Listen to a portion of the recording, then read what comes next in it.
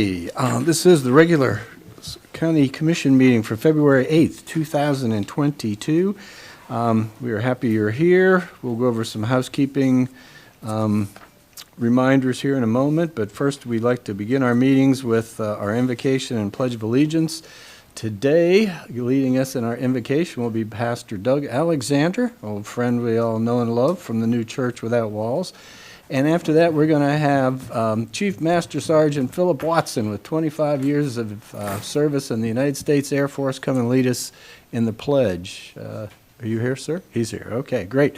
So if you would like to join us at this time, we'd invite you to stand for both. Let's pray. Father, we're so grateful to be here in this commission meeting, and we ask you the blessing to be upon these commissioners, God, for all the hard work and dedication they have to this county and this community. We ask that you bless them continuously and their families, God, that they govern over the affairs of this county. Now, Lord, bless them, bless this community, bless all the affairs that we have to deal with today. We ask your blessing to be upon America, this world. God, we pray for peace even around this nation. We just ask that you'll be with us. Remember those, God, that's serving on the front line, and also, God, those that serve in the community. We ask your blessing to be upon each and every one of us today. And we have a glorious, blessed day and a great meeting for the commissioners. In Jesus' name, amen. Amen. Thank you, Pastor.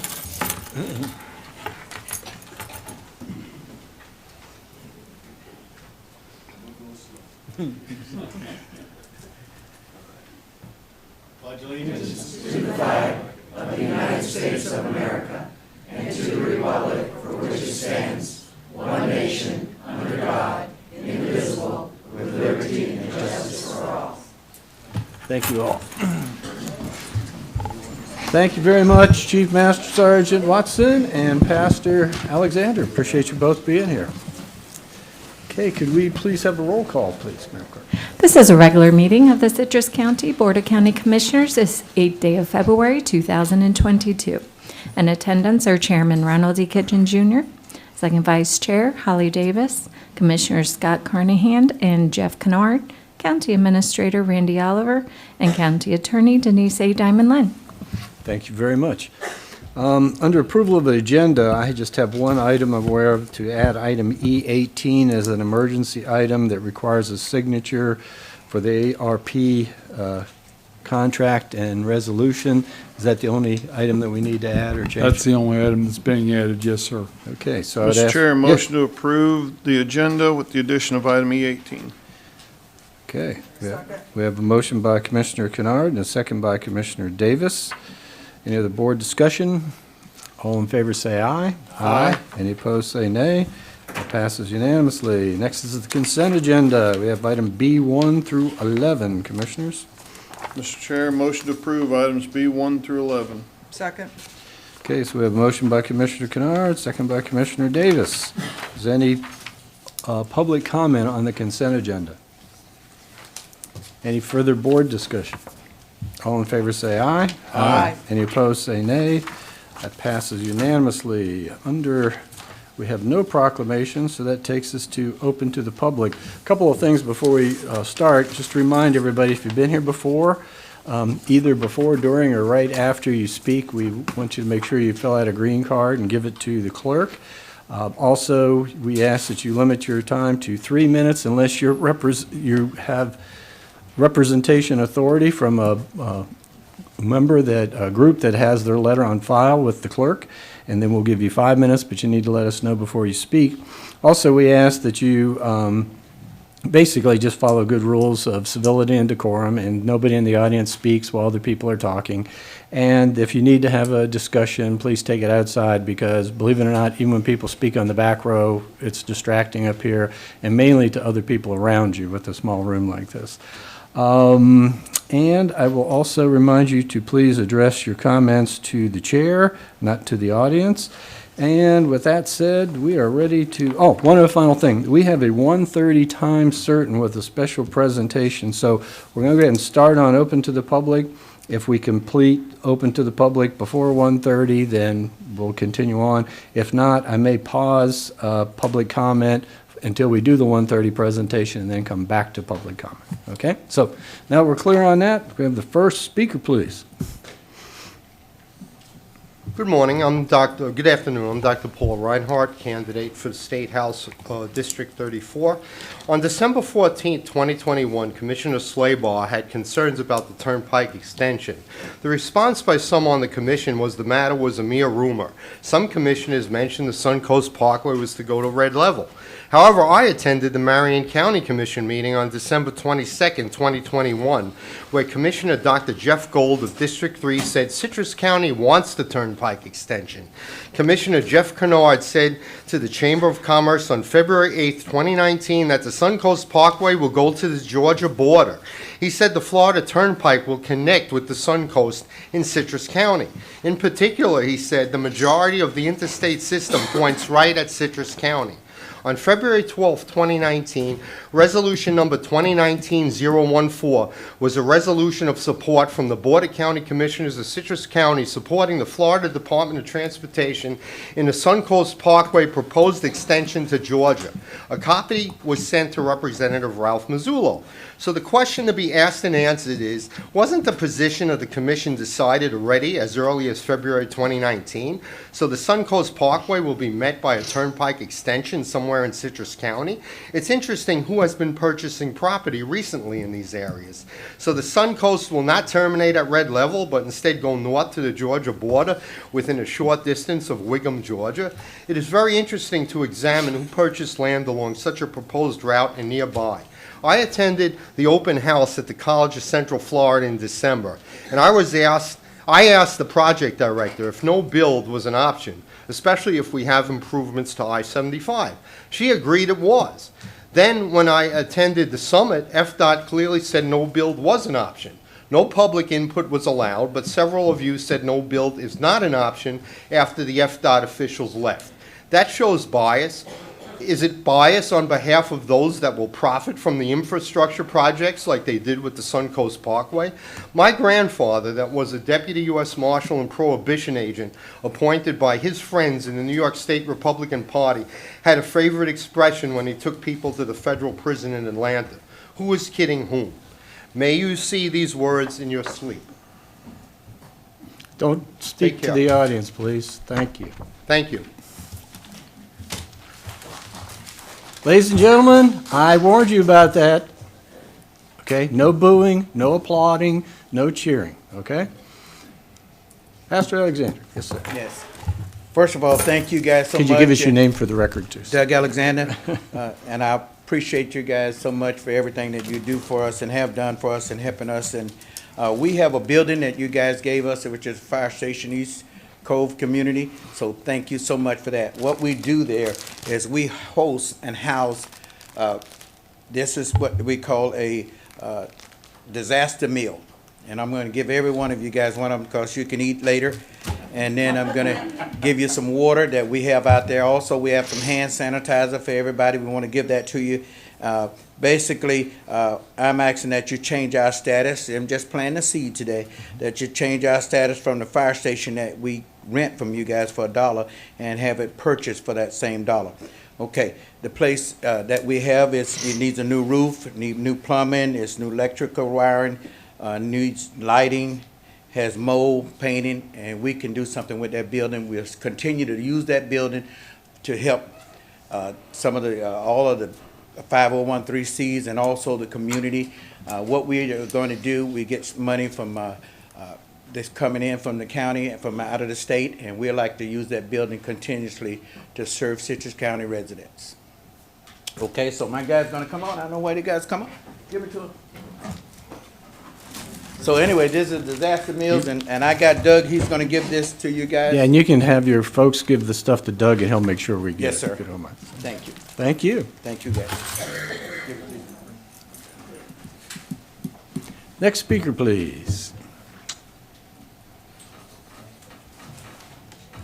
Good afternoon. My name is Nathan Sharp, and I was born and raised here in Citrus County. I graduated from Lecanto High in the early 90s. I did my undergrad work at a state university, and I've had the privilege of living in places literally from sea to shining sea in this great country. My husband and I moved back to Citrus County in April of 2020. When I returned, I was delighted to learn that through great effort and perseverance, a community organization was able to put on pride events in our community. Last June, I heard through social media that a couple of the libraries in our community had put up age-appropriate pride displays. I was ecstatic. As someone that grew up before the internet and without cable TV, as a longtime resident here, I had to go out and turn the antenna to get a Tampa TV station when I was growing up. I was happy to hear that our libraries were a safe space for LGBTQ+ people. In my teens, positive representation of the LGBTQ+ community on TV was a rare thing.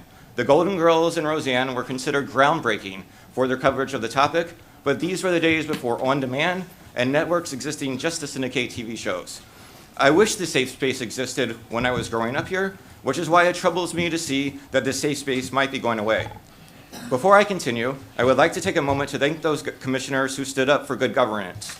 Those commissioners who understand that the purpose of a library is to be a repository of information. I thank those who voted to keep decisions about what's appropriate in libraries in the hands of professionals. Libraries adhere to rigorous standards, and while we seem to be comfortable letting a plumber fix our sink, a doctor fix our body, and a mechanic fix our car, when it comes to libraries and teaching, we seem to believe we somehow know their craft better than they do. I had an amazing history teacher when I went to Lecanto High School who taught us about the history of the slavery and Japanese internment during World War II and encouraged us to seek out books and resources at the library to expand our knowledge and to think critically. That skill is bolstered by reading lots of books, especially ones that challenge our preconceived notions. For those in the community who seem determined to push a religious orthodoxy into our libraries and confuse progress and compassion with words like communism and socialism, I encourage a visit to the library. Reading works about Jefferson and his famous letter to the Danbury Baptist about the separation of church and state, and learning why under God was added to the pledge, but not until 1950s, provides perspective about who we really are as a nation. It's imperative that our children learn that lesson along with countless others. And the only way they will gain that information is by visiting our libraries. Thank you. Thank you. Can we have the next speaker, please?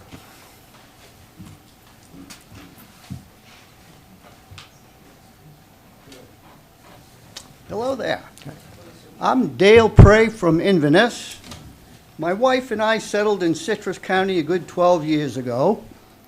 We migrated from the great state of Maine. I bet you can guess why. We love Citrus County. During the last decade or so, I've seen our local county government at its worst and also at its very best. Both times, oddly, was related to the library. Mr. Chairman, you all don't get enough appreciation for your efforts on behalf of our beloved Citrus County. I wish you all a heartfelt thank you. Thank you. Appreciate you being here. Next speaker, please. Yeah, John Woods, Citrus Springs. The citizens of Citrus County should not have to stand by anymore and have lobbyists, friends of friends, recruiters, and good old boys select and subject Citrus County to someone who is not worthy of county administration positions. Therefore, you need to be open and forthcoming with the names of the final county administrator candidates so they can be vetted. Thank you. Thank you. Next speaker, please.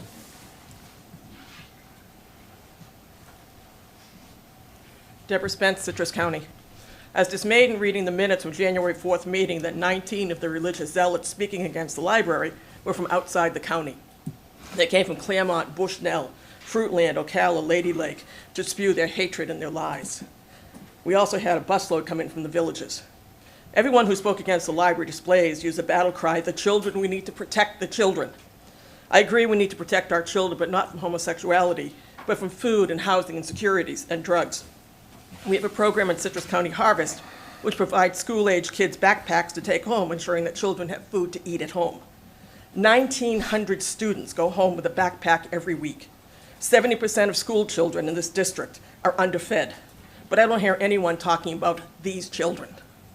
We're well aware of drug issues in the county, and last year a 2-month-old baby died due to meth intoxication. There were 2 other children at home. What about those children? Housing is getting beyond the reach of many families with children as the real estate market rages unabated. Due to chronic low wages, families are finding it difficult to find adequate and appropriate housing as renters are being forced out of housing. What about those children? A fine man, Desmond Tutu, stated that there comes a point when we need to stop pulling people out of the river. We need to go upstream and find out why they're falling in. There's a wonderful book called Death of Expertise by Tom Nichols, which is available at the Homosassa Library, that talks about the campaign against established knowledge.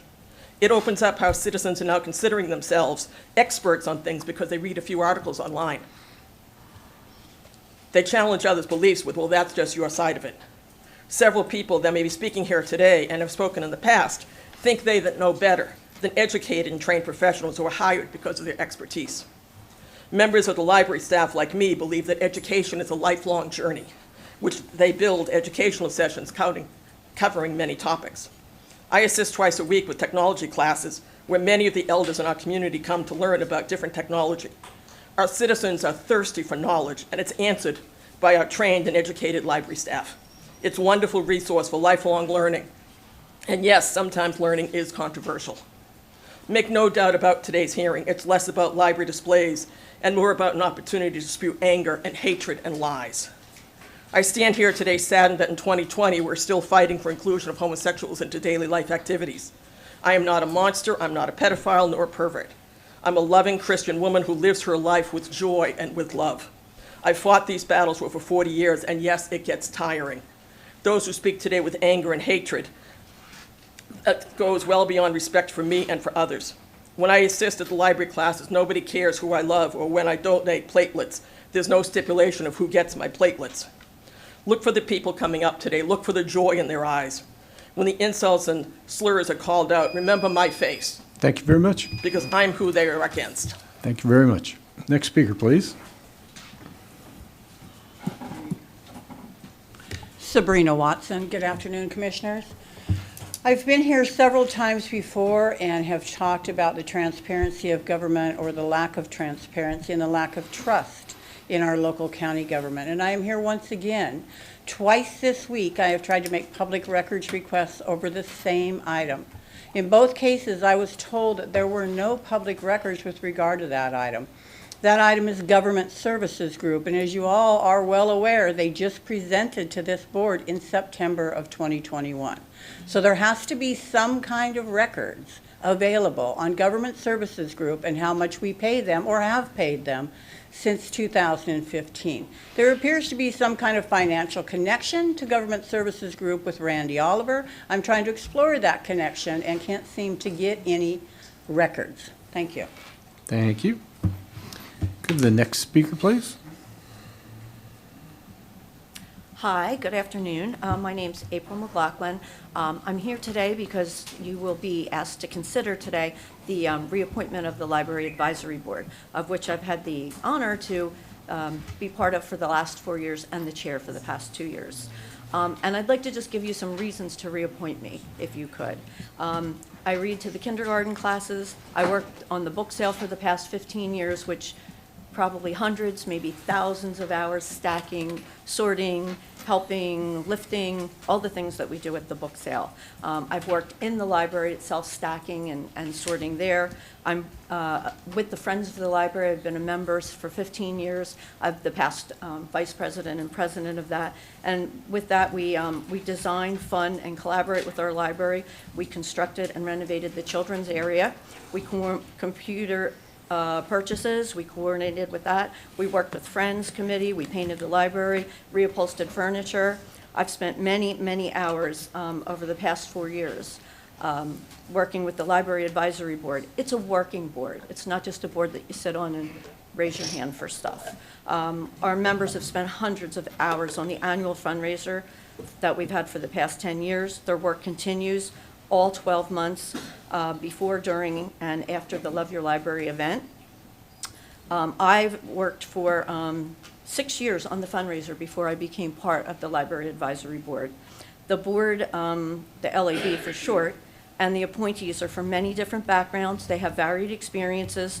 The one thing is that we're all passionate about literacy and about the Citrus County community at large. We work with businesses to get donations and help with the fundraiser. We talk to people about bequeathing to the foundation, and we oversee the Family Foundation, and we add to it annually. The Family Foundation was founded by Admiral Ren Renfro. for the betterment of our libraries to ensure that all 5 libraries would have funding from a source supported by the people of Citrus County. Our annual fundraiser over the last 10 years has contributed $142,303 to the Foundling Foundation. The foundation now has grown with local support to $700,000. The LAB is tasked with oversight for this fund, which we take very seriously. If reappointed to the LAB, I will continue to do all that's necessary to continue the good work of the LAB, and thank you very much for listening. Thank you very much. Could we have the next speaker, please?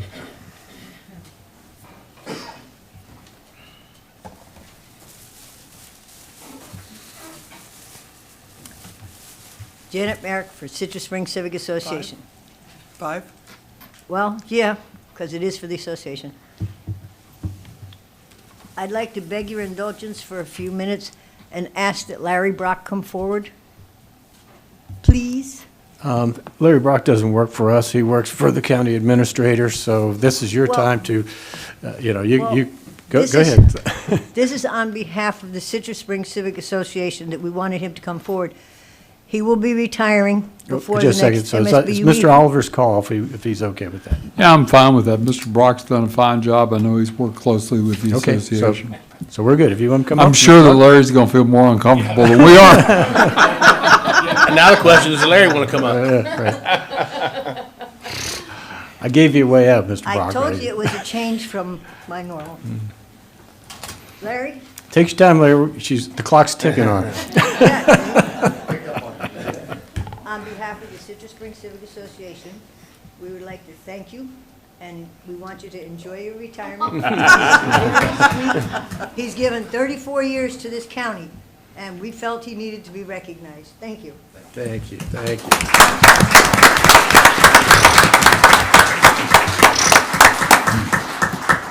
Is that it, Ms. Barrett? That's it, okay. Next speaker, please. Good afternoon. My name is Joanne Messina. I'm a resident of Citrus County. I support our public libraries. I support their professional staff. I support the Library Advisory Board. I ask the Commission to continue with that support. I wanted to thank Commissioners Kennard, Davis, and Schleba for their support of the Library Advisory Board. Thank you. Thank you. Next speaker, please. Good afternoon. My name is Betty Honkin, and I'm a 23-year resident of Citrus County, and we love it here. Library materials offer a wide range of ideas, views, and opinions. What may be objectionable to one customer may be reasonable and important to another. I wholeheartedly support our libraries and their efforts to enlighten and educate the residents of Citrus County. I'd like to personally say thank you to the Commissioners Davis, Schlabach, and Kennard for doing the right thing. Thank you for your time. Thank you. Next speaker, please. Good afternoon. My name is Nancy Pearson. I'm running for State House 34. I wanted to take a moment as a resident of Citrus County and commend Commissioners Schleba, Davis, and Kennard for your support of our libraries. Essentially, it doesn't matter what you're looking for. If you head into a library, there's a real good chance you can find it. And depending on your point of view on any given day, there's going to be something in there that could upset you. Don't look. But thank you for supporting all members of our community. I thank you so much. Thank you. Next speaker, please. Good afternoon. Marianne Weatherington, Citrus County. With regard to the selling of properties owned by the county, I believe these properties should be sold for fair market value and not for $1. Thank you. Thank you. Next speaker, please. Good afternoon. My name is Janet Genova. I'm a resident of Hernando. I've been in Citrus County for 18 years. I, too, would also like to thank the Commissioners Davis, Kennard, and Schlabach that supported the library display decision. I appreciate your thoughtful decisions. I also would like to support our current LAB Chair, April McLaughlin, for reappointment to the board, and all the other current members that wish to be reappointed so that they can continue the well-balanced and dedicated service to our on behalf of our community.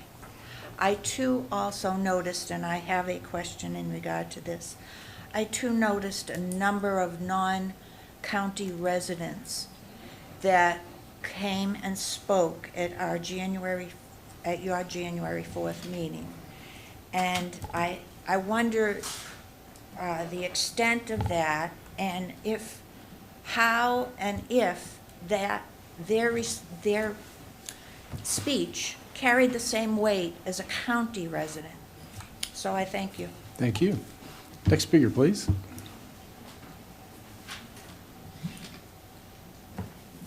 Thank you. Good afternoon. My name is Vicki Robinson from Hernando. I'd like to speak on behalf of the library issue to say that the volunteerism, the amount of professionalism that is displayed with the board and such is very impressive. And as I look behind me, there's no less than 24 people, I'm sure, here representing the library. My question is, they look like they're learned, they look like they're educated, and my guess is that any person who had a question regarding his or her sexuality could go to any one of these volunteers and ask the question, where can I find a book on bisexual behavior? Where can I find a book on whatever? And I'm sure that any one of these wonderful women would be more than happy to lead that person to that area of the library where they are housed. The objection here, if I'm not mistaken, is a month-long display promoting it. That's what's at issue. That is the part that the contingent of people within Citrus County are trying to say there's a time and a place for everything, and young eyes shouldn't be subjected to just suggest that one simply look away. Well, that goes right along with I didn't inhale and everything else that goes along with it. So these wonderfully generous women behind me, everyone on the library board, I'm sure would not have any trouble directing young people. It's the display of it for a month long what we object to. And as I said the last time I spoke here, we're the adults. It's up to us to protect children and let the parents introduce such subjects. It's not up to some self-appointed owners of morality that say that just because they're educated and they volunteer for a library board that they know better than the parents. Thank you. Thank you. Can we have the next speaker, please? Thank you. My name is Ellen Stavis. I reside in Inverness. I'm a friend of the library and familiar with the responsibilities and purpose of the Library Advisory Board. I want my opinion on the record, please, that the LAB members seeking to be reinstated are accepted and reappointed. We need them to continue their work in strengthening and growing our library system. The results of their past efforts are obvious when you evaluate Citrus County libraries, their standards and reputation. I also feel strongly that while all opinions are welcome, they should only be the opinions of those who are Citrus County residents. Challenges from those outside our county should absolutely not be heard in this forum and not considered at all. In addition, I want to thank those commissioners who have shown such strong support for our library, the LAB, Eric Head, the library staff, and the library friends. It's very appreciated. We all work together to make this community's library system one to be very proud of. Thank you. Next speaker, please.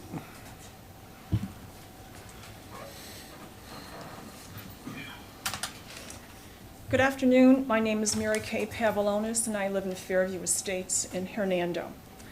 I would encourage you, our county commissioners, to reappoint the 5 library advisory members whose terms just ended. We need April McLaughlin, Neil Brennan, Edith Ramlow, Carol Spring, and Shavana Reed to continue their work for the benefit of our library system and ultimately the patrons who rely on the library as a source of information. Thank you for listening. Thank you very much. Next speaker, please.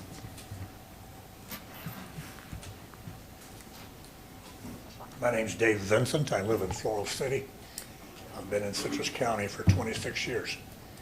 I've been able to use 3 different libraries in the county, and I've found them all to be really excellently run. On the display, I just can't imagine someone changing their views based on reading something or looking at a display. I think the displays are a great idea. And the censorship is exactly the opposite of what we need. To have this board put a religious view on the libraries seems to me extremely backward. And I feel pretty strongly that that's right. I'm sorry. Thank you. Thank you. We have our next speaker, please.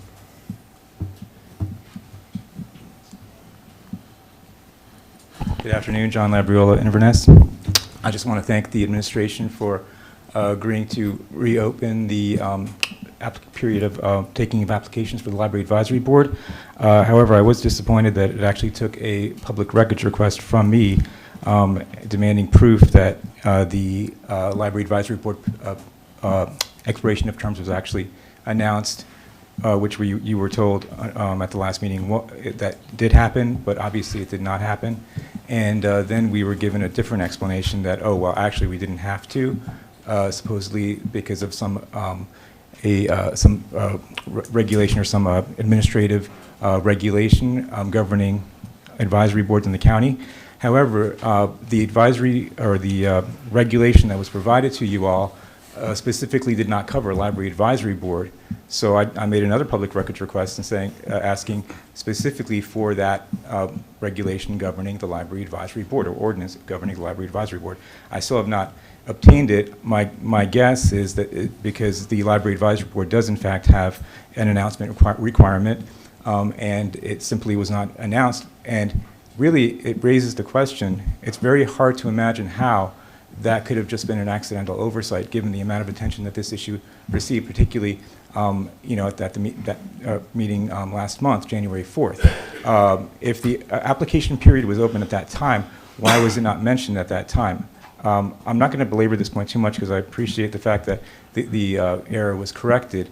But I want to just bring to your attention again what the position of the board of the county commission was at that time. If you parsed all the statements of those on the other of the side that was prevailing on the issue, it was that if we're not happy with the direction that the library advisory board is going, and you've seen from ladies behind me that they're very, very adamant about pushing the LGBT issue. And it's not about a safe space. I'm sorry, the library is safe for everybody. But when you put these displays up there, pushing an agenda, it's no longer safe for parents of children and those children and those parents who feel that those children should not be indoctrinated. It's no longer safe when you do that. So this is nonsense about a safe space. What about, would they object to the chair? Would they object to a month-long display about the harms of of transgenderism, about the harms of people who've undergone that kind of radical surgery and now regret it? Or would they be okay with that? I have a feeling they wouldn't be okay with that. So please, disregard this thing about safe spaces. We're talking about LGBT propaganda, political displays, and I hope that you will carefully consider as you appoint new people to the board that they do reflect the views of the majority of the community. And by the way, we have hundreds of petitions of Citrus County Commission, of Citrus County residents in favor of a change. Thank you. Next speaker, please.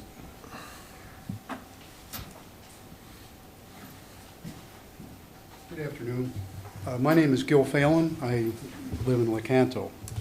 I was told to be nice today. It might be a little difficult, but I'll try it. Since we're quoting Jefferson, I have a couple of my own, if you don't mind. Experience has shown that even with the best forms of government, those entrusted with power have, in time and by slow operations, perverted it into tyranny. And in this case, it's a perverted tyranny. He also said, I have sworn upon the altar of God eternal hostility against every form of tyranny over the mind of man, and I'll add children too. So if I seem hostile, I think I have Jefferson's permission. You saw overwhelming evidence on January 4th of the will of the people. I mean, it was just hands down what the will of the people was.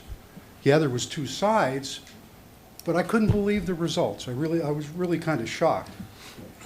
And three of you, I think, chose tyranny because the will was there. This is what we, the people, want.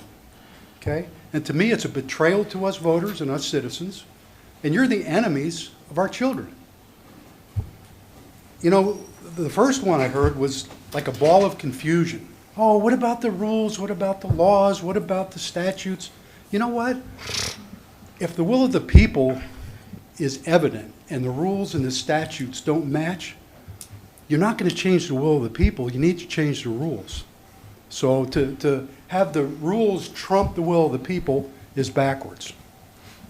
The second one, you know, we've got a woke rhino, very obviously. Now, giving us ridiculous interpretations of Scripture and their needs and their feelings. But you know what? It's our needs and our feelings that are supposed to be represented there, not yours. And we've got a flip-flopper. Changed their minds 1 minute to the next. And of all the things that were said, I believe there was 86 people, they said the quote that was most important to them was that they were proud of the library. Really. Out of all that, and there was some really emotional, deep-hearted feelings, and that's what stood out. Unbelievable.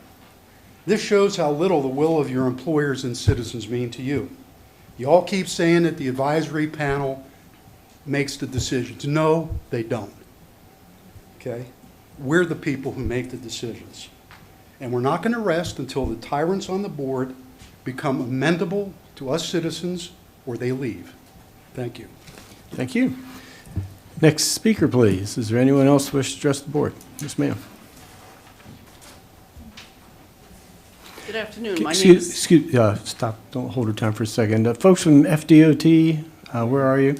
Do you mind if we continue for a bit? I mean, I don't know how tight your schedule. What I'd like to do is wrap up public input, let the commissioners respond, and then we'll go in and give you uninterrupted time for your presentation. Okay? Yes, ma'am. Are you official for... Yes, I'm official for Focals. Okay. My name is Sandy Price, and I'm the current president of the Focals. I've been active in the Citrus County Library System for something like 23 years. I've been on 2 boards, Lakes and Central Ridge.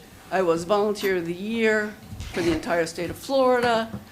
I've been on LAB for 12 years, the chair of which I was on for 10. I am not a Johnny-come-lately to this issue. I have put more hours in than you can possibly manage in these past 21 years. I think the Library Advisory Board has always done a fabulous job in continuing the work for the library system. And the new fundraiser that we started 10 years ago, which was called Love Your Library Evening, which has now raised over $100,000 for the betterment of the library, along with the book sales that we do every year, which has reached over $1.45 million. It is not the will of the people.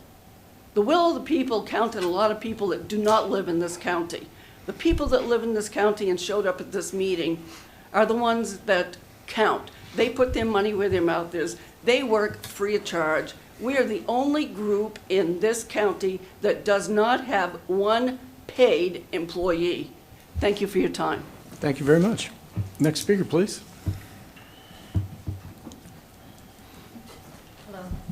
I'm Terry Morriston. I live in Lecanto, Florida. I want to thank all 5 of you for the challenges that you face and what you do for all of us each and every day. Even when I disagree with you, I know it's not easy what you're doing. And I don't think there's anyone in here who is an enemy of children. We are here because we love children. And while we may disagree, We're all there to serve those children. I want to call out my particular thanks to Commissioner Kennard, Commissioner Davis, and Commissioner Schlabach for their support of the library. I know that we all want what is best, and I want to say that I feel that our Library Advisory Board, of which I am a past member, has served this community well. They are citizens who represent everyone, and they've brought this library to a very successful status. I think they will continue to do that and represent everyone and listen to concerns even of the many people who have spoken against what the library has done. Their concerns will be held by this board, and I ask you to consider what they've done successfully in the past. You affirmed them before. You showed good judgment in choosing them. I hope that you will reappoint them knowing they represent all of us in this community. And I thank you again for your efforts on this subject. Thank you. So any other speakers?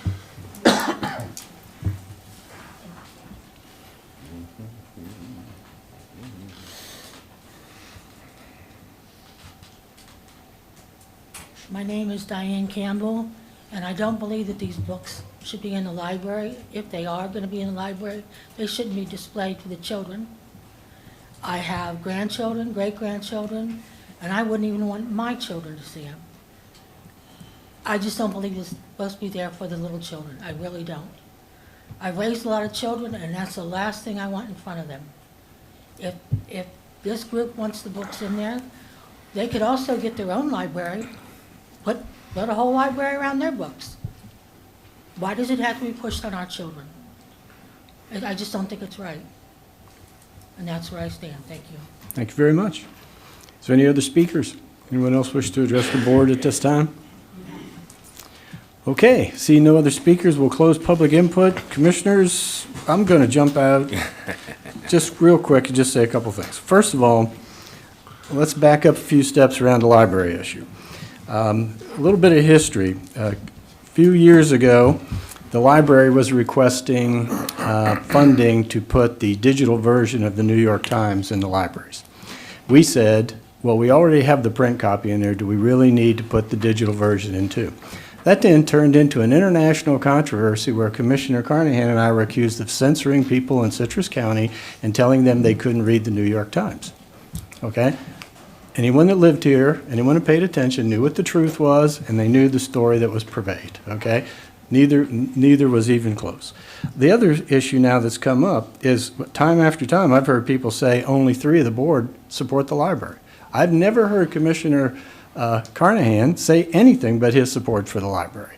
So what it's come down to is if you agree with us, you support us, and if you disagree with us, you don't support us. Well, that's unfair too, okay?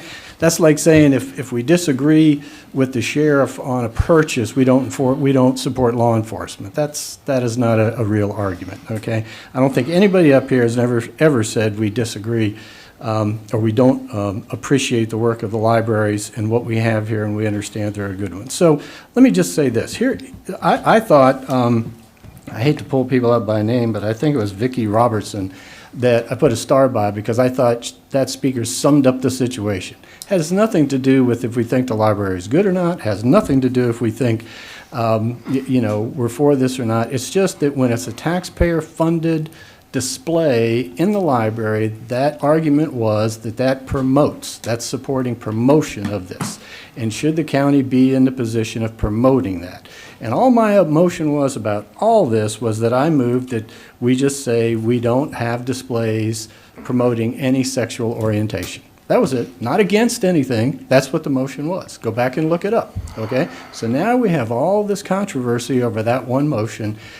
Why would we care if we're all open-minded what somebody's sexual orientation is? Why do we need books to promote that to people that walk into our library? And that was the argument given. And you can laugh and you can giggle and you can smirk, but that was the argument, okay? So either we can talk to each other or we can close our minds when other people start to talk that we disagree with, but that's what the issue was. So we can have our opinions and we can be nice or not be nice, but let's not cloud the issue about what it was about. Nobody up here I ever heard said they were against the library director or whatever, but, and I will say this, and this is what we're about today, there was some things uncovered here. One was, in my opinion, everything that we were telling people was wrong. we said, well, if you don't like the library board, get on it. And then we found out, to my surprise, that it became like a Supreme Court appointment, that it was a lifetime appointment, that it was a self-perpetuating board that never came back to the board unless there was some kind of controversy, and I guess there was never a controversy. So I think all that is being asked of the board now is, should the library board operate the same as other boards, where people, if they want to be reappointed, they ask to be reappointed, and people that want to be on the board are given the opportunity to be on it. That's what I think the discussion's about. I don't see what's so outrageous about that. Okay, so I'm just trying to keep all this in context so that we can get off on all these different things, but we need to come back and say, what is it that we're here today to discuss? So I think that's what it is. And I'll just make two quick about the Parkway and the Turnpike. I love people that come up and say, we said this, we said that. Our positions are very clear on this. I mean, I'm here, this is my job, this is what I do. I've never heard these commissioners once waffle on their position of the Turnpike, the Parkway, and let's not get confused, because even today, our presentation is not about the Turnpike extension, and the presentation today is not about the current Parkway coming through Citrus County. It's about the proposed project that'll go from Chiefland up to Chiefland from perhaps Wildwood. So there's different projects out there. Just don't throw them all into the same basket. I think what our position was, that we said, in our mind, it would be closed-minded of us to say, don't build it, when we think that it's going to happen. We need to be involved in the planning of it instead of just pushing back and having something happen that we're not supportive of. So that was just my opinion. I wanted to get out there and give, a little bit of thing. And can I just say this too? It was a very good point. I can't speak for other commissioners, but there's a reason that we ask you to give your address when you come up. We'd like to know if you live in our community or not, okay? That should make a difference. I mean, everybody's opinion we like to listen to, and sometimes we get really great ideas from people who don't live here. Today, we said, let's go look at what other counties are doing. Let's get some ideas from other counties. So we care about people's opinions, but in my mind, I make notes of who lives here and who doesn't, and I think the question was, do they carry more weight or not? In my mind, they do, but still, it reflects, the community as a whole. So I just think those kind of things should be pointed at. And yes, Commissioner Carnahan. All right, I'll jump right on board with you there. When it comes to the library, I think everybody's heard me once, twice, if not three times, that Eric Head is the best library director in the state of Florida. I appreciate every single thing that you ladies do for our library system. I think it's the best in the, I'm still going to take the stance of no sexual orientation should be displayed in a library, okay? As my Christian views, that's the stance I'm going to take. The parents should be doing their work at home with their kids. When it comes to the toll road, man, I sat on a year and a half on M-Corps with two commissioners up here.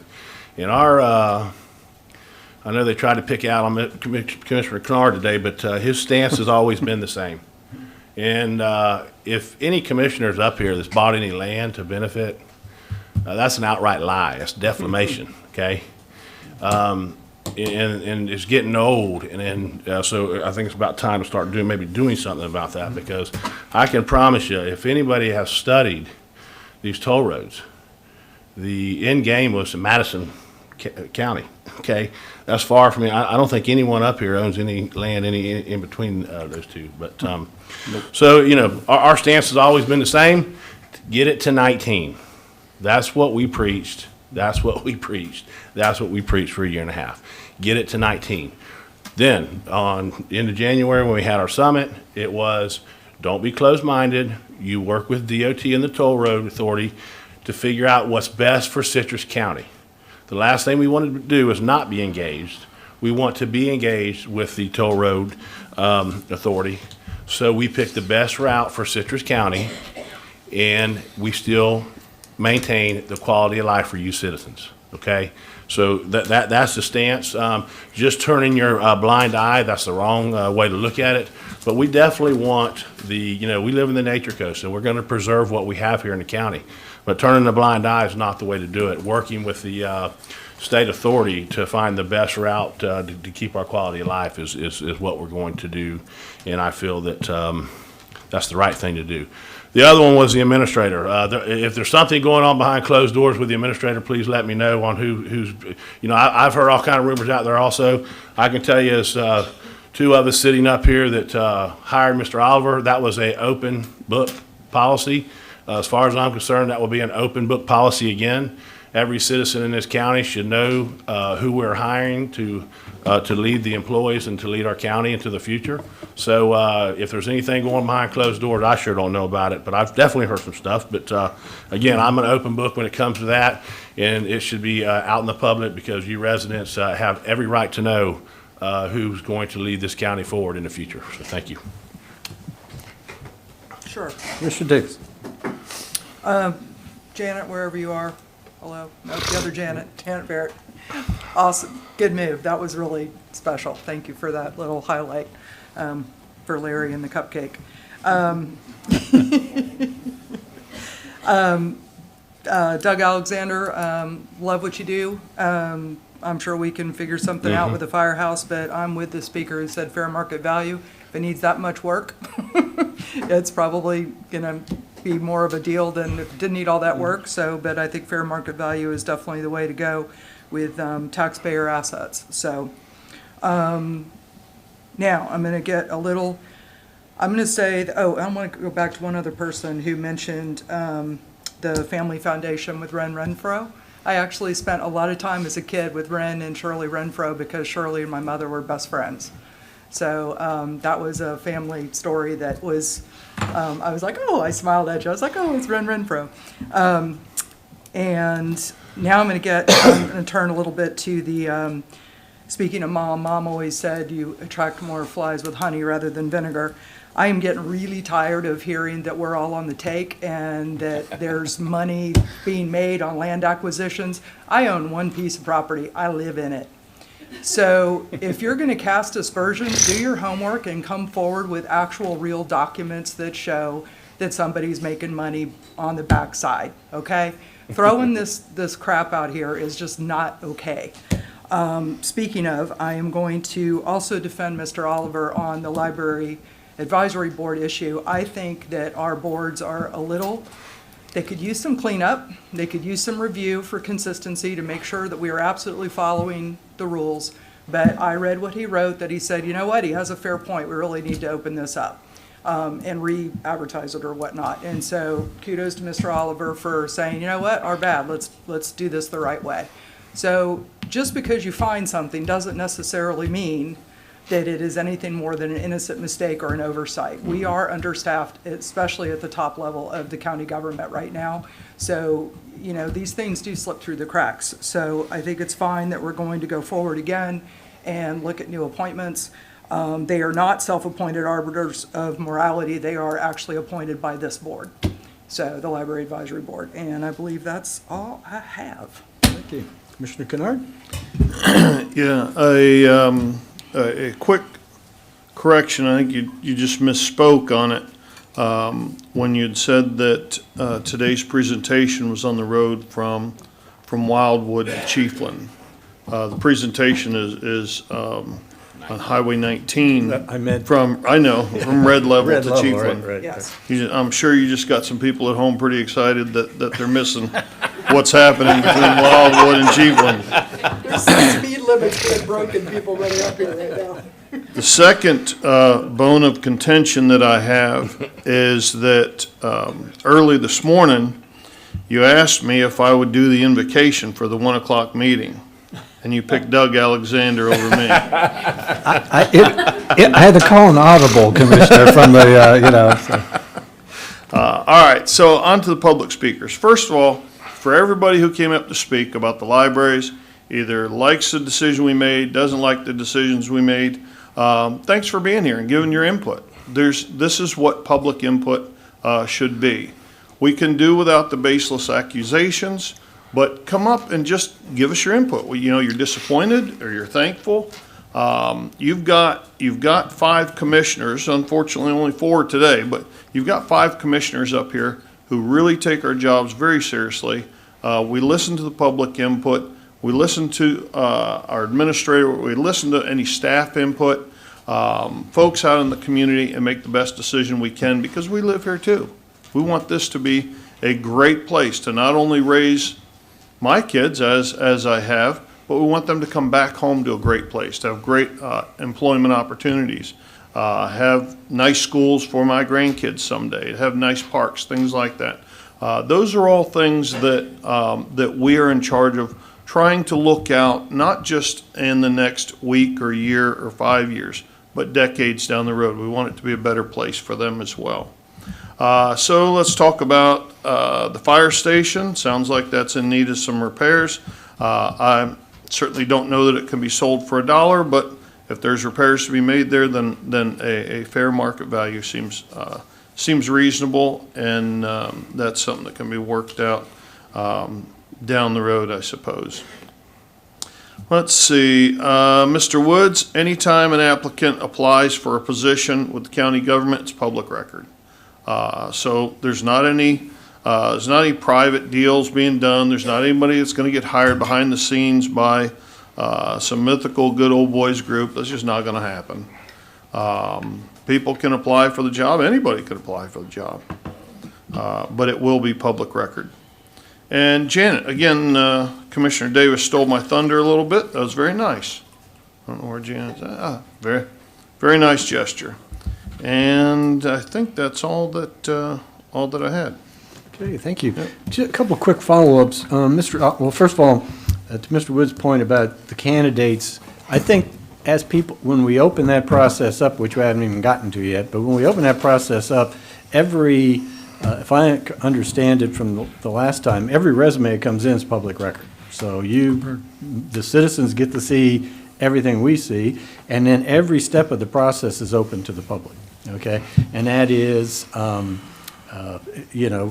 when we discuss it, and if we try to shorten the list or whatever, that's all open to the public. So, and when the final candidates come forward and make their presentations, they do it here, and obviously that's open to the public.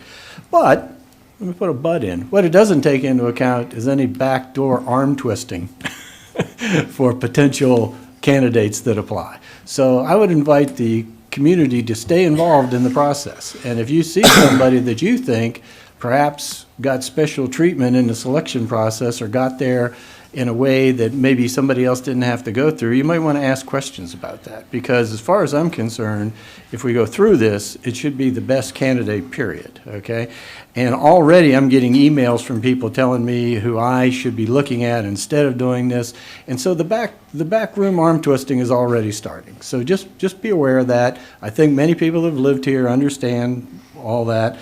And so even though the process is public, all the behind-the-scenes stuff is not. So I would encourage you, and I promise you, if I become aware of it, I will let you know. I'll stand up here and tell you exactly what's going on and who's doing it. So you have that pledge from me that this will be absolutely transparent.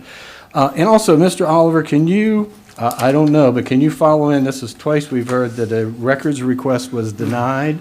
Can you look into that and get a definitive answer, or do you have one? Well, I just talked with Ms. Lynn, and Ms. Lynn indicates that on the stormwater issue that Neighbors Giblin may have hired or did hire Government Services Group and the engineering firm. So we can look at that. We can get those records from Neighbors Giblin, I would think. Okay. So whatever's been, once we understand what's being requested, we can get that information to them. Okay, great. Okay, so I think we've covered it all. Want to thank the folks from FDOT for their patience. But after all, you had 3 commissioners that put up with you for 2 years on your board, so 15 minutes I thought wasn't.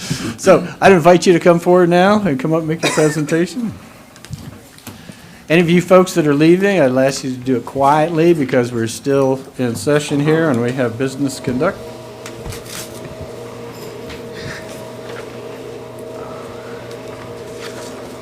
Give it just a second for it to quiet down for you. So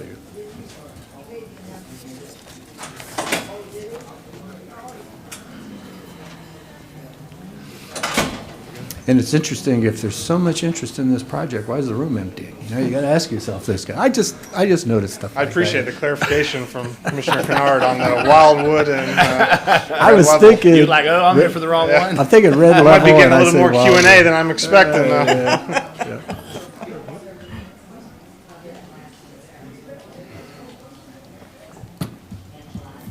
Okay, whenever you're ready, sir. Sure. And you have whatever time you need, so. Thank you. Good afternoon. My name is Brian Brooker. I'm with the Florida Department of Transportation out of Lake City, and I'm a project manager there out of District 2. Thank you for including me on the agenda and for giving me an opportunity to speak. I'm here today to share with you guys some information about a project development and environmental study that the district is just beginning. District 2 is committed to being a good partner, and we're look forward to the open communication that we'll have with you guys in the future. And for that reason, I'll be coming back to you throughout the project to share information and give you guys continuous updates and answer any questions that you guys may have. This PD&E study is being conducted by District 2 in accordance with Section 33967 of Florida statutes and will consider ways to enhance and preserve free flow traffic conditions along US 19 from the planned connection of the Suncoast Parkway to Phase 3 in Red Level north to 140th Street in Chiefland, which is in Levy County. We're just beginning the study. We anticipate this study taking approximately 2 years to complete. Per 33967 of Florida statutes, to the maximum extent feasible, these facilities shall be developed no later than December 31st of 2035. Currently, this project is funded through PD&E and design. However, construction funding is still pending, although we anticipate that potentially happening in the future. Like I said, we are still at the beginning of the project timeline. As you can see, that we are here. Over the course of the next 18 to 24 months, FDOT will complete the PD&E study and then move into design. The study area spans just over 43 miles of US 19 in northern Citrus and Levy counties.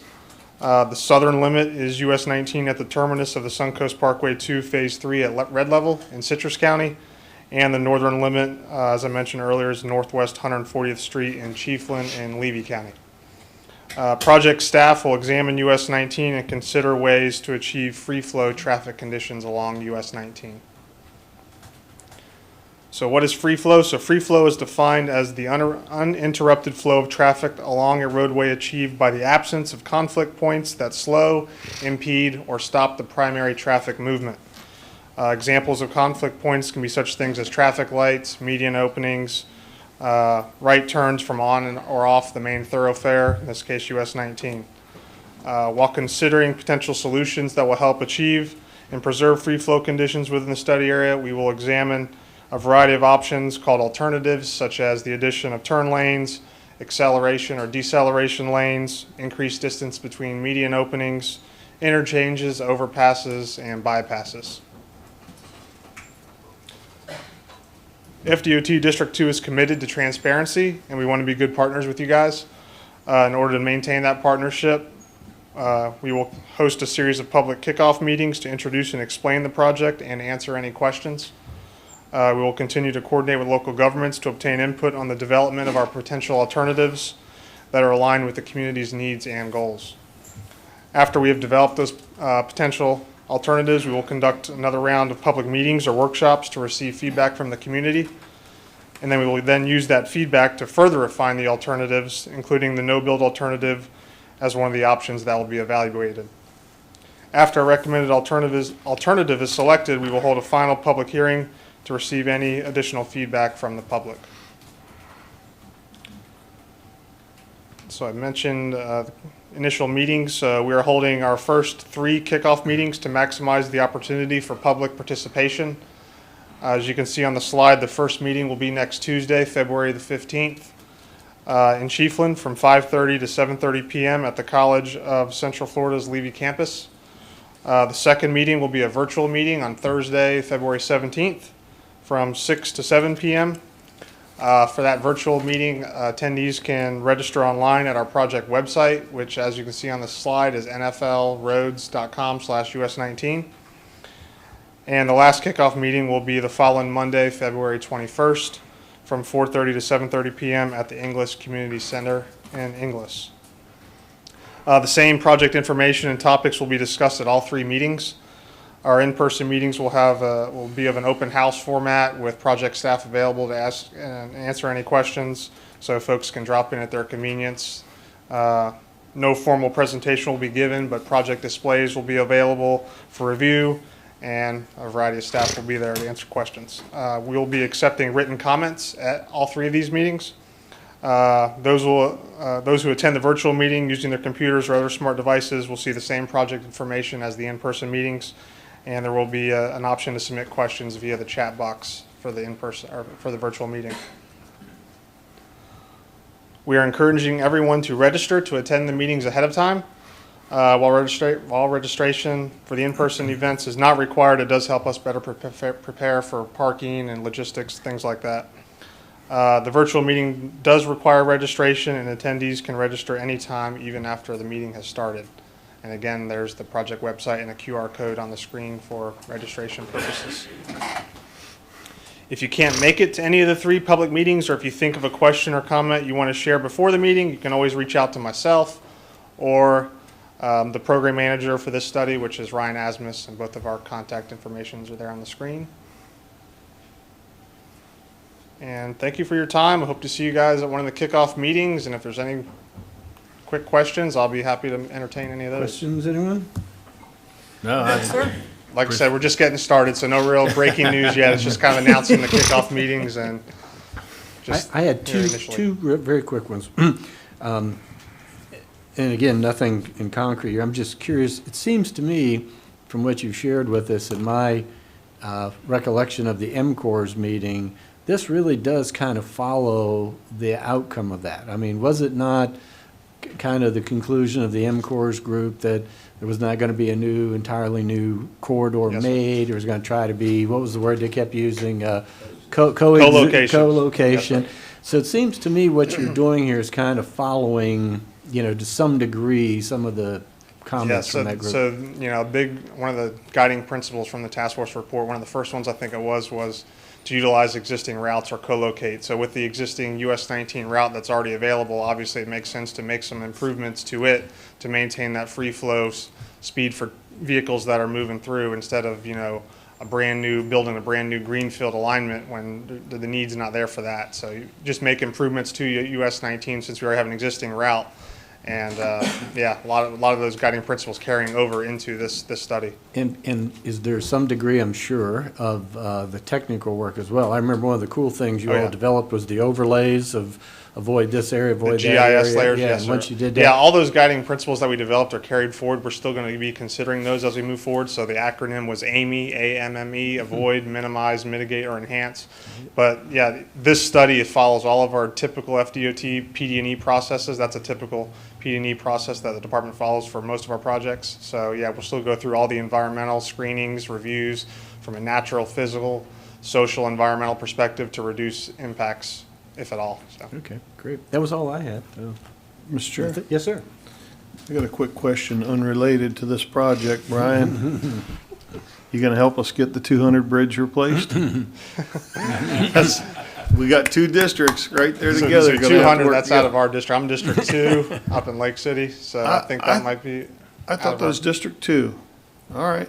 Which one is it now? The 200 bridge going into Marion 200? County? Yeah, that's District 5. Oh, all right, never mind. In reality, the small Citrus County is outside of District 2. Our district is the Levy County, Citrus County line, but since it's just like a 4-mile segment for this study, because it goes all the way from Red Level all the way to Chiefland, it's like 43 miles total. District 7, which is where that small piece from Red Level to the Withlacoochee's in, they said you guys can just go ahead and take it since it's such a long study, instead of them doing a little piece and then us doing like a 40-mile segment. So in reality, even that piece in Citrus is out of our district. But all right, very good. Thank you, sir, for being here. Yes, thank you. Brian, again, thank you for being here. A question I have, and I know this has come up before, when you do your study, are you going to do anything on, let's just say you put a bypass in like around Chiefland, are you going to do any kind of study saying whether it's good or bad for the businesses of those areas?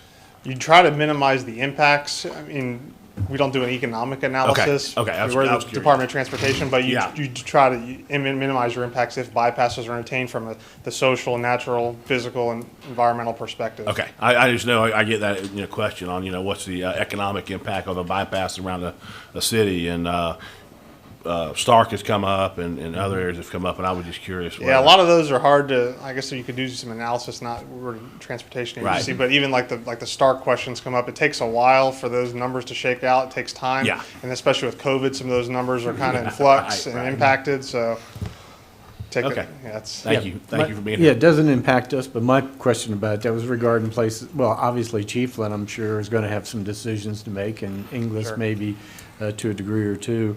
But that was our point, I think, was that it's already been done in, Baldwin and Stark and, other places. But Sure. might be too early to tell. But I think Crystal River's going to be interested in those Right. kind of analysis too, as to what it might show us. yes, sir. Well, thanks so much. Appreciate you being Thanks here. for having me. All right. Thank you. Thank you. All right, Commissioners, I believe we're ready to move on to regular business, which is item E1, bids. Mr. What's Chair. Yes, sir. E1 bids A through I. Take them in entirety. Move to approve. And Second. all right, second by, so motion by Commissioner Carnahan, second by Commissioner Kennard. Is there any public comment? Okay, any further board discussion? All in favor say aye. Aye. Any opposed say nay. That passes unanimously. Okay, then we're going to move into E2, please. Mr. Oliver. Yes, approved budget transfers for supervisor elections, utilities, housing services, solid waste, American Rescue Plan, home security program, and emergency medical services for fiscal year 21-22. Commissioners. Motion to approve item E2. Second. So motion by Commissioner Kennard, second by Commissioner Davis. Is there any public comment? Further board discussion?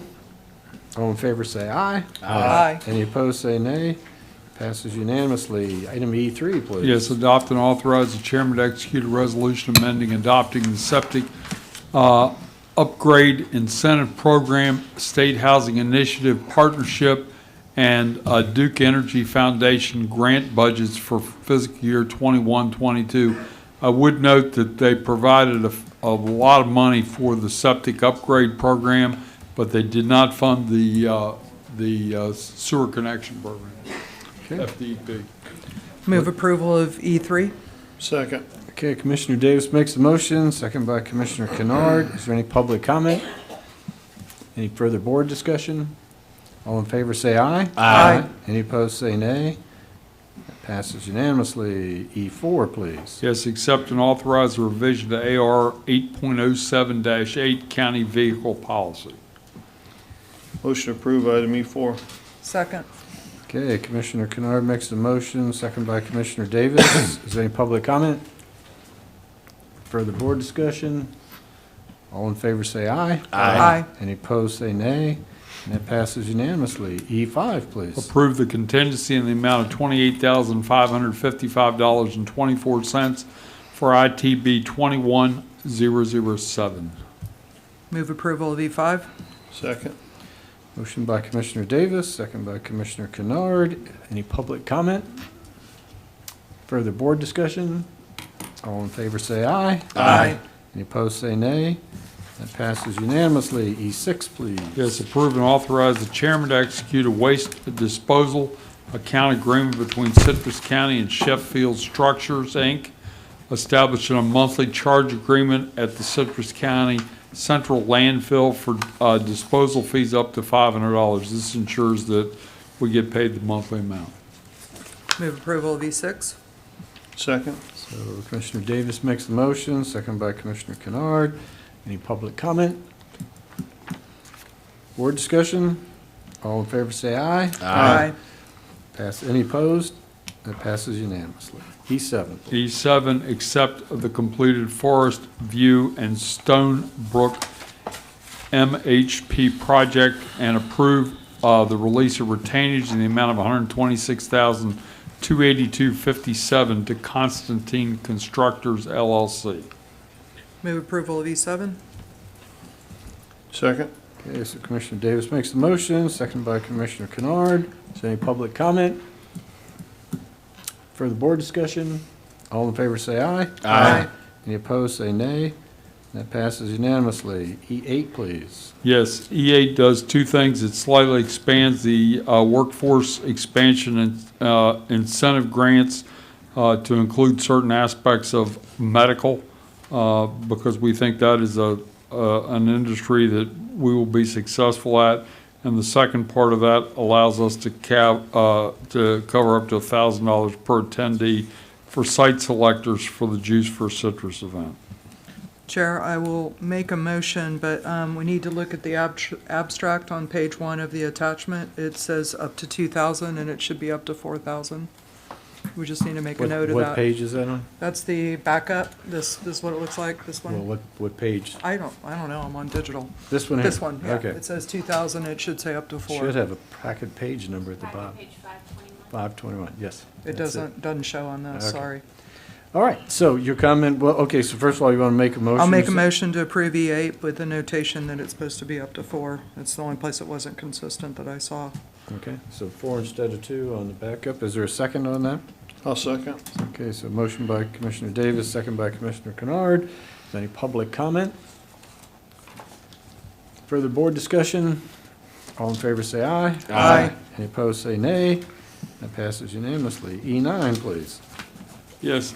E9 is approve and authorize the chairman to execute the Library Services and Technology Act grant between the State of Florida Department of State and Citrus County, Florida for grant number 21 LSTA-B-01 in the amount of $9,455. There are no matching funds required. Motion approved, item E9. Second. Motion by Commissioner Kennard, second by Commissioner Davis. Is there any public comment? Board discussion? All in favor say aye. Aye. Any opposed say nay. That passes unanimously. Item E10, please. Yes, E10 is approve and authorize the chairman to adopt the Citrus County Transit 2022 Title VI Plan and execute the resolution included herein as Title VI Appendix D. Move approval of E10. Second. Okay, Commissioner Davis makes the motion, second by Commissioner Kennard. Is there any public comment? Further board discussion? All in favor say aye. Aye. Any opposed say nay. It passes unanimously. E11, please. Approve and authorize the chairman to sign the lease termination letter for the Beverly Hills Volunteer Fire Company, Inc. Commissioners, what's your... Move approval of E11. Second. Okay, so Commissioner Davis makes the motion, second by Commissioner Kennard, or excuse me, Carnahan. Had to get out of my routine there. That's all right. Is there any public comment? Any further board discussion? All in favor say aye. Aye. Any opposed say nay. And that passes unanimously. E12, please. E12 is adopt and authorize the chairman to execute a resolution adopting the Citrus County 22 to 25 SHIP Local Housing Assistance Program, and B, approve and authorize the chairman to execute the certification to the Florida Housing Finance Corporation. Move approval of E12, A and B. Second. Okay, so Commissioner Davis makes the motion, second by Commissioner Kennard. Is there any public comment? Any further board discussion? All in favor say aye. Aye. Any opposed say nay. And that passes unanimously. Item E13. Approve and authorize the chairman to execute the lease agreement between Citrus County, Florida, Political Subdivision of the State of Florida, and Livestream Behavioral Health for the use of space in the Metacrest building at the rate of $4,951.43 per month. This lease begins on January 1st, 2022 and continues on a month-to-month basis. We would note this is at what we believe to be fair market value. And the additional, this has been modified, so there's also an A, B, and C. 1B would be adopt and authorize the chairman to execute a resolution of the board acknowledging the request from Livestream Behavior to lease the space owned by the county. And C, approve and authorize the chairman to execute the lease agreement beginning January 1st, 2022 and continuing on a month-to-month basis. So we'd be, if you want to do this, we need a motion for Yes. A, B, and C. Mr. Chair, motion to approve item E13, A, B, and C. Okay. Second. So motion by Commissioner Kennard, second by Commissioner Davis. Is there any public comment? Any further board discussion? All in favor say aye. Aye. Any opposed say nay. And that passes unanimously. E14, please. Yes, approve and authorize the chairman to execute notices regarding Leisure Acres Unit 4A, Lot 3, unrecorded of Lot 119, AK 2328, 738, and 4691 West Finch Court, Lecanto and Unit 6 of Homosassa, page, or Plat Book 1, page 48, lots 15, 16, AK 3507061, and that is 7879 West Fern Place in Homosassa. B, authorize staff to record the document to the Citrus County, Florida Clerk of the Circuit Court. Move approval of E14, A and B. Second. Okay, Commissioner Davis makes motion, seconded by Commissioner Kennard. Is there any public comment? Any further board discussion? All in favor say aye. Aye. Any opposed say nay. That passes unanimously. After he reads this, I want to make a couple comments. Okay, to E15? Yeah. Okay, E15, please, Mr. Allen. Yes, request the board to direct staff to work with the department. This is of transportation to restore State Route 700 US 98 landscape areas. DOT, as I understand it, has taken that material out. Terminate the agreement with the Department of Transportation and with the Sugar Mill Woods Oak Village Association upon completion of the restoration. So DOT has taken it out. They've asked us to put the grass back in. Approve related budget transfer is C. Cost of it's $30-couple thousand. And then we're seeking direction on seeking reimbursement from the HOA. Okay, Commissioner All Carney. right, question. So you're saying DOT already removed it? Because I was down there Wednesday of last week. That's my understanding. And I Larry, don't think can it's you removed. It's clarify not that? removed, no. They haven't removed All right, here, it. I'm going to give you my 2 cents worth. Someone has been in stuff like that. I personally would take a mower down there and just bush hog it and just let the grass come in on its own. Because I can tell you, it almost looks that way now. When I was down there, you were just down with the MPO. I was just down at the at Swift Mud. I think you go down there and you bush hog it. You just let the grass come up and be done with it because you can't tell anyway. I think going down there, ripping it out and doing all that, the grass is already coming up. I think you keep it mowed and be done with it. So This is what DOT, I believe, has asked for. But we'll follow your all I'm lead. giving you is my 2 cents worth. Someone that's been in the ag industry for a long time and gets on a bush hog and cut stuff. I think you go down there and you bush hog it and you let the grass come up on its own. It's already coming up through there. You can barely even tell anymore. And if you just went down there and mowed it and then let it naturally come back, you would never even know. That's just my 2 cents. Instead of spending money. We might do that. I'll throw my 2 cents in, and then we can go forward with what you want to do. In my mind, clearly, and again, I live in Sugar Mill, clearly Oak Village wasted hundreds of thousands of dollars of Florida taxpayer money, okay? Because they entered into this agreement that if this was put in place, they agreed to take care of it, regardless. The thing about homeowners associations is they're supposed to be a binding organization regardless of who the year-to-year officers are, okay? So they entered into this agreement, we entered into it in good faith, and DOT supplied what they did in good faith. Okay, with all that said, it didn't work out, okay? So regardless of what we do to fix it, and I have no problem with asking FDOT, is it okay if we just go down and bush hog it and let it grow back? If they're okay with that, fine. If they say, no, it's got to, whatever. But the two things that I think do have to happen is we have to vote to terminate these agreements and these contracts so that they're done. And there is going to be some cost, okay, whether to us or whatever. And I personally think whatever that cost is, it should be billed to the HOA at Oak Village. That's my opinion. So I don't have any issue with that, but I like I said, I was just down there and, made sure I looked at that, and it's like, why don't we just go down there and mow it and let it come back naturally? And no one's, there's no money being spent here. Do I agree with you that we should be getting reimbursed by going down there and doing anything? Yes, I do. But Commissioner Kennard, what's your thoughts? Well, I was Commissioner actually, Davis, what's your going to thoughts? back you up. You want to call? Yeah, okay, what's your Can I thoughts, go? Commissioner Davis? Is that all right, Chair? As somebody who used to deliver hay to my farm, I'm going to sit here and go, homespun farm wisdom might actually work out pretty well here. Throwing some Bahia seed down there because Bahia grows like crazy in the, wet season, which will be a while.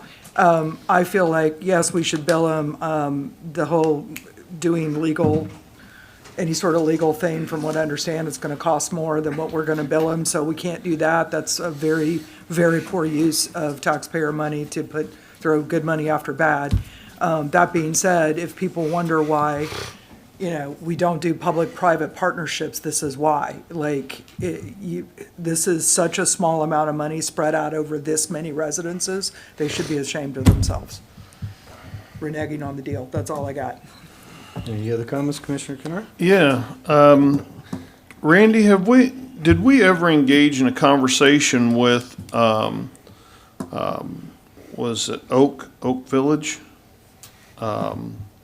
Did we ever engage in a conversation with them about them just maintaining the median rather than them paying to have the median maintained? Like It was their call. It how was they their did it. choice. and adopt, what's that? It was their choice. They could have done it. Now, remember, if you're working in the right-of-way, you got to comply with DOT's standards. I believe they probably have a landscape company that maintains some landscaping internal to their part of the Sugar Mill Woods, but I don't know that. But they got the pricing, as I understand it, for what the maintenance of that was going to be. So they were at least given the option to maintain it without having to pay, like an adopt a highway type of program? Well, yeah, they could maintain it any way they wanted to, but it has to obviously comply with FDOT standards as it relates to traffic control, insurance, and things like that. But were If I they, could, to answer your question, they approached us. right, They said, you get the grant, you put in the material, we guarantee we'll take care of it. That was Right. what it was. Then they got all the material from the landscape people and from all the installation and FDOT, and they agreed to it all. So whether they sent, how they did it, they took Right. it on their own. We never said you must spend X a year to do it. They just said, we'll take care of it. okay. That's what it was. My concern, mowing it or removing it may be the only option. My concern is still wasting a tremendous amount of money. And quite frankly, this is one of the major entrances into our county. And now it's an eyesore. And the issue, I understand exactly what Commissioner Carnahan is suggesting. The issue that I have with just bush hogging it is this isn't a tract of land out of eyesight or out of, it's on a major thoroughfare.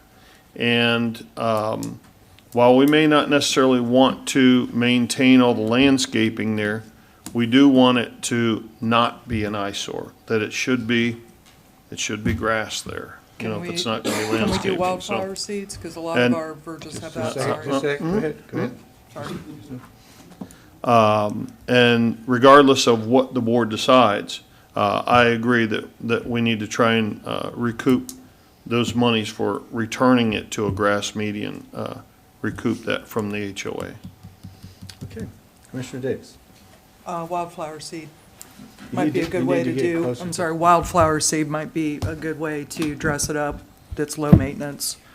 There's pink phlox, a lot of our highways that are gorgeous in the spring. There's other things. I don't know if it's urban legend, but I believe Lady Bird Johnson stayed at the Plantation Inn one time, and for a while there was actually Texas bluebonnets on Fort Allen Trail. So that's a beautiful way to beautify our entrance to the county, and it fits with the Nature Coast. Comments? Mr. Chair, we have a contract with DOT, which the Homeowners Association assumed responsibilities under that contract that we had with DOT. Staff was able to contact DOT and get assurances from DOT that they would not pursue enforcing the terms of that contract and would cancel that contract if they removed the landscape and we planted sod.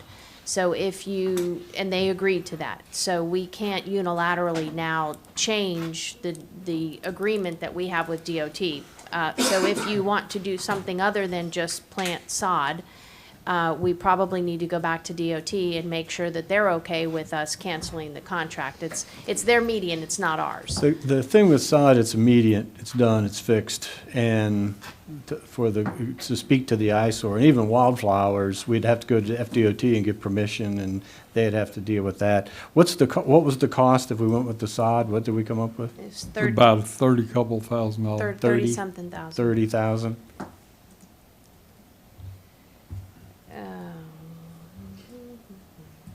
So we went from this being FDOT money of almost $300,000 or $400,000 to now being Citrus County taxpayer-funded dollars of almost $30,000, right? Yes, because they agreed not to hold us to DOT agreed not to hold us to the contract If we did that. if we did this. So That's what the you're saying, email. and that was going to be my question, if we want to modify what they've already agreed to, we're going to have to go back and ask them before we would agree to do that. Is that correct? Yes, sir. Okay. Yes, sir. All right, so, Madam Attorney, so what you're saying is we have an agreement. Is your mic on? We have an agreement to go rip the existing landscape out and return it to grass, and that cost is $30,000? $36,528. No, sir. DOT is going to remove the plantings. Okay. At their cost. Okay. All they've asked us to do is plant the sod after they remove, I think there's water lines that they're going to Okay. remove and everything, and it's All right, so that 36 cost is $36,000 to whom? to us. Okay. We're So- using, yeah. All right, so any kind of then, what is our leg to stand on to recoup the $36,000 from the homeowner association? We have a contract with them that says that if for any reason the contract needs to be, if the contract is breached, that we would put it back, restore it back to its original state, and then we would send them the invoice to make it. And they agreed to that? They agreed to that. However, I knew that, however. however, They agreed to the original. that was what they originally agreed to. However, in a conversation with their attorney, following my letter to them, it was argued that, well, there was a lot of argument as to why Oak Village didn't think that the project happened the way that they thought it should have happened, and that they were going to challenge us if we tried to enforce those terms of the contract. Well, Mr. Chair, Yes, then sir. I would make a motion that we move forward with the agreement that we have with DOT to have them remove the landscape, us put it back in sod, and then we go after the HOA for the $36,000 of taxpayers' money. I'd second that, because that answers A, B, C, and I guess C is the related budget transfer to buy the sod, right? Yep. And then that would be D, which is seek direction. I'm here at least with the motion, and the second direction is to pursue the original agreement and have the HOA pay for the sod, or the restoration. That's what I'm hearing. Do you understand it? Is that good? Yes, sir, that's what I'm hearing, but I don't know what go after means. It means- In term, Well, I know where you're going with this. We don't want to get, our intention I'm going to is not. send a letter. Right, and our intention is, we would prefer to not get it into litigation, but I tell you what, I'm not gonna, we've already thrown the state of Florida's money away, I'm not gonna throw away $36,000 of taxpayer dollars. I mean, that is just unbelievable that we'd even do that. So, we'll start off trying to play nice, that's what my thinking is, but all I'm saying is that shouldn't be our last thing, that's what I'm saying. I can tell you now, I made the motion on the basis of, we go after them at all cost to make them pay back the $36,000. And if it gets into litigation, it gets into litigation. That's something they did. They've wasted hundreds of thousands of dollars of taxpayers' money, now $36,000 of Citrus County's taxpayers' money. And we should go after them at whatever it is. I mean, that's my opinion. Thank you for clarifying what the motion was. Good, and can I ask for further clarification? Does the contract state that if we are forced, we don't want to, but if we're forced to go after them in a litigious manner in court, can we recoup our attorney fees? May I answer that when you get done discussing, because I have to look? Okay, good, that's fair enough, I like those kind of answers. Okay, so that's the motion in a second. Is there any public comment about the motion? Chair, can I Yes. request clarification? I didn't hear a second from you, so that is amended to add that. Add, all, I mean, On Yeah. the basis that we go after them at all cost. well, that was, yeah, okay, Yeah, sure. that's That fine. that would be provide direction on seeking reimbursement, go after them at all costs. Yes, Thank you. I could. So Commissioner Carnahan made the motion, and I seconded it, and we do have public comment. Yes, ma'am. Janet Barrett, President of Citrus Springs Civic Association. My mic's not on. There you go. Hi, Janet Barrett, President of Citrus Springs Civic Association. We're not an HOA, so we're not mandatory that people pay. But when we make an agreement, it always states, and we're going after different people currently, that the winner doesn't pay any court costs or legal fees, it goes to the loser. I need you to go at all costs and make sure that when the HOA loses, because they went into this with eyes open, and they wanted this project, that they pay what is owed to the county and the legal fees, including Ms. Lind, because it's going to take her time away from our county to do stuff on this. And I know legal fees are not cheap. So I am 100% for you guys voting in favor of following up against an HOA. And yes, the partnerships have to be fair, and they have to be true. If you're going to sign an agreement, that's like we have an MSBU that takes care of our flowers. Beverly Hills has an MSBU that takes care of their flowers. Okay, so if they wanted flowers or shrubs or whatever, they need to have some sort of funding. And as an HOA, they've got a funding system because the HOA is mandatory. It's part of their deed, deed when they signed the warranty deeds. Thank you. Thank you. More public comment. Hello, Glenn Gilbert. I live in Sugar Mill. I just moved there in July. First of all, thank you for your service to our community, everybody here. My question is, when we got the project completed, did all three parties sign off on the final design? Well, we'll answer your question when we're done. So you use your time, ask whatever questions you want. When you're done, then we'll have them answered. Right, so Okay. that's a question to, for me, is did we sign off? A contract's a contract. I served as a village president for 6 years, 4 years as a trustee. I know how working private and public together is really difficult. But to me, a contract's a contract. If we signed up, then we signed up. But did we all sign off? Yeah, thank you. Thank you. Is there any other public comment on this motion? Okay, I see no other public comments. So commissioners, we want to continue with our discussion? Yes, sir. The question I know that we presented to, when Mr. Eastman was here, that all parties did sign off on that contract. Is that That's correct? my understanding, So but my I can pull the understanding also- email, I can pull the email. Yeah, it's my understanding when the last time we discussed this, that Walt was here, and that all parties signed off on it. That's what I was. That's what I recall, but let me pull the email and I'll send it to you so we can confirm. And with my not always reliable memory, I also remember it being said that we don't care what condition you turn it over to us, we're not taking care of it. I remember that comment That being was said stated as also. well. So that is in the record if anybody wants to go and look at that. So for the folks down in Oak Village, if you have any questions about this, go back and look at the meeting tapes. You can do that on the clerk's website, and it'll tell you that everybody agreed, and then when people weren't agreeing, they said, we don't care what you do to make it right, we're not going to take care of it. And as far as I was concerned, that was the deal killer. The other thing is people should keep in mind that this is setting a bad precedent in my mind for the rest of the county. Because every time anybody would approach this board in the future and say, hey, if the county does this, we'll do that. And I'll say, no way, no how. Look what Sugar Mill did to us.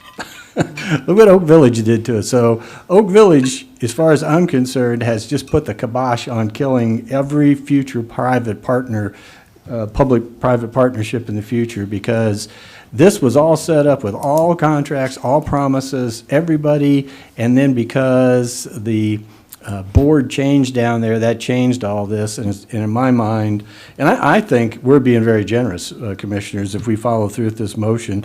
In my mind, we should have gone after the whole grant amount. That's what I thought we should have done. But, if FDOT is willing to say, hey, we'll chalk it up to experience. Don't ask us for any more road improvement grants, and we won't have to tell you no. And we'll say, don't come and ask for any more public-private partnerships, and we won't have to tell you no. Then everybody learn from it. So, Commissioner Kennard. Yeah, the only, I'm going to support it, but the only reservation I've got with the motion is the going after them at all costs. You know, yes, I'm absolutely going to support that. We bill the HOA if need be. We take, we litigate the matter. All costs is pretty high mark. I would think we want to have those discussions if the HOA does follow through on their decision to push back on it and fight it. Then I think we need to get an idea from Ms. Lynn at that time, what kind of price tag are we looking at? How sure are you of our case? And can we recoup those costs? I think those are questions to have before going all costs. I don't want to put words in your mouth, but based on my experience with Ms. Lynch, I hear her saying, well, the board's direction was at all cost. I think you should now be aware of what that cost could be. I see that kind of thing happening.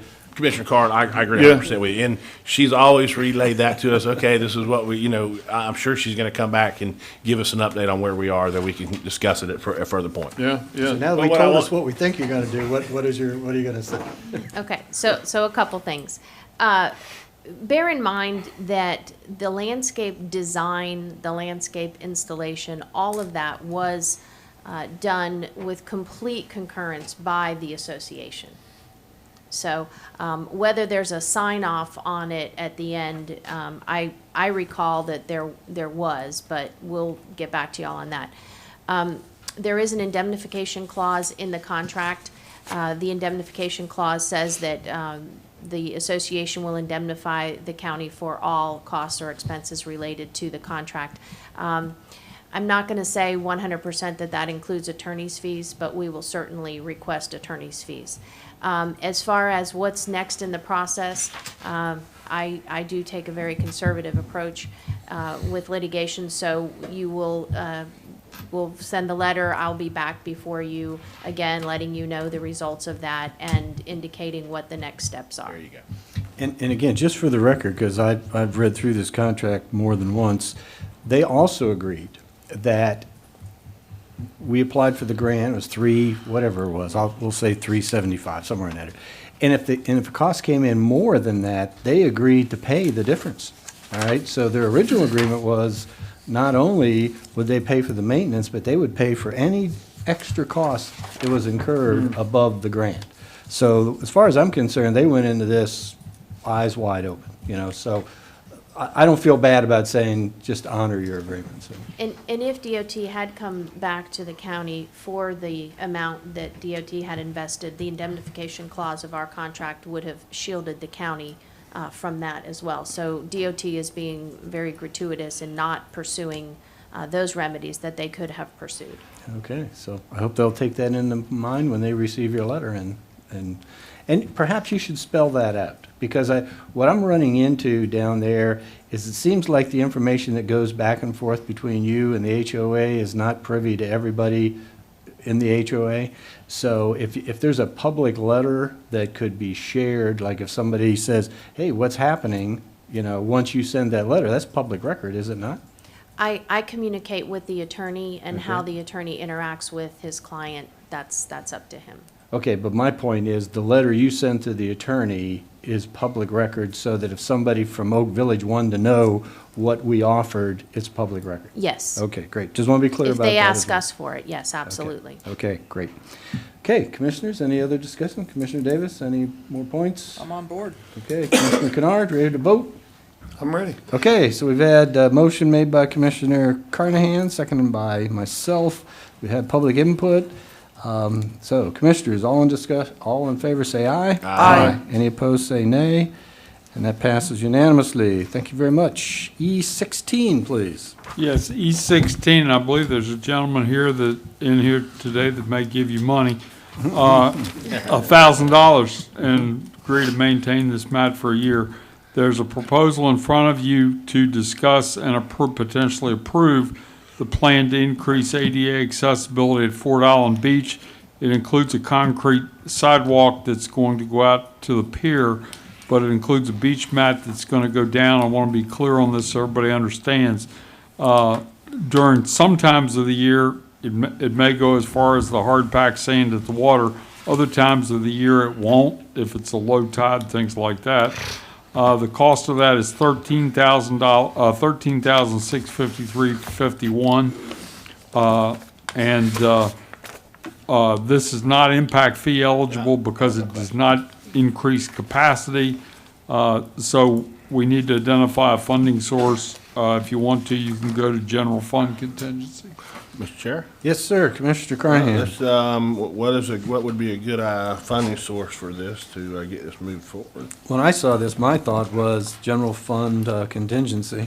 I mean, 13,000, that's pretty small compared to the other amounts we've taken out. So I'm going to make a motion that we approve E16, A and B, and we take it from the general fund contingency fund. And if the gentleman's here that offered the $1,000, because I thought he was going to be here. Okay, Yeah, there he is, yeah. let's Okay. not Come get on in up. front of let's not get in front of ourselves. Okay, we have a motion. Do we have a second?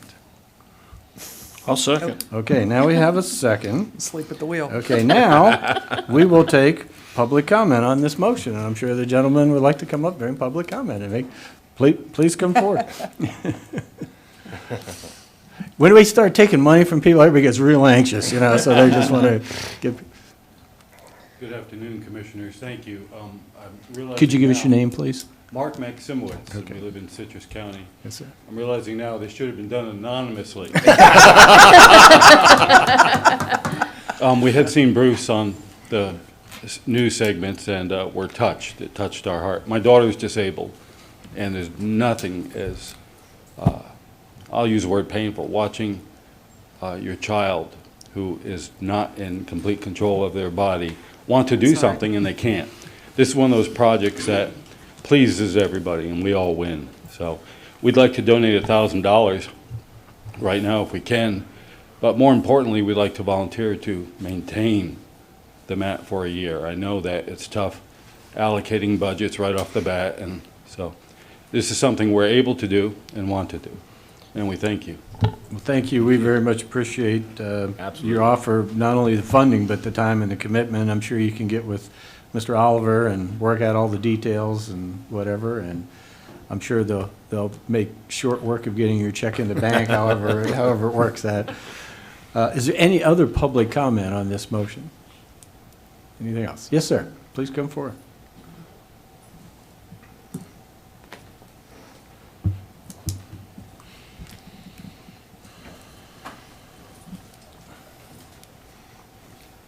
Actually, I guess technically we should have voted on this before we take the gentleman's money, but we'll see. Yes, sir. Hey, my name's Bruce Titus from Citrus Springs. I just want to give everybody thanks for, making this happen and, working towards the project and all the offers from Mark and Mike Shoemaker. And I just want to give everybody a bunch of thanks, and there we go. Thank you very much. Appreciate you bringing it forward. I know Mr. Shoemaker had been advocating it for quite a while too, so I heard. So is there any other public comment on this motion? Okay, we all clear in the motion? Okay, so all in favor say aye. Aye. Any opposed say nay. And it passes unanimously. Thank you all very much. Now there's a public-private partnership that worked, It was, Okay, item E17, please. Yes, E17, we ask for, as you know, we filed for the increased water use permit in item 5. It was filed the end of January. We don't know how long it's going to take Swift Mud to turn that around, but I would note for the record that we are right now pumping at our current permit levels, and we haven't gotten to the dry season yet. But that has been submitted. We don't know how long it's going to take them to return. I've got a different item for E17. Yeah, we're on E17. Oh, I'm sorry. That's okay. my fault. That's okay. And while Randy's recouping, Doug, can you make sure we get the information we need to get to the gentleman that just came up to? Remember, I just want to make sure he doesn't fall between the gaps here, so if you And we need a green card from him too. So. He got one over Oh, did he? Oh, okay. And we can send him a receipt, he can tax deduct. Okay, are you ready on E17? Yes, E17, we had this sold once before, and for whatever reason, that didn't go through. This is the property at 6773 West Norville Bryan Highway in Crystal River. This property was purchased with gas tax funds, so consequently, this needs to go back to gas tax, which can be used obviously for road resurfacing. But this is another contract, and it will allow them to do their due diligence, but it still gives them an option to not go forward with it if their plan doesn't work out, which is pretty acceptable in the industry. But we'd ask for approval of E17, items A, B, C, and D. Mr. Chair, motion to approve E17, A, B, C, and D. Okay, we have a motion. Second. Second by Commissioner Carnahan. Commissioner Davis, we're on item E17, which is the approval, the selling of the 825. It's not in stone. They're doing due diligence. They still have an out if it doesn't meet with all the conditions, but we're giving them the approval to move forward at that price. And the motion was made by Commissioner Kennard and seconded by Commissioner Carney. You know what the great thing is I heard all of that in the ladies' room because of the speaker I had installed in there, so I am totally up to speed. You know what? But thank you. And I just want to say, I mentioned to Randy during one of our meetings, you know, some of the commissioners said it'd be nice to have a speaker in the bathroom, and boom, like the next meeting, it was there, so I appreciate it. I drank a lot of water. Yeah, so. Okay, so we have a motion and a second. Is there any public comment on this motion? Okay, any further board discussion? Okay, all in favor say aye. Aye. Any opposed say nay. That passes unanimously. And now we have item E18, which Yes, was the emergency E18 item. Yes, E18 is an additional item, and the additional item is for American Rescue Plan Older Americans Act grant in the amount of $241,122.56, and we would ask for your approval. And there is an item A and B to this as well. That is correct. Motion to approve item E18. A and B? A and B. Okay. Second. So we have a motion by Commissioner Carnahan, second by Commissioner Kennard. Is there any public comment? No, the public didn't get to see it. It's basically just signing for a grant that there's no cash match on. It has to be done before our next meeting.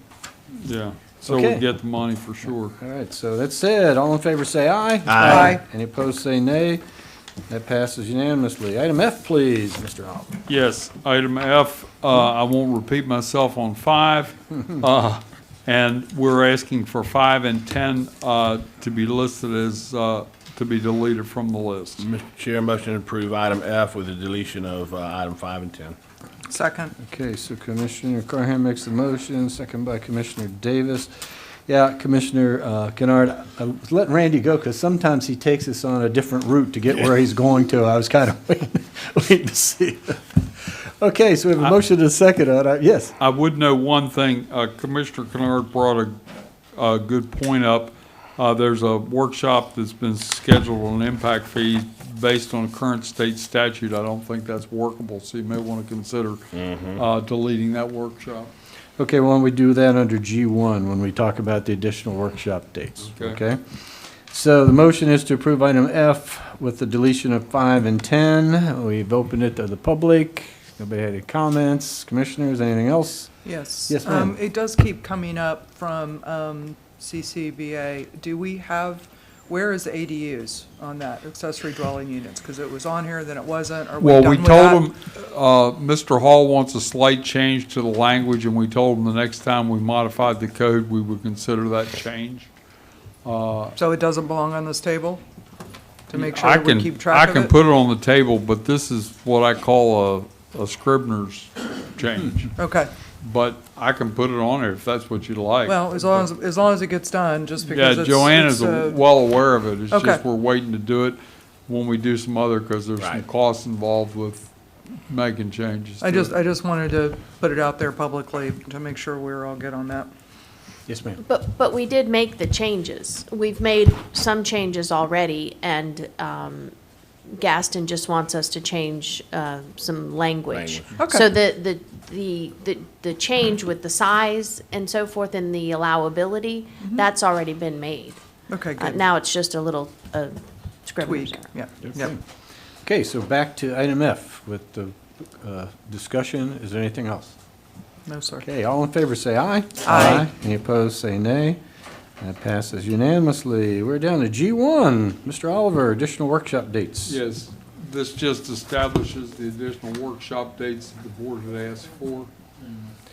Okay, Dad, you want to talk about, you brought up about the impact fees, Yes, which I believe. Commissioner Kennard brought up a good point. The board had indicated that they wanted to talk about impact fees because of the changes that have been made in state law and things like that. There's not a whole lot that can be done at this time on that. So I don't know that that discussion is needed, but we'll be glad to do it if that's what you want to do. Well, that's scheduled for our next meeting on the 22nd, so what you're proposing is if we don't have that workshop, then we just scratch that off. It doesn't make sense to go back in and reschedule everything else, so we will just scratch that if that's what you want to do. Or do you want to have the workshop to discuss why we can't do what we want to do?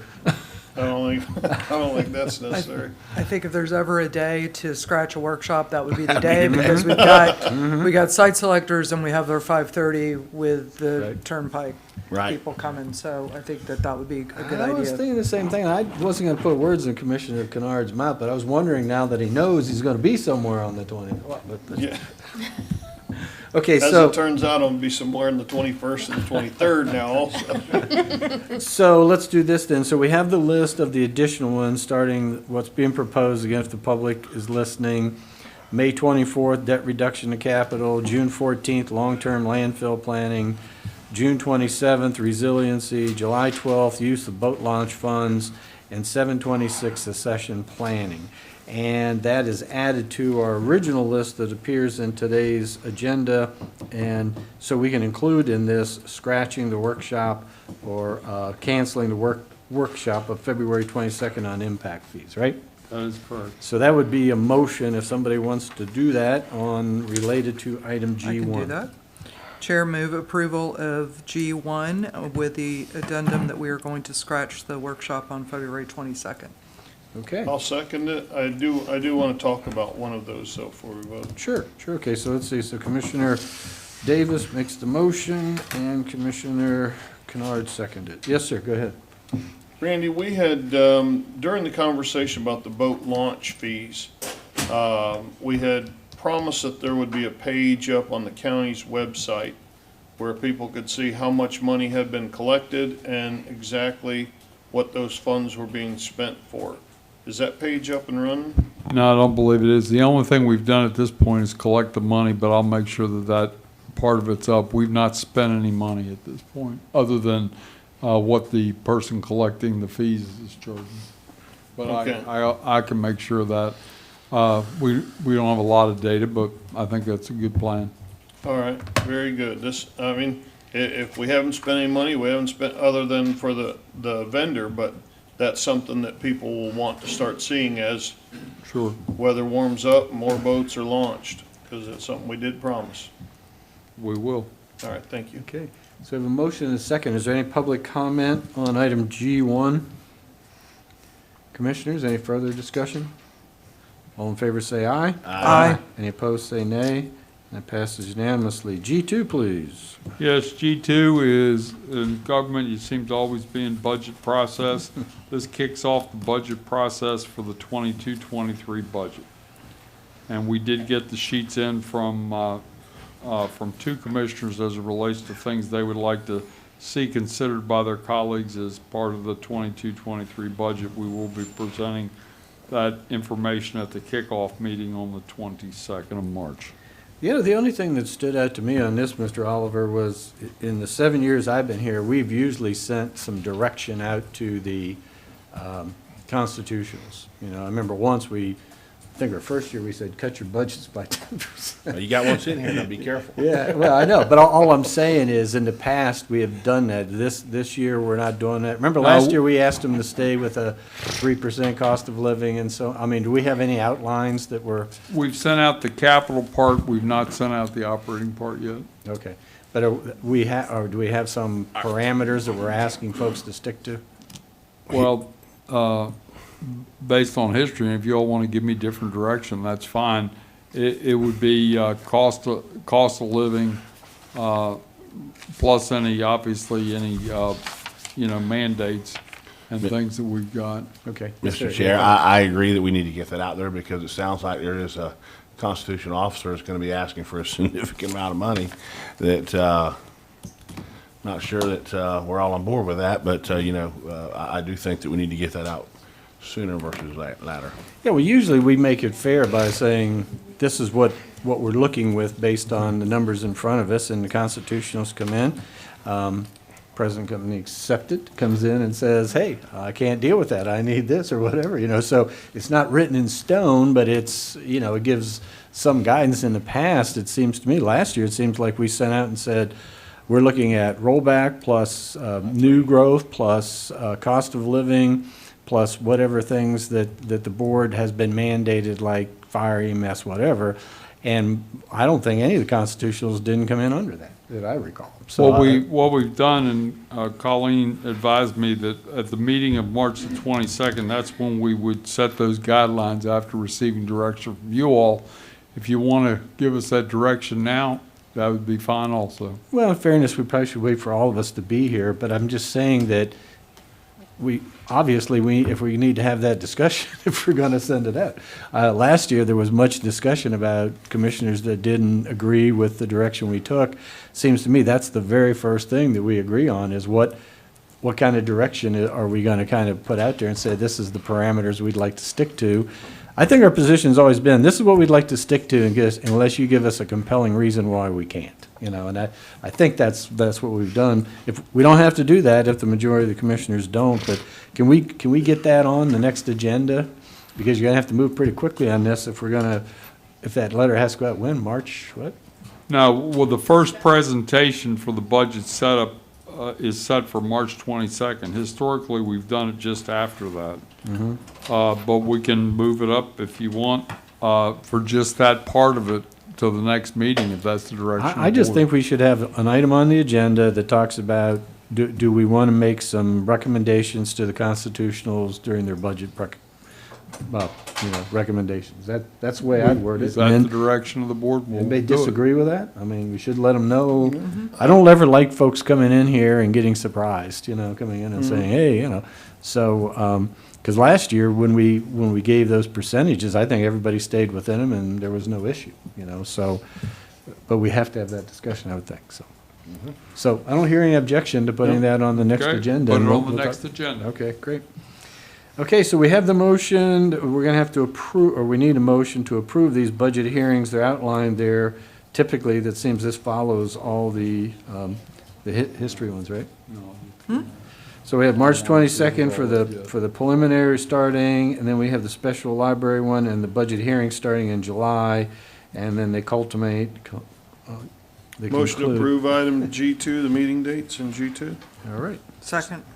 So Commissioner Kennard makes the motion, second by Commissioner Davis. Is there any public comment? Any commissioner discussion? All in favor say aye. Aye. Any opposed say nay, and that passes unanimously. Item G3, please. Yes, G3 is to approve an agreement with FSU's a school that does work for governments to do the strategic plan. We previously contracted with another institution. Unfortunately, because of staff turnover, they could not proceed. So we're asking you to approve that agreement. I would tell you this, that in here we've stated that what their approach is going to be hold 2 public sessions before a 2-day planning retreat. The 2 public sessions, one will be in the afternoon and one will be in the evening for some people don't like to go out after dark. and the one in the evening will be for people who can't attend during the day. After those two information gathering sessions are held, then there's going to be 2 all-day work sessions with 5 tables of 8 is what we envision. And at the next meeting, Commissioner Davis is going to be making some recommendations on how those tables should be filled out and for the board to consider. And that will be the foundation for this strategic plan and getting that information with people from the community and the elected officials working together. Make a Okay. make a motion to approve G3A and B. Okay. Second. So a motion by Commissioner Davis and second by Commissioner Kennard. Any public comment? Okay, any further board discussion? All Yes. I'll say is that I'm taking great care to stay at very arm's length from this to make it as very much objective as possible on those who are going to be on the list for the, I'm not picking them is all I'm saying.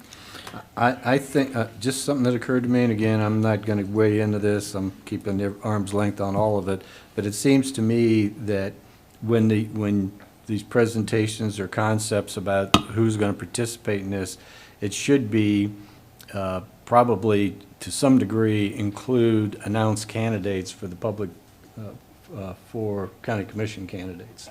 Because if you're talking about a long-range strategic plan, I know this has been brought up before, you know, that it's only as good as the next election. So it seems to me you maybe want to have people that potentially could be on board, at least invite them, so they have a seat at the table. That way, you know they were part of this whole process. So that way, I don't think you risk after the election, somebody coming in saying, well, I wasn't part of this, don't count on me, you know. So just a thought, something you might want to think Thank you about. for So- that feedback. Nobody has suggested that. I appreciate Okay. it. All right. Okay, so we have a motion for the approval of G3, and everybody understands what it is. It's A and B. So your motion includes those both, I believe? Yes, it and did. B. Okay. So, and we had public comment, and commissioners, all in favor, say aye. Aye. Any opposed, say nay, and that passes unanimously. Item G4, please. Yes, G4, and there's one slight change to that. We got the signed contract back from the chamber this morning.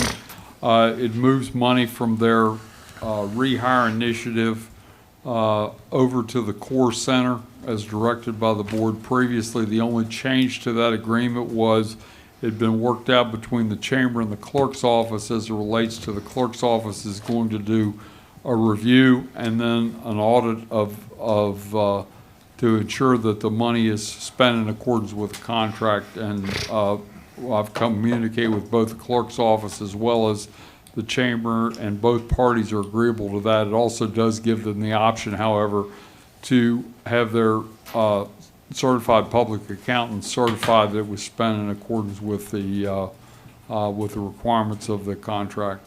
But with that, we would ask for your approval, or approve and authorize the chairman to execute the amendment with the Citrus County Chamber of Commerce. And before we start, and I'm going to leave it up to the clerk whether or not she wants to be put on the spot, but as you recall, I've had some real anxiety about this program, and I've done a tremendous amount of research, and I have more anxiety the more research I've done.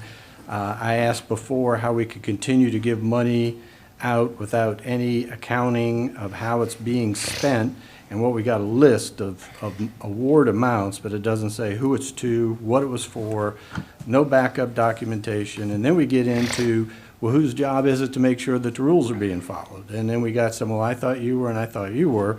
My understanding now is the clerk has stepped forward and said she was going to do a preliminary go-through to do that. So while we're all here, because I'm telling you right now, I'm going to continue to vote against this, and the more I find out about it, the more I'm going to continue to vote against it. So I think there's a lot of confusion here, a lot of, you know, sometimes it's called smoke and mirrors, moving money from one thing to another, and there's still no accountability. I have yet to see anything that shows what and I'm not talking, about the buy local. I mean, okay, they went out and bought some advertising, that's easy to track. I'm talking about who did this money go to, how many people were rehired, for how long, did they meet all the requirements of the agreement? And in the past, the majority of the board seems to say, oh, let them work it out. Well, we're dealing with taxpayer money here. And I can't tell you where that money went. And I'm challenging anybody, because even the clerk, I think, is saying now, where'd the money go? Show us where the money went. So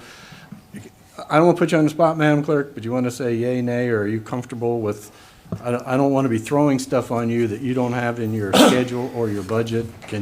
Will this work? No, we're happy to partner with the county and with the chamber to establish that detailed accountability of those funds. I think that was expected in the conversations when the request was originally made. I think that was expected, and knowing this board, I think that is something that this board would want to see. So we have not received the documents yet. There's been some delay in us actually getting that back up, but we have been assured that we will get it today, so that we'll have the backup for the 40,000, I believe it's 40,236 that they are requesting to transfer over to core. I'm sorry, the backup for the money that was spent, the balance is the Right. 40,000. We started So- with 300,000, now we're down to 40, Right. and we were looking for the details of what happened. That's right. But in answer to your question, Mr. Chair, the clerk is always willing to assist in that endeavor. Very good. So I'm going to go back to you, commissioners, and say, how can you vote to approve, continue giving money out, an amending contract, when you don't have the information that the contract called for specificity and how the money was spent? Well, here's what I would say. I would say that that's what we're doing now. I mean, I agree with what the clerk is going to do, and I agree that we need to have responsibility, and that was planned to do this year, and I think that's being done. So, that's where I'm at with it. I mean, it's going to be done. They're going to be held accountable, and they're going to have to get the documentation over to us. If we could have done it earlier, yeah, we could have, but unfortunately we didn't.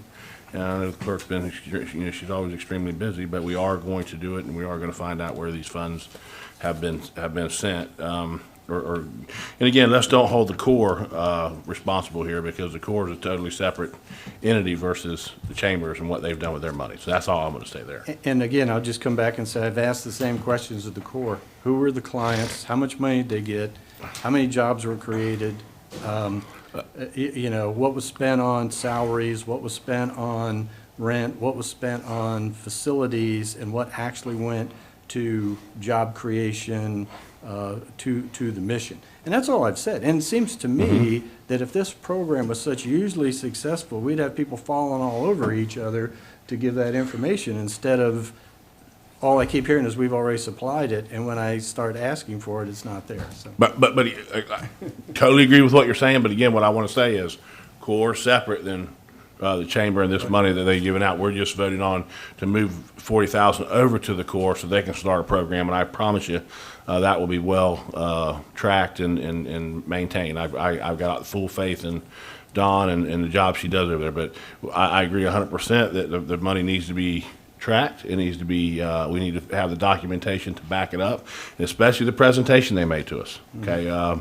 So I just want to make sure Corps is separate versus what we're dealing with the chamber here on the audit and things like that. Well, it is, but is not Corps responsible for demonstrating their effectiveness?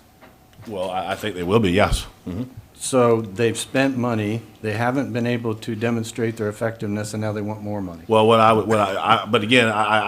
would say is, why don't you let me reach out to Dawn and have them bring in a presentation on what they've been doing. I don't think we've asked the Corps to do that yet, okay? I asked that at the last All meeting. right, Mr. so anyway, I think the board, Dawn's here, and she's listening to what we're saying, and so I would say within, give it, maybe the next meeting or the following meeting, that you can come in with a report and give us on what's been going on and where that stuff has been gone to. So. And I guess my only request, and again, I'm probably going to lose this 3-1 today, but my only request is, why would you issue more money until you have that information? Why can't we, if we're going to get that information by the next meeting, why would you not wait till the next meeting to approve the money before you get that information? Again, this is chamber versus Corps, okay? I mean, I'm only talking about Corps. Forget about the chamber, I'm talking about Corps. Okay. I'm just, okay. So. But again, that- what we're talking about also, though, is you were talking about the clerk doing the audit on the chamber money, on this money, and some of it is going to the core, but on, jobs, what businesses got Yeah, that it, was jobs. chamber, that was Yeah, okay, that's what I'm talking about, Right. okay. Right.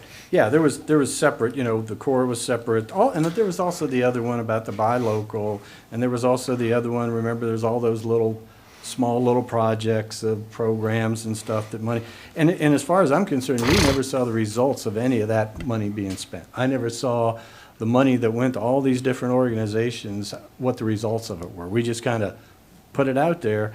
And I'm sorry, I mean, to me, to continue to approve to spend money, whether it's core, chamber, these other projects, without documentation on how the first amount of money has been spent, I can't vote for it. I can't approve. I just want to make that real clear. So, and I would encourage all of you to go back and read all the documentation that's associated with these things. And because I think there's going to be a lot of questions that come down the road and say, why weren't these questions asked? And I've asked them over and over and over again, and they've never been answered, and we've continued to give out money. So I just, that's my concern. So with that said, Randy is asking for approval of item G4. So what do you all want to do? Mr. Yes, Chair? sir. Yes. I was prepared to vote for this, to move the 40,000, because I do support moving it over to the core. But you asked some great points, some great questions. And I don't think that it causes irreparable harm if we hold off and do this the next meeting. If we're going to get those documents today, gives the clerk a chance to at least take a superficial look at them.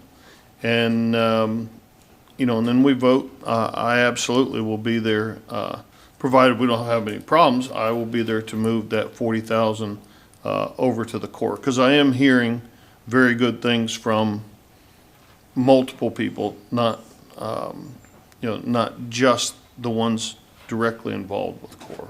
Right, and again, I appreciate that. That's Yeah. all I'm asking for.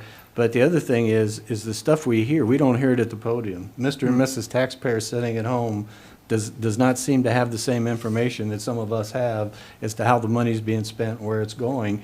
And since it's their money, they should. That's my only point. Yeah. So anything that these groups are doing with taxpayer money, all the taxpayers need to have benefit of that information, so. Well, I would make a motion that we table it till next meeting. Okay. Can I make? Yes. I think we ought to ask the clerk, because I'm not convinced that before the next meeting, she's gonna know a whole lot more than she knows today, but I'll leave that to her. Yeah. Well, we are actually, I just got a message from my chief of staff. We're actually gonna have to go pick up the jump drive from Rob. And our IT will scan it, and then we can start reviewing tomorrow.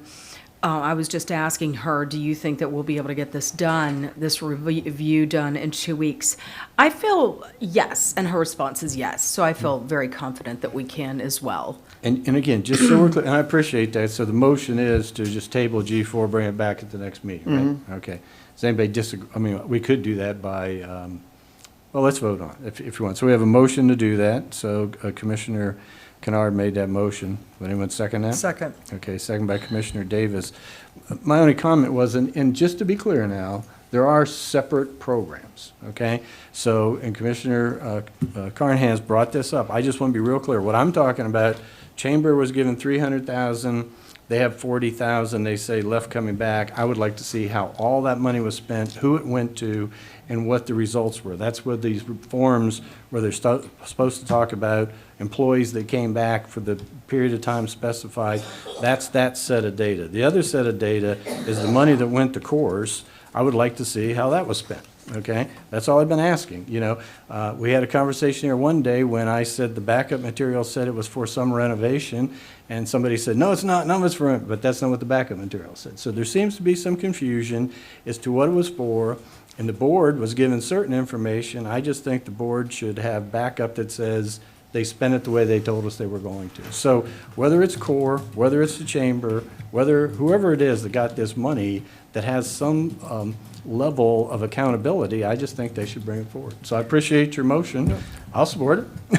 To clarify, Mr. Chair, the clerk's audit, the clerk's review will be with regard to the funding, the monies that were spent from the original $300,000 that was awarded February 9th, 2021, with a balance of $40,000 pending transfer to core. Right. That is the review that we're doing right now. We are also reviewing the $50,000 shop local. We have not been asked or provided a request to review anything regarding funding provided directly to core, as you just referenced. So I want to make sure that was clear and on the record of the two areas of review that the clerk will be conducting. Right, and that was my understanding, and the question that I would have then is if the core group comes forward and says, this is how we spent every penny, this is where every dime went, then we might say, hey, we don't need a review, we have all the information we need to have.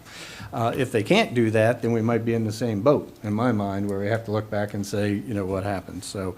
And then we also might, and this is gonna be another thing, you guys remember, there was an issue with the hospital board where we were asking, or at a time where we were talking about audits because we thought they were spending too much on a category, and it came back and it said, well, they spent their money legally on what they were allowed to, but perhaps they spent too much of it on what they were allowed to. So I think that's a judgment call that the board has to make. So rather than somebody come back and say, you know, we gave it all to businesses, well, what was the result? What, did you do what you told us you were going to do? And I think that's what we have to look. That doesn't affect you. I'm just saying that for. Okay, so on the motion, all in favor say aye. Aye. Any opposed say nay. That passes unanimously. I actually had a comment. Oh, you did? I'm sorry. And I did say aye. Okay. I live in my professional career, I live in that whole world of business development for companies, growing companies and whatnot. So I want to just say that I think some people think that I'm a softie on, you know, have a soft heart towards business and chamber and whatnot. I will be the first one to give critique or pull the plug, because I actually, I know this I know this cold, and I do want the transparency and the accountability. There are areas that are very difficult to have. I spent $1 here, I got $5 here. There are areas that I'm very well aware of where it's difficult to really draw a direct line, and it's more of a spidey sense. But there are areas where you can draw a direct line, and so I will be looking for those things, and I am definitely cheering them on, and I wish them all great success, but I do think that we need to have the transparency, so. Yeah, and I agree. I mean, this is just follow-up. We've already voted on it, but yeah, everybody wants them to be successful. The issue is how do we measure success and what does that cost? You know, I mean, we always talk about diminishing returns and so on. So I'm just curious as if any of us as business people would go out and invest the money that we did of other people's money for the kind of results that's come in. That's the judgment call that I'm. My firm is looking held at. accountable to clients twice a month. There you go. Routinely. Now, we're paid a lot more than they're getting, Right, so right. there's a lot more Yeah, ability but to it's do your, that. but it's your money. Exactly, it's not taxpayer money. Okay, so let's move on to advisory boards. You want to run through these, Mr. Alva? We're looking at, well, let's see, this is laid out a little differently this time, so people don't get confused. We'll start with item I-1, I believe, no, yeah, I-1. So we're looking for this is code review and appeals, is that correct?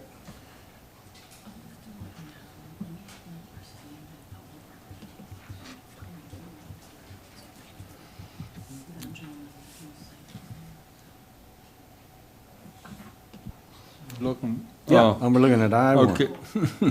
Okay. A, announce terms, expiration of terms and the taking of applications for 3 code review and appeals board. That's the CRAB regular member positions and 1 alternate member position.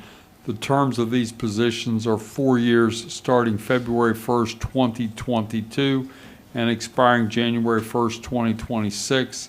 And B, announce a vacant regular member position available on the Code Review and Appeals Board and taking of applications for this position expiring on January 31st, 2025.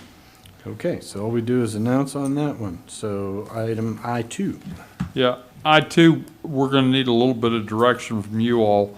The reason that I say that is if in my read of the documents, and Ms. Lynn may want to give her thoughts on this, my read of the documents, the actual appointments are made by the library board. That would be the 5 of you with the City of Inverness, City of Crystal River.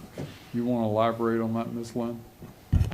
There's really nothing to elaborate. That's what the resolution says. Okay, so you can either, Ms. Lynn may have a different thought. I think you can announce the vacancies and let them make the decision. To be totally cautious, they should announce the vacancies and fill the positions, but you have any thoughts on that, Ms. Well, they are we, right? I mean, No, sir. they are we plus 2. Well, they're a separate legal entity, so they should have a board, they should have a meeting, they should publish the notice of their meeting, they should have an agenda, they should operate just like y'all do. And the resolution that currently exists would only replace those members who weren't seeking reappointment, or if there was a vacancy due to resignation, death, or otherwise. So I don't know that it would be a request for 5 regular members, because I believe that some of the existing members have requested reappointment. So under the, if I can finish. So under the current resolution, those members would be eligible for reappointment without further action. So that board, the governing board, needs to make a decision whether it wants to create a new resolution or whether it wants to operate under the existing resolution. Okay, and that's my point. This needs to be cleaned up. I mean, the fact that that board never even met for budget purposes until a few years ago. I mean, until you and Mr. Oliver discovered, remember? Say, hey, we've been doing this without the other 2 people here. So, and my thought had always been, well, 5 out of 7 makes a quorum, right? So, so I don't see any problem with inviting the folks over for this one meeting, just like we do with the budget meeting, where they're up here for 5 minutes when we do that. But, or if they want to be here when we do the appointments, if they want to do that as well. But I believe this lifetime term thing needs to come to an end. My feeling is that whatever we have to do with the resolution to clean it up, to make it so it's like our other boards, to make, so we don't get confused ourselves with saying, even with remember we changed it for the PDC, where we said there was no term limits, but you still have to reapply, you know? So we're trying to make everything consistent, and then this thing pops up, and I can see why there was confusion, because why is this board different than any of the others? And because of the resolution. So you've researched this. What do you think is the cleanest way to get this to where we want it to be like our other boards? Yes.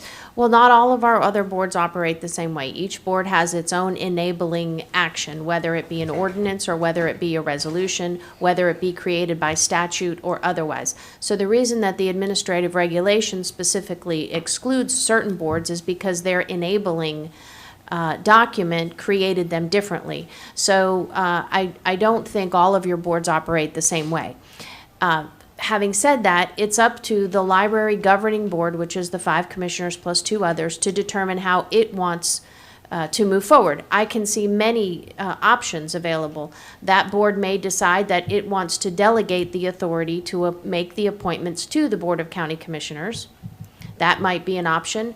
Or it may say, no, we, this board, want to make the appointment. So I think that you need to convene a properly noticed meeting of the district governing board and present that resolution at the time and say to that board, how do y'all want to move forward? Do you want to leave it the way it is? Do you want a new resolution? Do you want to delegate this authority to the Board of County Commissioners? That's all, I believe, up for discussion, because it's been discovered now. Well, why can't we do this? We have all these other meetings scheduled. Why don't we schedule a special meeting of the library board during one of these Tuesdays that we're meeting already, then have them come over, we'll have that discussion and do it. I don't want to delay this anymore, because people have been trying to either be reappointed or appointed to this board, and I don't want to keep delaying it. So we need to clean up our act here and make sure we're all on the same page. And I don't have a problem, personally, if it stayed 7. They just have to know that if they don't show up at a meeting date, we're going to move ahead with it, you know? So it's like today. Imagine this is on the agenda today. We would have to stop, or they would have been sitting in the audience until we got to this item on the agenda to convene that board and then discuss it and then move on, so. but- Maybe that board can be first. Well, Yeah, you canceled the workshop on the 22nd. You could put this meeting in There you go. at some time on the 22nd. Can we No, advertise we that already know quick? Commissioner Kennard's not Oh, going that's to right, be here. yeah, so we can't do that. So, you have a point, yes? Why don't we do a special meeting on one of the days that we have a workshop? That's fine. We Just don't do have it. one now on the 22nd, so. The That's next what one, they just said, is Yeah. on the Yeah. 22nd. And do it first. But you're not gonna be here. But we you can do it, canceled- we you can do it canceled. at the next meeting. You could do it as part of essentially this meeting if you wanted to. We can just advertise it. yeah, But the either que- way, let's get it on as quick as we can. If we, so. if we, The concern is that we don't want them sitting around waiting. So if we have a Right. workshop that starts at 9, maybe we have that meeting at 8:30. 8:45. Right, right. 8:30 or 8:45, so that you're all already here. That absolutely makes sense. Then we can have that discussion. The only agenda item would be the creation of a resolution to address these issues, see what they want to do, give them the options, and then move on from that. So, Right. You And want to so- make it March so- the 8th then? I don't know, let's see, well, first of all, Whenever the it works 22nd out. is out. Can we, one person at a time? First of all, is that okay with everybody? Yes. Yes. We do that. Okay, so we're agreed. That's what we want to do. The second one is, how soon can we advertise and get it done legally to do that? And I agree, do it first, like the attorney is saying, that way they can come in, boom, boom, have their meeting, and we don't need to tie them up all day. Is the 8th possible? Will that meet the advertising limits? The 8th of, March. That's our next meeting? Yes. Okay. At Yes. 8:30? Mr. Chair, Yes, yes, sir, go ahead. would we be able to advertise it and get it done on the 22nd if you did In it? the regular meeting. you need 10 days. I don't think that gives us 10 No. days till the next meeting, no. so. All right, then do it first one that we can. Okay, now how does that meet the appointment dates? Because we're saying that we're going to appoint this, it's going, it says nominations, appointments will be scheduled for March 8th. Why don't we do this? There's, Okay, they go serve ahead. until their successors are Right. in place. Right. So, I was going to say, why can't we do this? Why don't we announce the openings? I know, but I'm just trying to move this. I don't know along, how okay? many to announce. Well, I would say whoever's up, whoever term is right now currently expired, right? But the issue is, the way the resolution reads, if you're currently on and you wish to reappoint, then you don't stand for reappointment, so to speak. So if any of those 5 are existing who wish to remain, then those seats are not vacant. And my point is, we're changing that. Maybe. Well, I mean, we're talking about changing it, and we're 5 of the 7 votes. That's my point. I don't So- know if all 5 of you want Okay. that, sir. I know. Okay. So let's back up. Mr. here. Chair? Yes. May I I'll give you my Okay. opinion. Okay. I agree with you 100%. It should be like every other board. When vacancies come up, they can reapply for their position, but it also gives everybody else in Citrus County a chance to apply also. And then this board, or then the governing board can pick the candidate that they feel best for the job. But I do not feel you should just roll back in. No. Democracy doesn't work that way. No. Yes, ma'am. I was gonna try to save you, maybe. Fire away. Is it legally possible, or is it legally okay to open applications on a provisional basis? Meaning, we may not, because we do need to take an official vote, whether we're going to change the ordinance. But in the interest of moving this along and getting this done and done properly, we could have the meeting on March 8th with our 2 additional colleagues and either vote for it or against it in terms of not making it an automatic reappointment. If we vote to not make it an automatic reappointment, then we already have all of the applications. We could even roll right into taking care of who's going to be appointed to the board. That's with what I all was saying. 7 of us here. Is that legally okay to do that? Can you wordsmith that to be legally okay? It's not up to whether I think it's okay, it's to the applicants who think that there may be 5 positions that are shrunk down to 3, and whether they would have or 2, I don't know the number. That's up to, that's not a legal question. It's actually down to 0, because I think they all want to be reappointed. So what are you gonna do with the people that think they're coming to be appointed if it doesn't We go don't- that way? But that's my whole point. We don't tell them that. What we're telling them is that it is our intention to change this to a resolution that follows what we're talking about, that there will be, that hasn't been done yet, but that's our intention. Our intention is what we're talking about. I've heard at least 3 commissioners say they weren't crazy about the idea of automatic, upping. They would like to make sure the right people are on that board and not just forever, right? So if we advertise and we get 50 applicants, okay, we get 50 applicants, and we say, okay, now we've met, and it's been determined we have no openings, so we're not taking anybody, or we have 5, or we have 3, then they're there to work from. So we don't know how many we need until we have the reorganizational meeting, or whatever you want to call it. But I can't see meet and then wait another 2 weeks to advertise, then another 2 weeks to get the appointments. And that's happened before. We've taken applications before and missed the deadlines. People haven't applied. So I guess that's the question. Why could we not just say we're advertising for positions on the Library Advisory Board, number to be determined at a later date? I have one comment My- to Yes, add yes, to that too, yeah. is do they not all go into a hopper anyway for future board appointments? I believe we keep applications. For do we 1 not? year. Okay. I don't know that if you stick with the existing resolution, then that could be done at that meeting. If you opt to change the resolution, you're going to need to have another meeting to adopt a new resolution. So you're not going to be able to take action at that meeting In to your do what. professional opinion, because I don't want to go back and forth all day, and I know, you're doing what we want you to do. We don't want to move through this and in the end be told it's illegal, what we did is wrong, okay? So I'm asking you now, and you've heard what the board is desiring perhaps to do. In your professional opinion, what is the best roadmap to get there? If you're going to change the resolution, which it sounds like from your position, Mr. Chairman, that you want to change the resolution so that there are no automatic reappointments. I'd like to have that discussion. You're going to need to have a second meeting to adopt the resolution that you discuss at the first meeting. So Okay. you won't be able to appoint anybody at the first meeting because you'll be operating under the old resolution. So you won't be able to appoint people until the second meeting when you adopt your new resolution. Okay, now, at the second meeting, and again, I'm just trying to think ahead, if the board says, we're not coming here every time you guys do this, we're going to give that authority to the BOCC, then we can do that at our next scheduled meeting. We don't have to have a special meeting of that, correct? Right, after the second meeting of the governing board. Okay, so if I'm following you and the rest of the board is, tell me if I'm on the right track here. We schedule a board meeting of the library board for March 8th at 8:30, okay? And the item will be consideration of a new resolution to modify what we're doing, okay? That'll be the discussion. If they, and in the interim, we don't advertise for positions, okay? Knowing that it's this step, then this step, and then we're gonna correct it. So we meet on March 18th at 8:30 or whatever we said. March 8th, yes, sir. March 8th. We have that discussion. Then whatever action is taken, if that board then approves to move forward with changing the resolution, whether it stays 7 or 5, then we advertise, because we know how many we're advertising for, and then at the next meeting, either of the 7 or 5, we do that, right?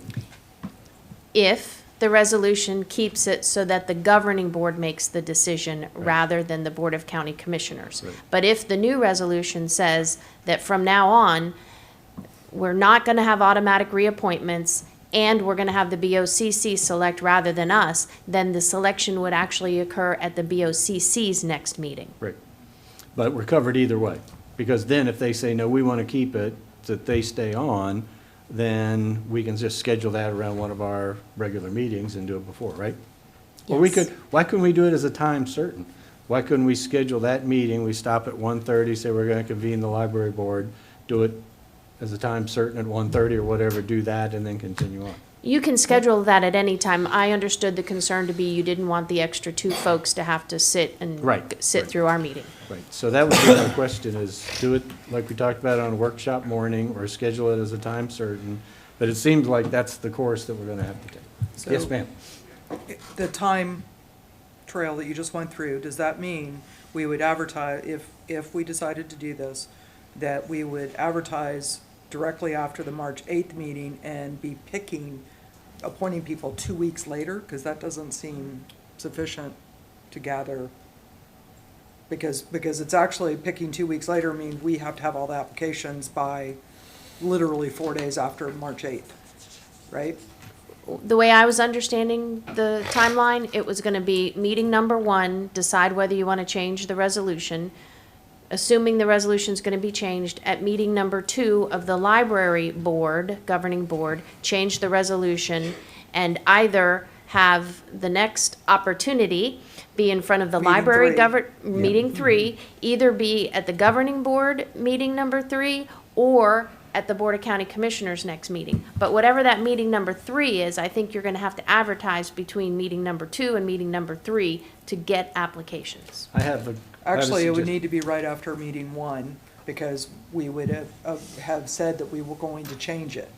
So I would say advertise meeting 1, and that way the first meeting in April, we can actually appoint. Let's do it this way too, to keep it, so we don't get confused with workshops or anything else. Let's just advertise it as a time certain, that at that time certain, we'll adjourn the BOCC or recess the BOCC, we'll convene the library board for 10, 15, 20 minutes, then we'll adjourn that and we'll reconvene the BOCC. How about that? Then we're all here, they have a time that they know, they don't need to sit here all day. Is that good with everybody? I mean, is everybody okay with that? I mean, they should be. And we can pick like 2 o'clock or whatever we think might be good with them. And, because that way we're all here and we'll work it into our regular schedule instead of reaching out and worrying about being here earlier or staying later or whatever. In going forward, worst case scenario for them is that they only have to show up here once a year to appoint. Yeah, I mean, yeah, if that's what, if So that's. it's 3 meetings this year, but Right, next right, year it's only right. 1. And that would be, if they wanted to do that, and we could even in the future handle that as, you know, a time certain, or that'd be up to future chairmans or whatever, but that would be the easy, yeah, that's what we do at the budget meetings. We have, the very first one, I think, is the library board, right, that meets before the rest of them, so we could handle it the same way. Okay, so it seems like we're all agreed on the same path. Can you put that together? Folks, whoever's in charge of that, you're looking at each other. You talked us down this road and said, this is what I'm recommending, so I'm gonna ask you to spearhead that, okay? That's stinking law. Yeah. I'm just sitting here shocked that you suggested a time certain. I know.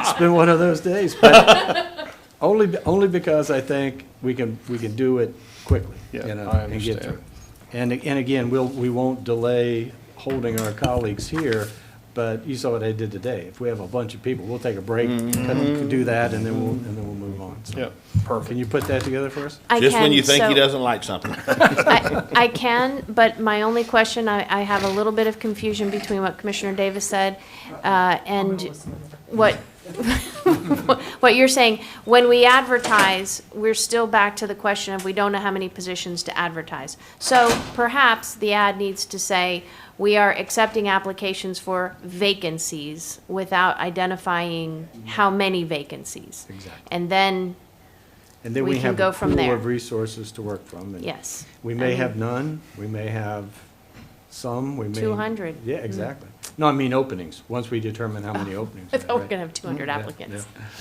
yeah. Right, okay, so we're good with that? I And we're think- gonna do that advertising after the first meeting. Yeah, we guess we have to have the first meeting to agree to do that meeting, right? Yes. So. So All Ms. right, Gallagher good. is listening. Okay, good. So anyway, hopefully we'll clean this up and I appreciate it. I mean, we've been doing it wrong for all these years. Let's take our time. But I think that we need to say, well, we just don't want to say we're fixing it. I think it's important to have a timeline to tell what we're going to do and how we're going to do it. And at the end of it, I want to know that we did it legal and right way and it was all above board, so, okay? We definitely have a timeline. All right, good for you. And we'll put that on the list under your name of things to do, so. Randy started this, why can't his name be on it? Okay, so let's see, so we left off with, so does that answer the question of Special Library District Board? And for those right now, as you said, those appointed to that board will continue to serve until such a time as their replacements are named or they're reappointed. Correct. Okay, so we can pass that on. Okay, let's see, I3, please. Yes, I3 reappoint 2 individuals to fill regular member seats on the Veterans Advisory Board for a 2-year term that will expire January 31st, 2024. So you're looking for reappointment of 2 people because we have 2 openings and only 2 people have applied? Yeah.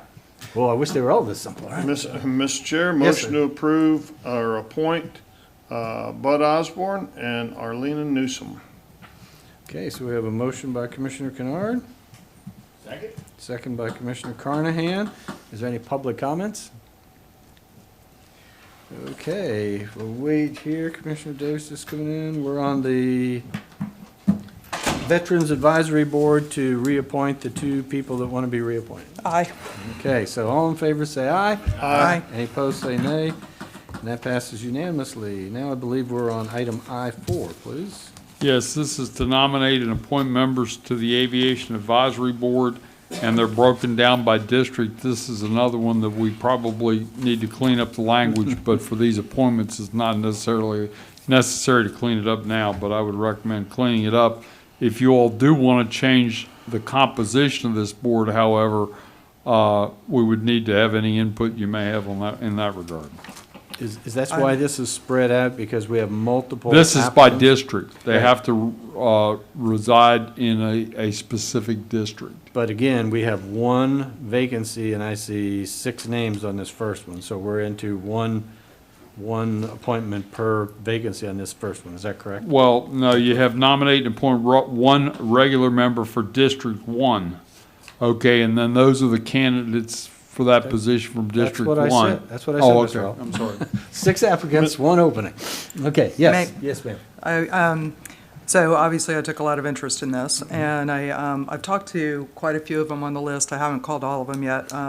I quite honestly felt like a kid in a candy store trying to figure it out. This is the richest crop of amazing applicants I have seen in the whole year I've been here, not just for this board, but for any board. So we were just overrun with some, and I got some really good ideas talking to folks about keeping all the wonderful folks that we can't appoint because there's just not enough spots, keeping them involved and coming to the meetings and so forth. So I would like to make a motion if you would want one. Whatever you want. I would nominate Carl Flanagan for District 1. Do we need to do these one at a time, or can we do them all? Okay, good. You would? Do you mind? Won't hurt to do them one at a time. I would like to do them one at a time. You okay with Okay, that? yeah. Okay, so we have a motion for Carl Flanagan for second. District 1, and we have a second. Let me keep track of this now. Okay, so we got Davis and Kennard. Is there any public comment on this motion for District 1? Commissioners, any other comment on this? All in favor say aye. Aye. Any opposed say nay. Okay, congratulations, Mr. Flanagan. You have the And floor if you want to continue. for District 4, George McDonald has served quite admirably, so I would like to nominate him. One of the people on this list I am going to end up nominating for the at-large position. So I would nominate George McDonald for District 4. District 4. Second. We have a motion by Commissioner Davis, second by Commissioner Kennard. Is there any public comment? Any further board discussion? Okay, all in favor say aye. Aye. And that leaves us with District 1, or excuse me, District 5. District 5, I would like to, again, Jim Booth has also served quite ably. He's also, I believe, from, not quite, well, he's District 5, but I want to say he's on the edges of Beverly Hills or somewhere. He's served, I have good reports on him, and I've gone to quite a few AAB meetings, and he does serve quite well, so I'd like to nominate him. Second. Okay, so we have a nomination for Jim Booth by Commissioner Davis, second by Commissioner Kennard. Is there any public comment? Any commissioner discussion? Okay, all in favor say aye. Aye. Mr. Chair, Yes, And- sir. I've let Ms. Davis go at, but when it comes to this last one, there's a gentleman on here that I feel has a tremendous amount of experience, and I'm going to nominate, that's Mr. Charlie Carr. For, this is the District 1 vacant member at large? At large.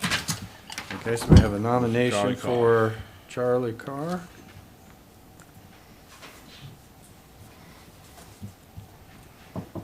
Okay, is there a second? I don't know these folks. I can tell you Charlie Carr has a tremendous amount of Okay. aviation experience. He works as a flight instructor, and he knows the operations of the airports extremely, extremely well. Okay. I can promise you that. I know him well. He has worked for my parents' Yep. former company for many, many years. Unfortunately, he is working his way into more senior management for the FBO at Crystal River, and I don't feel it's appropriate. So that's why I'm not nominating him. Otherwise, he's, we've got amazingly qualified people on here. So Okay. there's one in District 1 that I'm heartbroken that we don't have a spot for, but it was a toss-up between he and the one I'd like to nominate. Okay, well, Commissioner Carnahan, I would second your nomination, but if nobody else does, it may not pass, and I don't know if it's... I want a second. Okay, I'll That's second. how much, Okay, I'll second I'm it. convicted in Charlie. Okay, so we have a motion for Charlie Carr, and that was made by Commissioner Carnahan and seconded by me. Mr. Chair, Yes, sir. can we have, I'm interested here about Mr. Carr, and there seems to be some reluctance. By somebody who I trust with you. Actually, we got two pilots here. Again, if you want somebody that has experience in the aviation world, and that's what we should be putting on here, okay? People that have experience in the aviation world, and Charlie Carr has probably he's got a great resume, and again, he was my flight instructor. He's taught me to do a lot of different things in an airplane. And again, I feel that he has the knowledge and the ability and the to make the good choices for the aviation, the future aviation in our county. There's like a combined, well into the six figures combined flight hours in all of these resumes, so his is not the only one. I didn't say. Yeah. I've stepped back and I've picked your choices, and again, Mr. Carr is my choice. Again, I feel that he has the experience that we need sitting on this board to make good decisions, so that's just my choice. Well, the other way we can do this is we can vote this one up and down or whatever, or we can continue to take nominations and we can vote on, after we hear that. Yes. Mr. Chair, I went with all of Commissioner Davis's recommendations, and this time I think I'm going to side with Commissioner Carnahan on his nomination. May I have one more bite at the apple? You may. And Charlie, if you're watching this, please forgive me. Uh-oh. No, I think a lot of them too. I'm actually, here I am, a child of Crystal River Airport, arguing against putting an employee of Crystal Air Group on the board that is a senior management. We already have one that does a little flight training there on the board, and I am now officially fighting for Inverness Airport. I don't think it's appropriate to have somebody who is senior management. Understand, Goody doesn't have a medical right now. So Charlie is taking a lot of senior roles at that FBO, and I don't think it's appropriate. I would encourage him to attend. I would encourage him to say things. I've been encouraging Goody and the new owner to attend, much like the Chens from Wright Rudder attend. That's all great, but I do not think he should be on the board for that reason. And I appreciate your position, but again, Charlie has a tremendous amount of experience. I have total confidence in him and his great wisdom to make good decisions on this board, and so I appreciate it. But I'm sticking with Charlie. Well, it's a great problem to have. It's like what we have with TDC. When you have more qualified applicants than you have spaces. It's a crazy list, Ron. It's a Okay. crazy list. Well, you may be batting 75% today. We'll see what happens. So I hear the nomination has been made for Mr. Charles Carr and seconded. I opened that to public input. We saw none. So I'll call for a vote. All in favor say aye. Aye. Any opposed say nay. Nay. And that passes 3-1. Okay, so now we can move on to committee reports, I believe. Who wants to start? I'll start. Yes, sir. Spring Steering Committee, it seems like we got a few things that were getting funded last week, so that's always a great thing. And also I was voted to serve on the Executive Gulf Coast Committee for, I think, the third or fourth year down the road. So I am back on the Executive Board. Congratulations. Thank you. Bring those projects home. Bring the money I am, home believe for me, the I'm trying to get it done for everybody. Okay, Commissioner Kennard. Yeah, I've got, let's see, Monday. Take your time. I'll be listening. You're welcome. I believe it's Monday. We've got the Keep Citrus County Beautiful meeting. And we had our MPO meeting last week, and I was sharing during the break that we had a presentation from DOT. The lady that gave the presentation, her title was the Law Enforcement Liaison, and she talked about their Target Zero initiative and gave us a handout on that lists all of the counties and categorizes them by population, and then lists where you rank in 9 different categories compared to the other counties your size in terms of fatalities. Citrus County ranked in the top 25% of fatalities in all 9 categories. In 4 of the 9 categories, we were the number 1, the highest ranked in fatalities in 4 out of the 9. And in 2 of the 9, we were the number 2 rated in terms of number of fatalities. The purpose in her presentation was to bring to light the number of grants that are available through the DOT for law enforcement agencies to apply for monies from DOT to help reduce the number of fatalities on our highways. They also listed the cities around the state and categorized them by population as well. Our 2 cities did not fare well. The county fared terrible in terms of fatalities. The 2 cities, well, let's see, Crystal River was in the top 25% in 8 out of the 9 categories, and Inverness was in the top 25% in 7 of the 9 categories. We have got, compared to other counties our size, we have got an awful lot of people dying on our highways.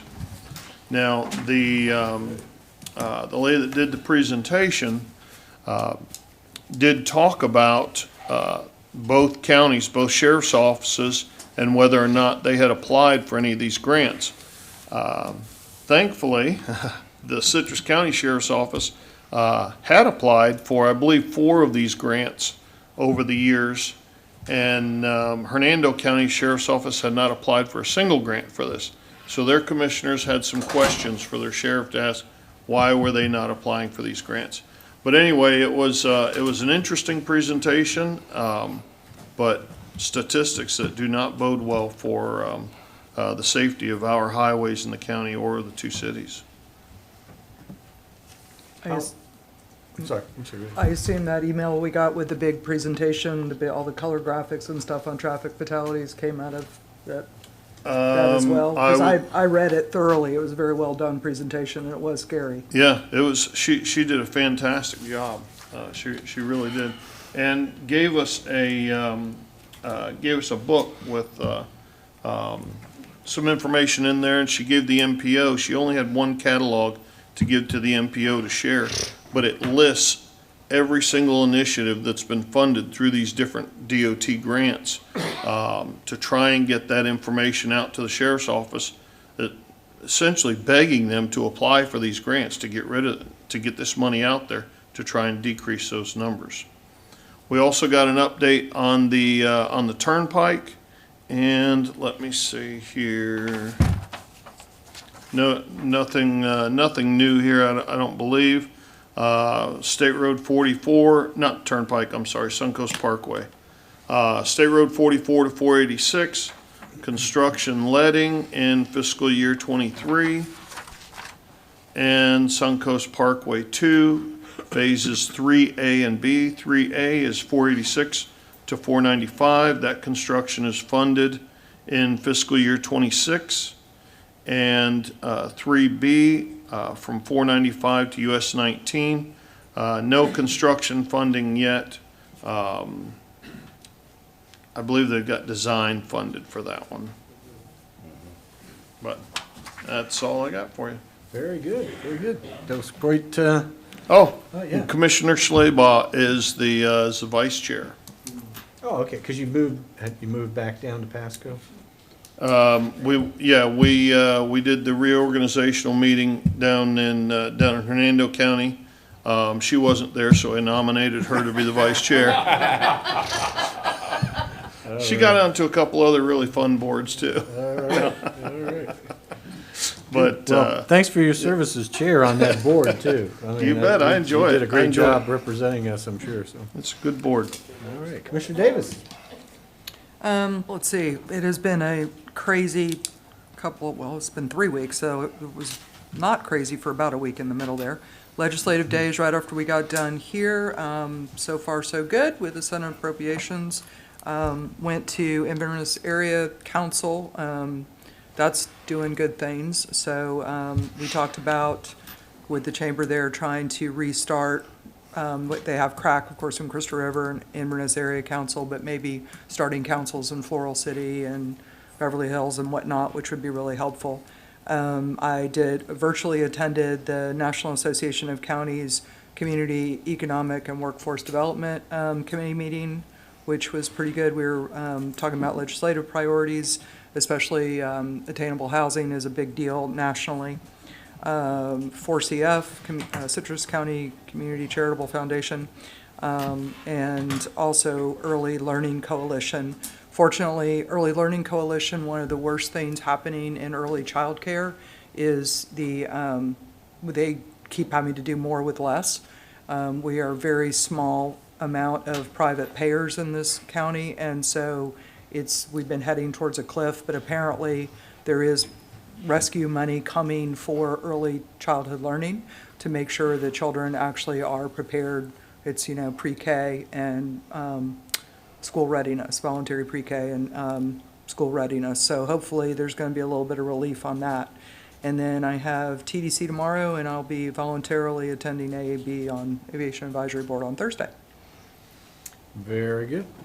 And the only thing I really have to report, the TBRPC meets on Monday, so I'll be going down to that. It's kind of interesting. There have been other things picking back up. I've continued to meet with the property owners associations down at Sugar Mill, and the one topic that we scrupulously avoided was the Oak Village situation. So I just stayed away from that, and it's always been very professional and courteous down there. So I'm going to miss that group. They're all very, very fine people. The other interesting thing is I attended the editorial board meeting. I took with me my right and left offensive linemen, Gene McGee and Randy Oliver. And so basically, to make a long story short, it was kind of like everybody watched Seinfeld. Everybody know what Festivus was? And it started off with the airing of grievances. In my mind, that's what I started off with, was my airing of grievances. And, so we'll see. It's one of those things, time will tell. Everyone agreed. We should all get along. We should be nice to each other. And what I said over and over and over again is that their reporter reports accurately. And if they don't agree with what I say, that's fine. They can take great umbrage to everything that I say, but don't lie about what I say. Just comment on what I actually said and not what you think I said or whatever. And I think when the meeting was over, we all agreed, and it was going to be a new beginning. And as I pointed out to him, I've heard that for 22 years, but I'll remain optimistic and we'll try. And so my feeling is, if they invite me back, I'll go. I'll leave it up to Mr. Oliver if he wants to attend. What I think is good about having Mr. Oliver there is if it comes into a policy decision, will you guys reinstitute impact? I mean, just as an example, I can say, yeah, the board's position was do this because of this.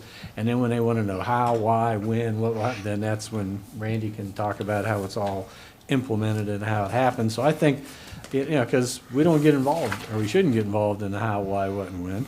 So overall, it was very good. And Randy, once again, there was much discussion about, which we'll lead into in a little bit, recruitment process for the administrator. And he just said, his job is to give options, ideas, and thoughts, but he doesn't advocate for any one or group of commissioners. His position is to follow the will of the board. So, so basically, his position was, you know, the board's going to have to decide what they want. That's going to be the first step when they start looking for a new administrator. But overall, you know, we'll see what happens. The proof will be, at least this time I have two witnesses with me what I said. So when the editorials come out, I'll be able to say, oh, well, you know, so I'll remain cautiously optimistic about that relationship, so we'll see. But I do agree, Eugene pointed out that we all work for the same people. You know, we make decisions, the media's job should be to report what those decisions were, and then, of course, if they want to editorialize about whether they agree with it or not, fine, but don't change what those positions are.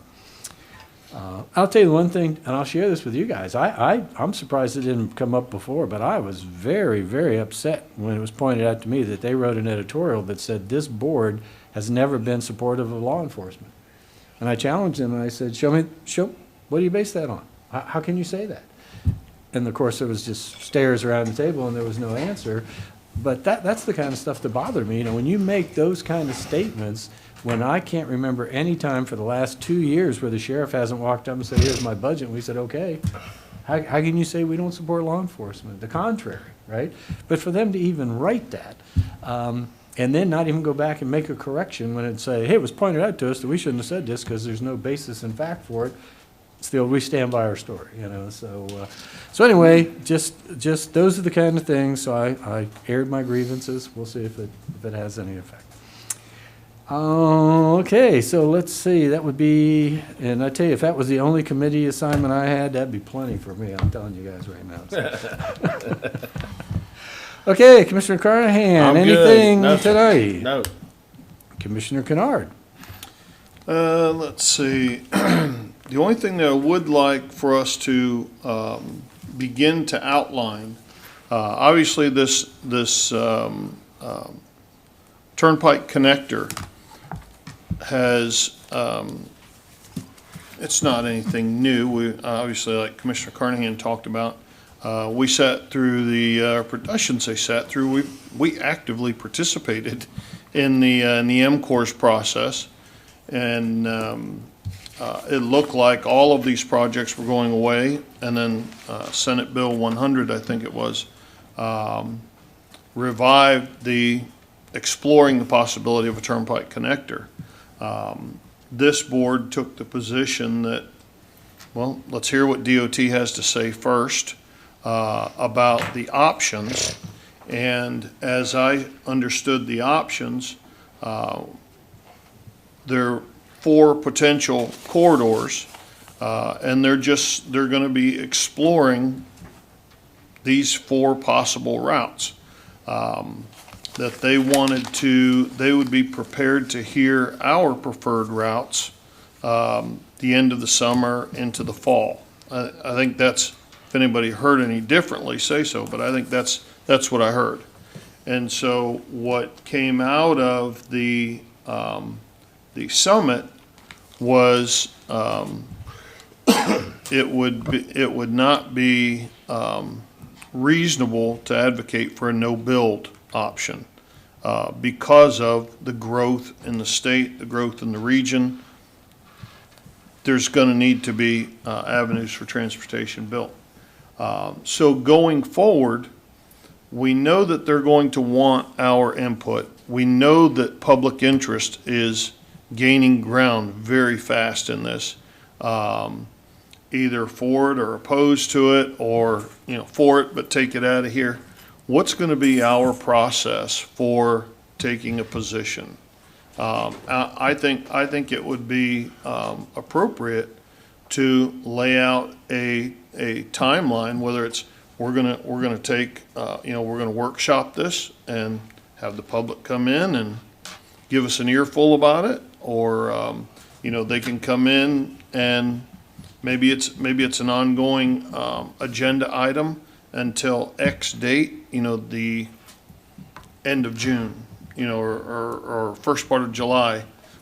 This board is going to take a position that these are our preferred routes, or, you know, we're gonna take our preferred routes to the cities and see what their preferred routes are so that we're all on the same page, but we've got a lot of information to begin gathering. I think we do want to hear from, you know, obviously the residents of the county. We want to hear from the business community. I don't think that the chamber has yet gone to their members, and naturally there are a lot of businesses that are not part of the chamber. But I think that the chamber can poll their members. I think they've got 800-900 members, something like that. Poll their members and see where they're at on it. And once we've got the feedback from the public, from chamber, from the cities, then we can say, all right, we're taking a position on this. It's not going to be a mystery. These are the routes that we would prefer.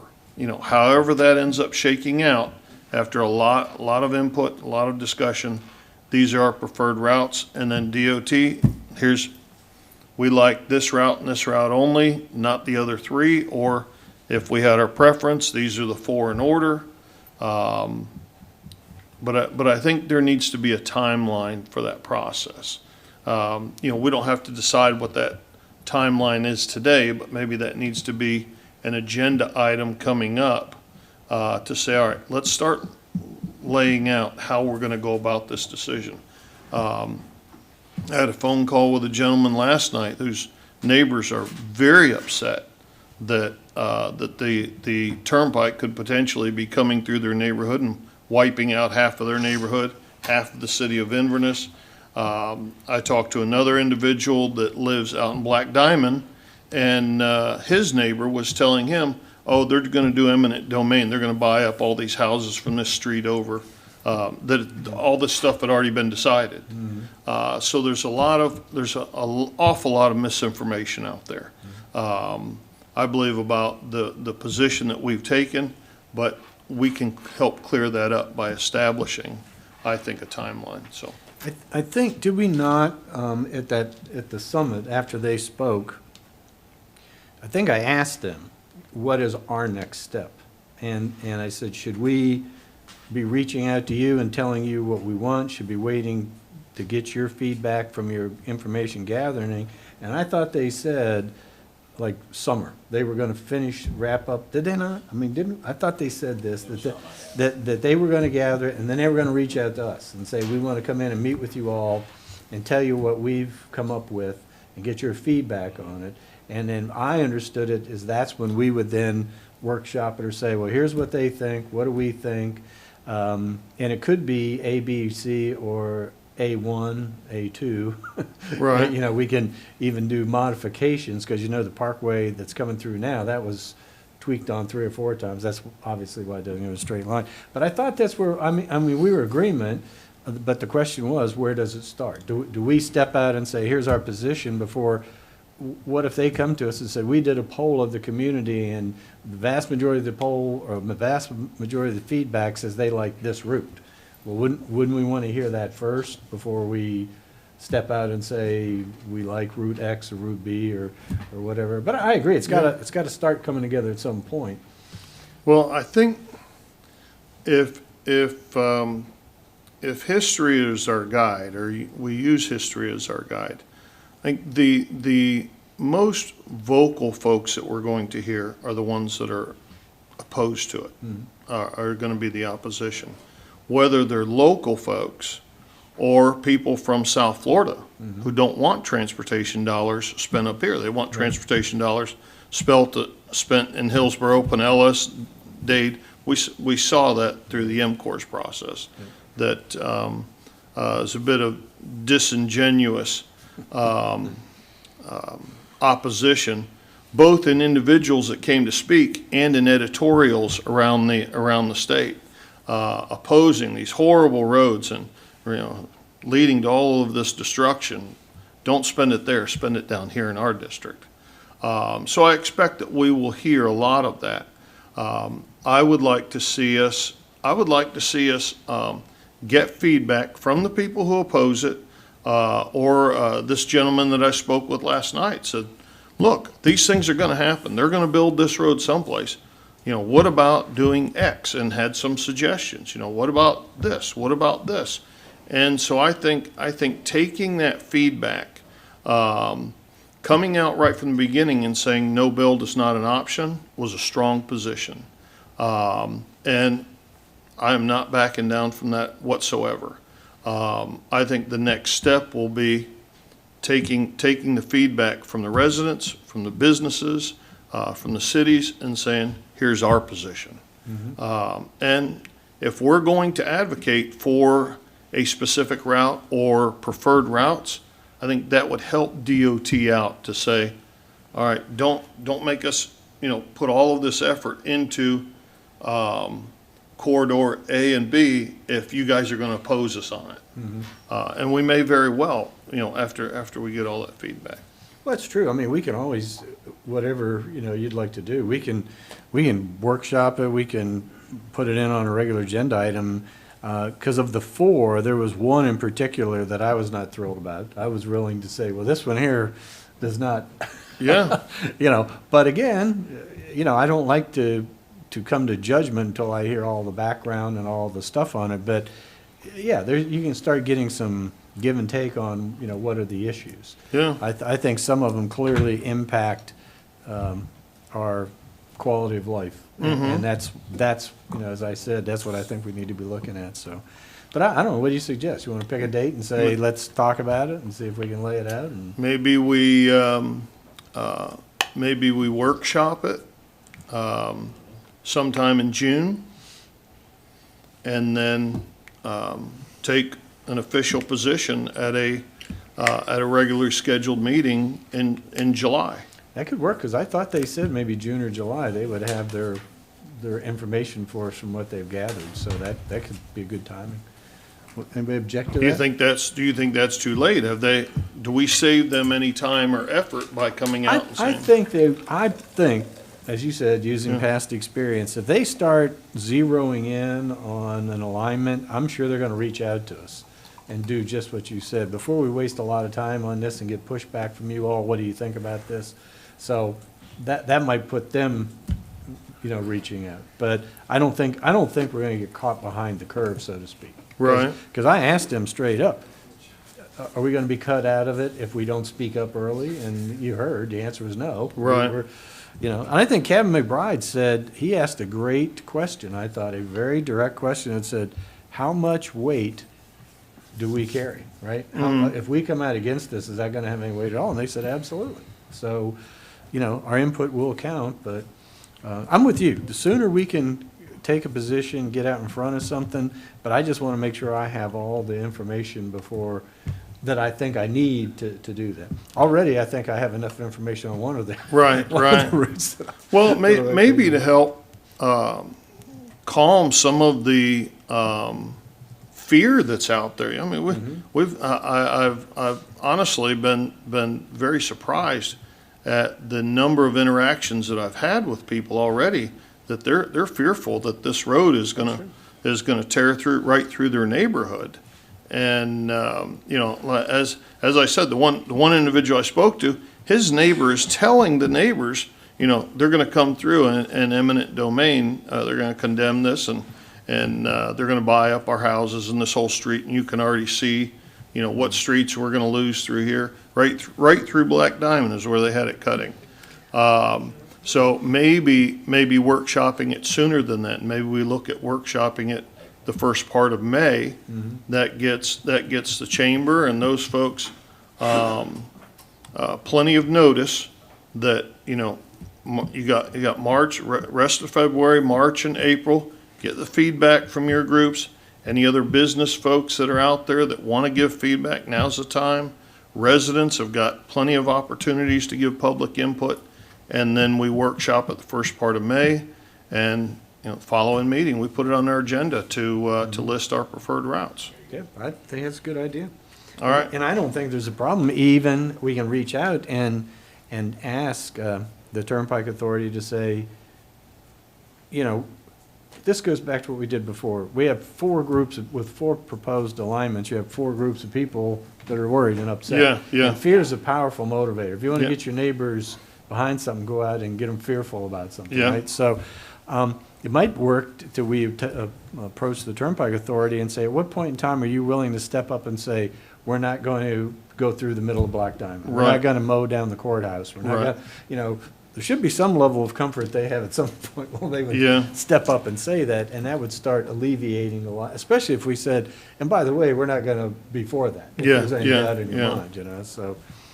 Yeah, well, let's do that. I mean, I think everybody's on board with that, so. What do you All think, right. Randy? Can you plug us in a workshop sometime in May, June, something like that? Sure, To add it be to the glad list? to. Okay, and we can extend an invitation to the Turnpike Authority if they even want to come and sit and talk, or maybe tell us what they have to date, you know, or whatever, you know, I mean, so it doesn't hurt.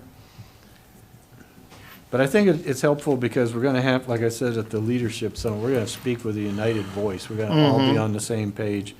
And as was said earlier, I think people were putting some words in our mouth. I don't ever remember going back and saying, you know, anything different than what we've said all along, so. Okay. Anything else? No, that's it for me. Okay, so that brings us to Commissioner Davis. Anything new for us? I got so excited about the AAB appointments, I forgot to make a public note that it should, I believe, say member at large or at large versus alternate, because alternate makes it sound like they don't vote.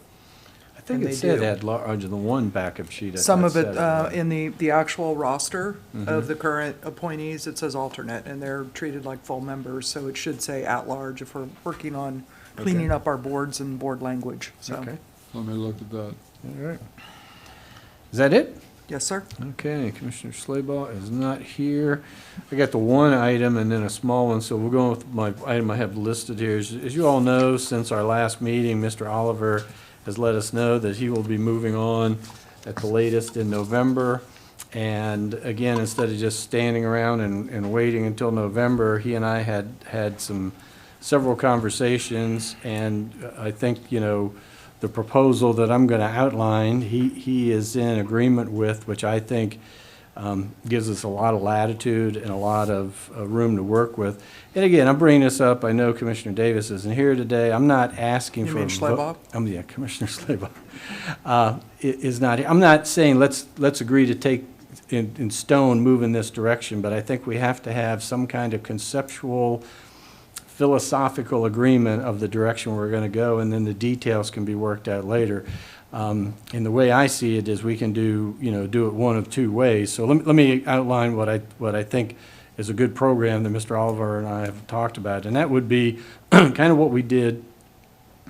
Some of you may know this, or some of you may not, but when Commissioner Carnahan and I were elected, the very first thing that was put in front of us was to meet with the headhunter and look at the list of applicants for a county administrator, because the county administrator had left.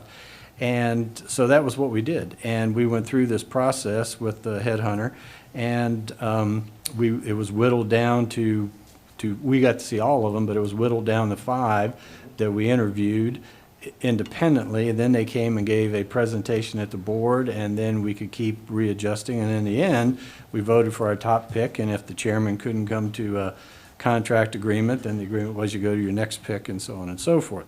I say all that in the fact that Randy, after being here 7 years now, maybe if he goes into November close to 8, probably is close to twice what the average length of time that an administrator stays. So I think that process worked well because we took our time, we identified, all the commissioners had input into what they were looking for.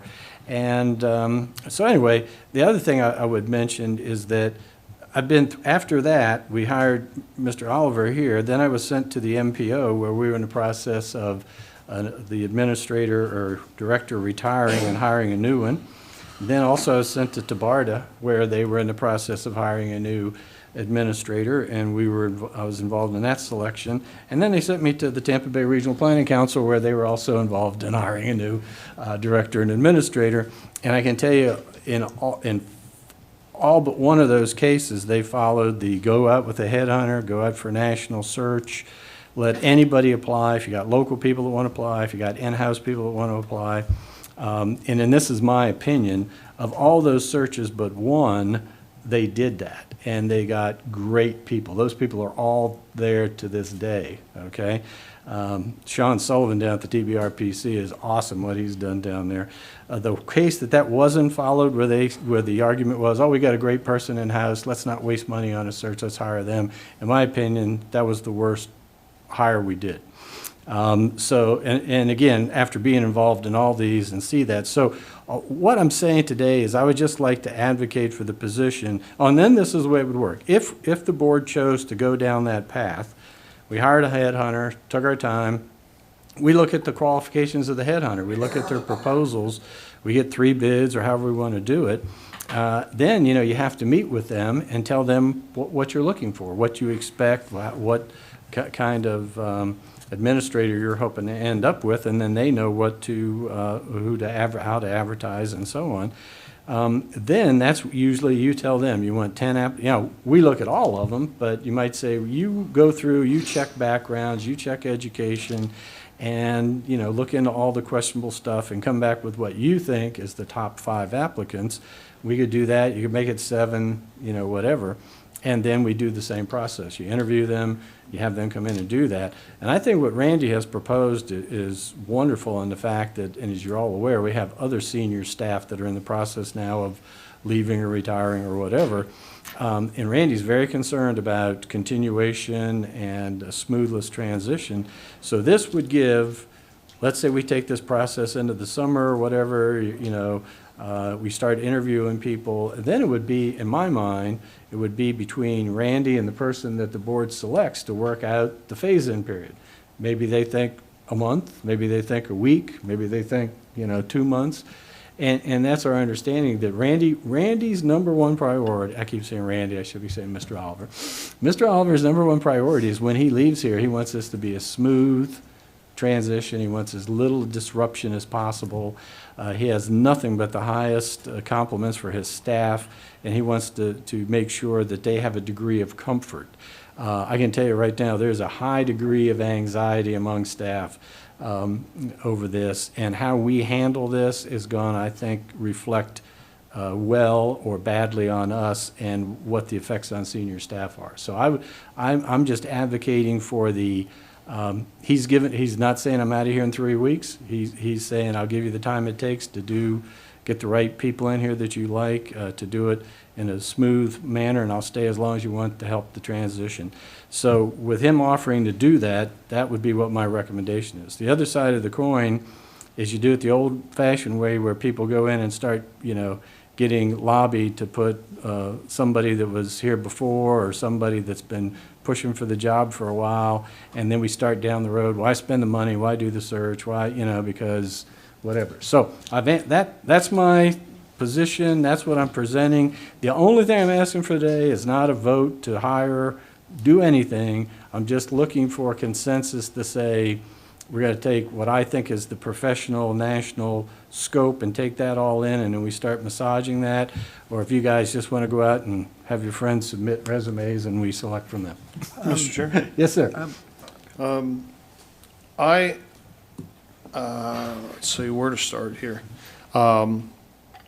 I like the approach that you're taking. I've been wrestling with this for a while, since we found out, that Randy was leaving.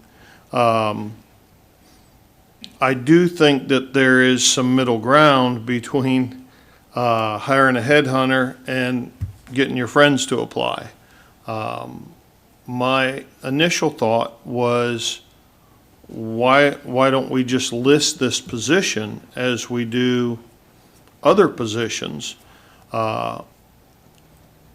in particular for people that have experience within the state of Florida, and then have those applications reviewed by a small group of people who would not answer to Randy, would not answer to the new administrator.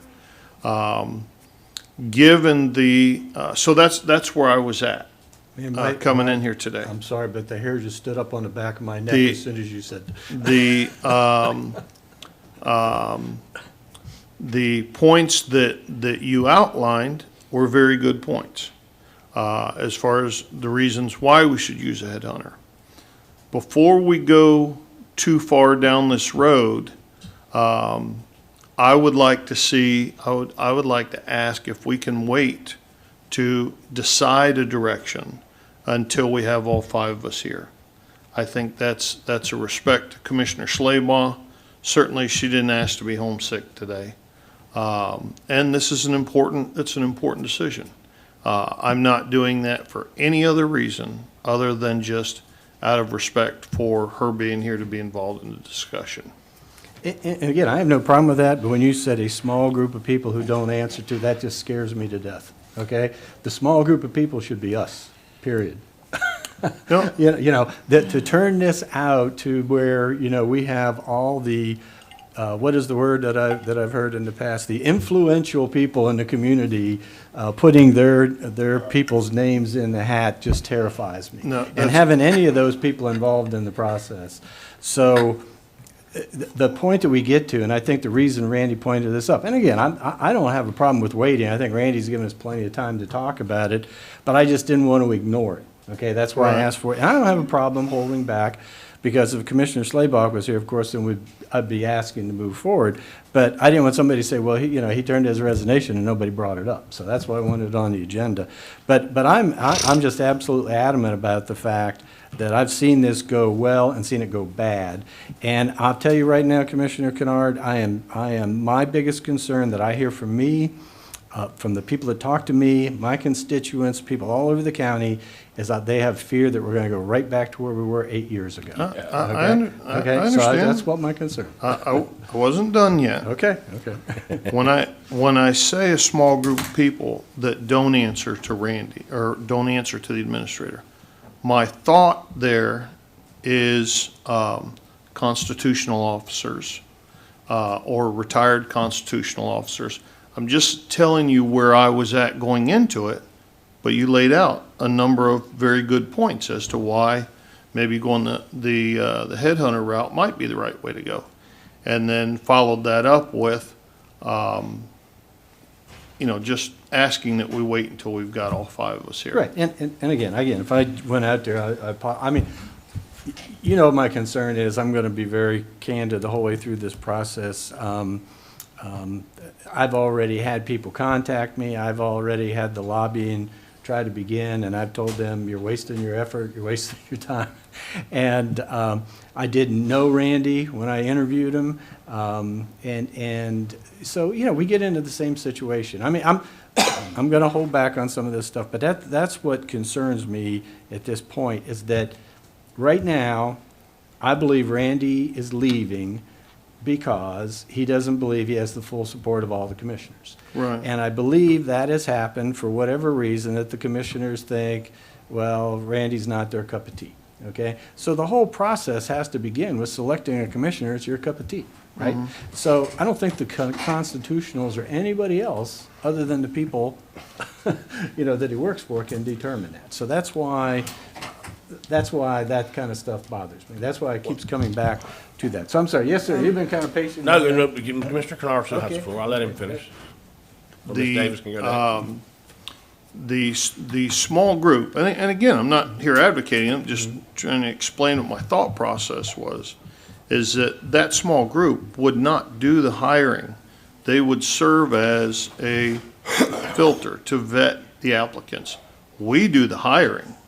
But that is a group of, I would say, very well-respected individuals who manage a lot of employees right now, and would be able to say, you've got 5 great candidates, there you go, you guys decide who that is. One last point, and then I'm finished up here. I think that we have to be, and I understand right where you're at, but we have to be very, very careful about the tone, the full tenor of the discussion up here while we're asking the best possible candidates out there to apply. We all understand, I believe, where everybody is at, but we've got would-be applicants watching, or they will go back and watch and say, is this something I want to get into? And if it's,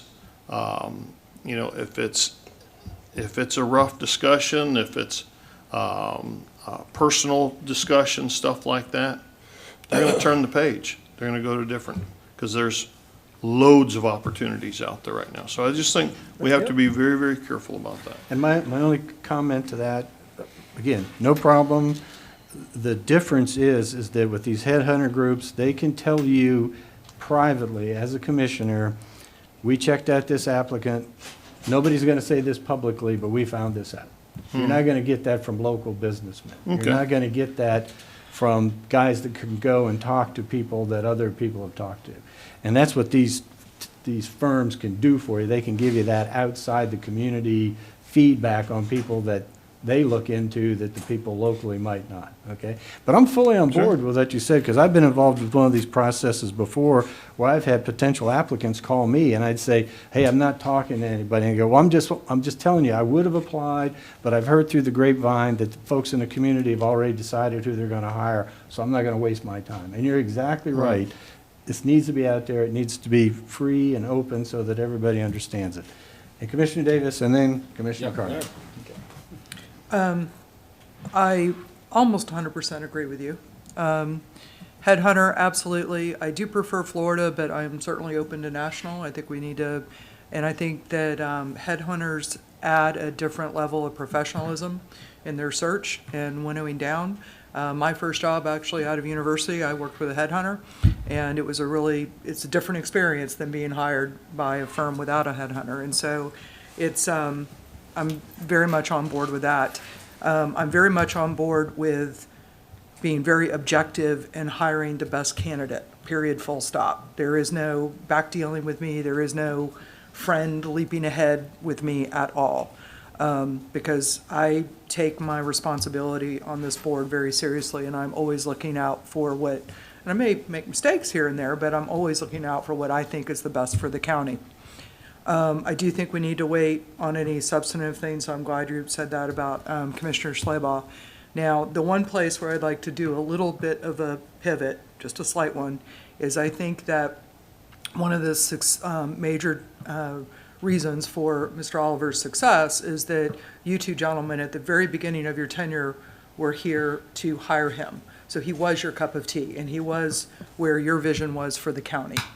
And I would very much like to tap into, as I believe you were quoted in the paper as saying, tap into your experience in hiring an administrator. I think that that's important to tap into that.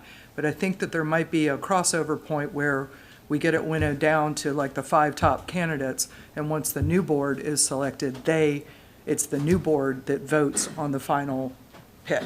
And I also want to bring up the question of what are we doing about an assistant? Should we not try to get both at the same time? Well, I'll comment to that quickly. I think his point about hiring an assistant was spot on. Is that Mr. Oliver doesn't agree that that's the way to go because he'd be hiring that person, you wouldn't. And so, as you say, the new board may come in and Okay, that's a good that point. person may be gone. Yep. So this whole process, and even if he does bring them up to speed, if they leave, it eliminated that. Okay? The other thing I'll say is I've been down this road before where I've been called a lame duck and we shouldn't be in the process. And I'll remind everybody that doesn't happen until June. So my wife's been twisting my arm saying, after what's happened with Randy and the way this stuff has gone down, she's encouraging me to run again. Okay, so that won't change. Nothing will be in stone until June, okay? Because that's the last day of qualifying. I can go ahead and write a check and be on the ballot. So I think that's short-sighted to say, because I tried to get out in front to say, just like Mr. Oliver did, this is my intention. If we followed that same logic, you could say, well, he shouldn't make any more decisions because he's not going to be here in the future. Okay, so I'm a commissioner until the day I leave office, and any decisions that come before this board, I think myself and Commissioner Carnahan should be involved in. I don't want to run again, but if I'm put in a position where the citizens are saying, don't let this madness continue, then I will consider it. And so let's not start talking about you know, until the day, if I leave here tonight and drop dead of a heart attack and somebody replaces me, well, then you can talk about me being gone. But I thought I was trying to do a service by getting out in front of it. So, I'm not, so- may I respond? Sure, I'm not really, sure. you seem to be offended, and I was actually really validating y'all's experience on this. What I'm trying to say is that it doesn't seem fair to me, to the new administrator, to be working with 3 of the 5 people that hired him, assuming that you're retired for good. But certainly, if you decide to run again and you win, then you would be one of the 5 that hires. You know, that's totally up to you and to the voters, of course. But I absolutely meant no disrespect by this. I'm saying that you did a really good job in picking Mr. Oliver. He was the right man for the job at the time. The county has certainly changed in 8 years. We're in way better shape due to not only his work, but your work as well. And I am honoring that. I honestly am honoring that. But I'm saying that, you know, part of the reason that that was such a successful relationship between commission and administrator is because you vetted all the candidates and you were one of the ones who voted to hire him. So I just think it's more respectful to the new administrator and to the new board, if there is a changeover, to do it that way. So it was just a gentle suggestion, that's all. Well, listen, we know this has been going on because there's been multiple articles about how we shouldn't be voting for a new administrator. You know, and I do take offense to that because here's what I'm going to tell you. We are here until November unless we decide to run, because we can write a check, that's for sure. And I'm getting the same phone calls you are, okay? But here's what I can tell you. I've been in this Citrus County for 52 years, longer than anybody up here, okay? Born and raised right here. And we're going to make the best decision, okay, for another administrator, just like we did for Commissioner, or Mr. Oliver, okay? So to try to just put us off to the shelf, okay, and say that we shouldn't have a vote is just crazy. Because again, my phone rings off the hook when they read some of this stuff. And again, you know, we know exactly what's going on. I mean, we're not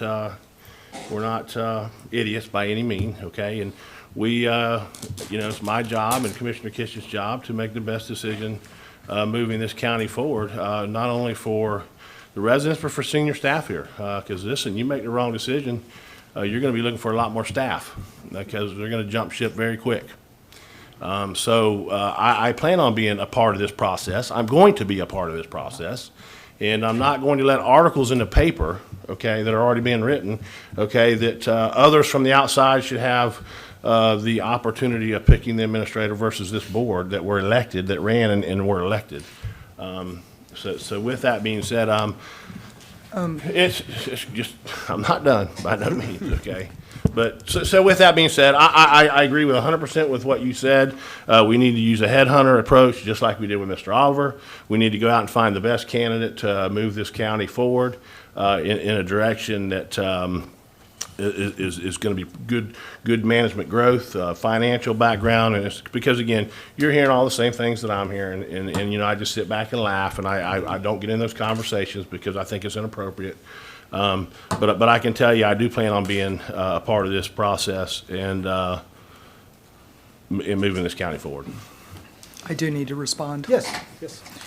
So it's the current board that would be deciding the criteria on what we're looking for. So that is by far the most important thing right there. It is this board that would be selecting the headhunter. It is this board that would be winnowing it down to whatever the top 3 or top 5 is. I would bet my last dollar that whoever we winnow it down to, the 3 or 5, would all be incredibly capable. If we're using a headhunter and we're doing a national search, they would all be phenomenal administrators.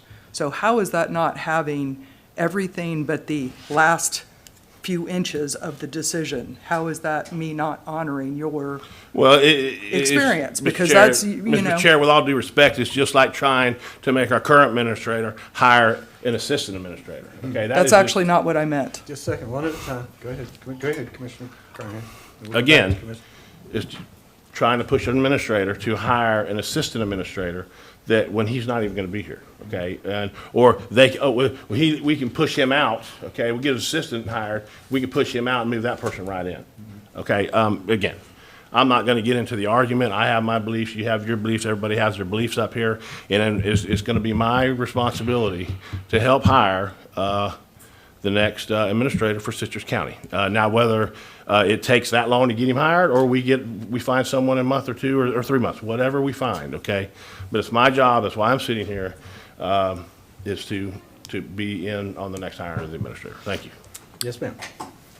When I brought up the assistant that was being rolled in for, at the end of the year, per my suggestion, that we would hire them together. However, as you said, the current, whoever the current administrator is, the new one, presumably is what I thought you meant, would be in charge of hiring their assistant. And I said, very good point. I was not trying to force him to hire an assistant right now. Okay, let me clarify a couple things on my position, too. I don't want to run again. But I will if I have to. So what I would prefer is to work out something that everybody feels comfortable with. And here's the point, is that Mr. Oliver said he'll stay here at the latest through November. I will be here through November 21st. So if Mr. Oliver stays until November 21st, the hiring will have to take place while Commissioner Carnahan and I are still in office. Okay, so unless you're going to tell us that you're going to try to say that we don't do our constitutional duty and vote for one of the two people we hire, I don't see how that scenario flies at all. Okay, we have to be involved in the process. By law, we're required to vote until our last day in office. We can't, unless you're trying to hire my brother or something, you know, and then I would have to abstain from that. But here's the other thing. I don't even have a problem with this. Okay, throw this out for you all.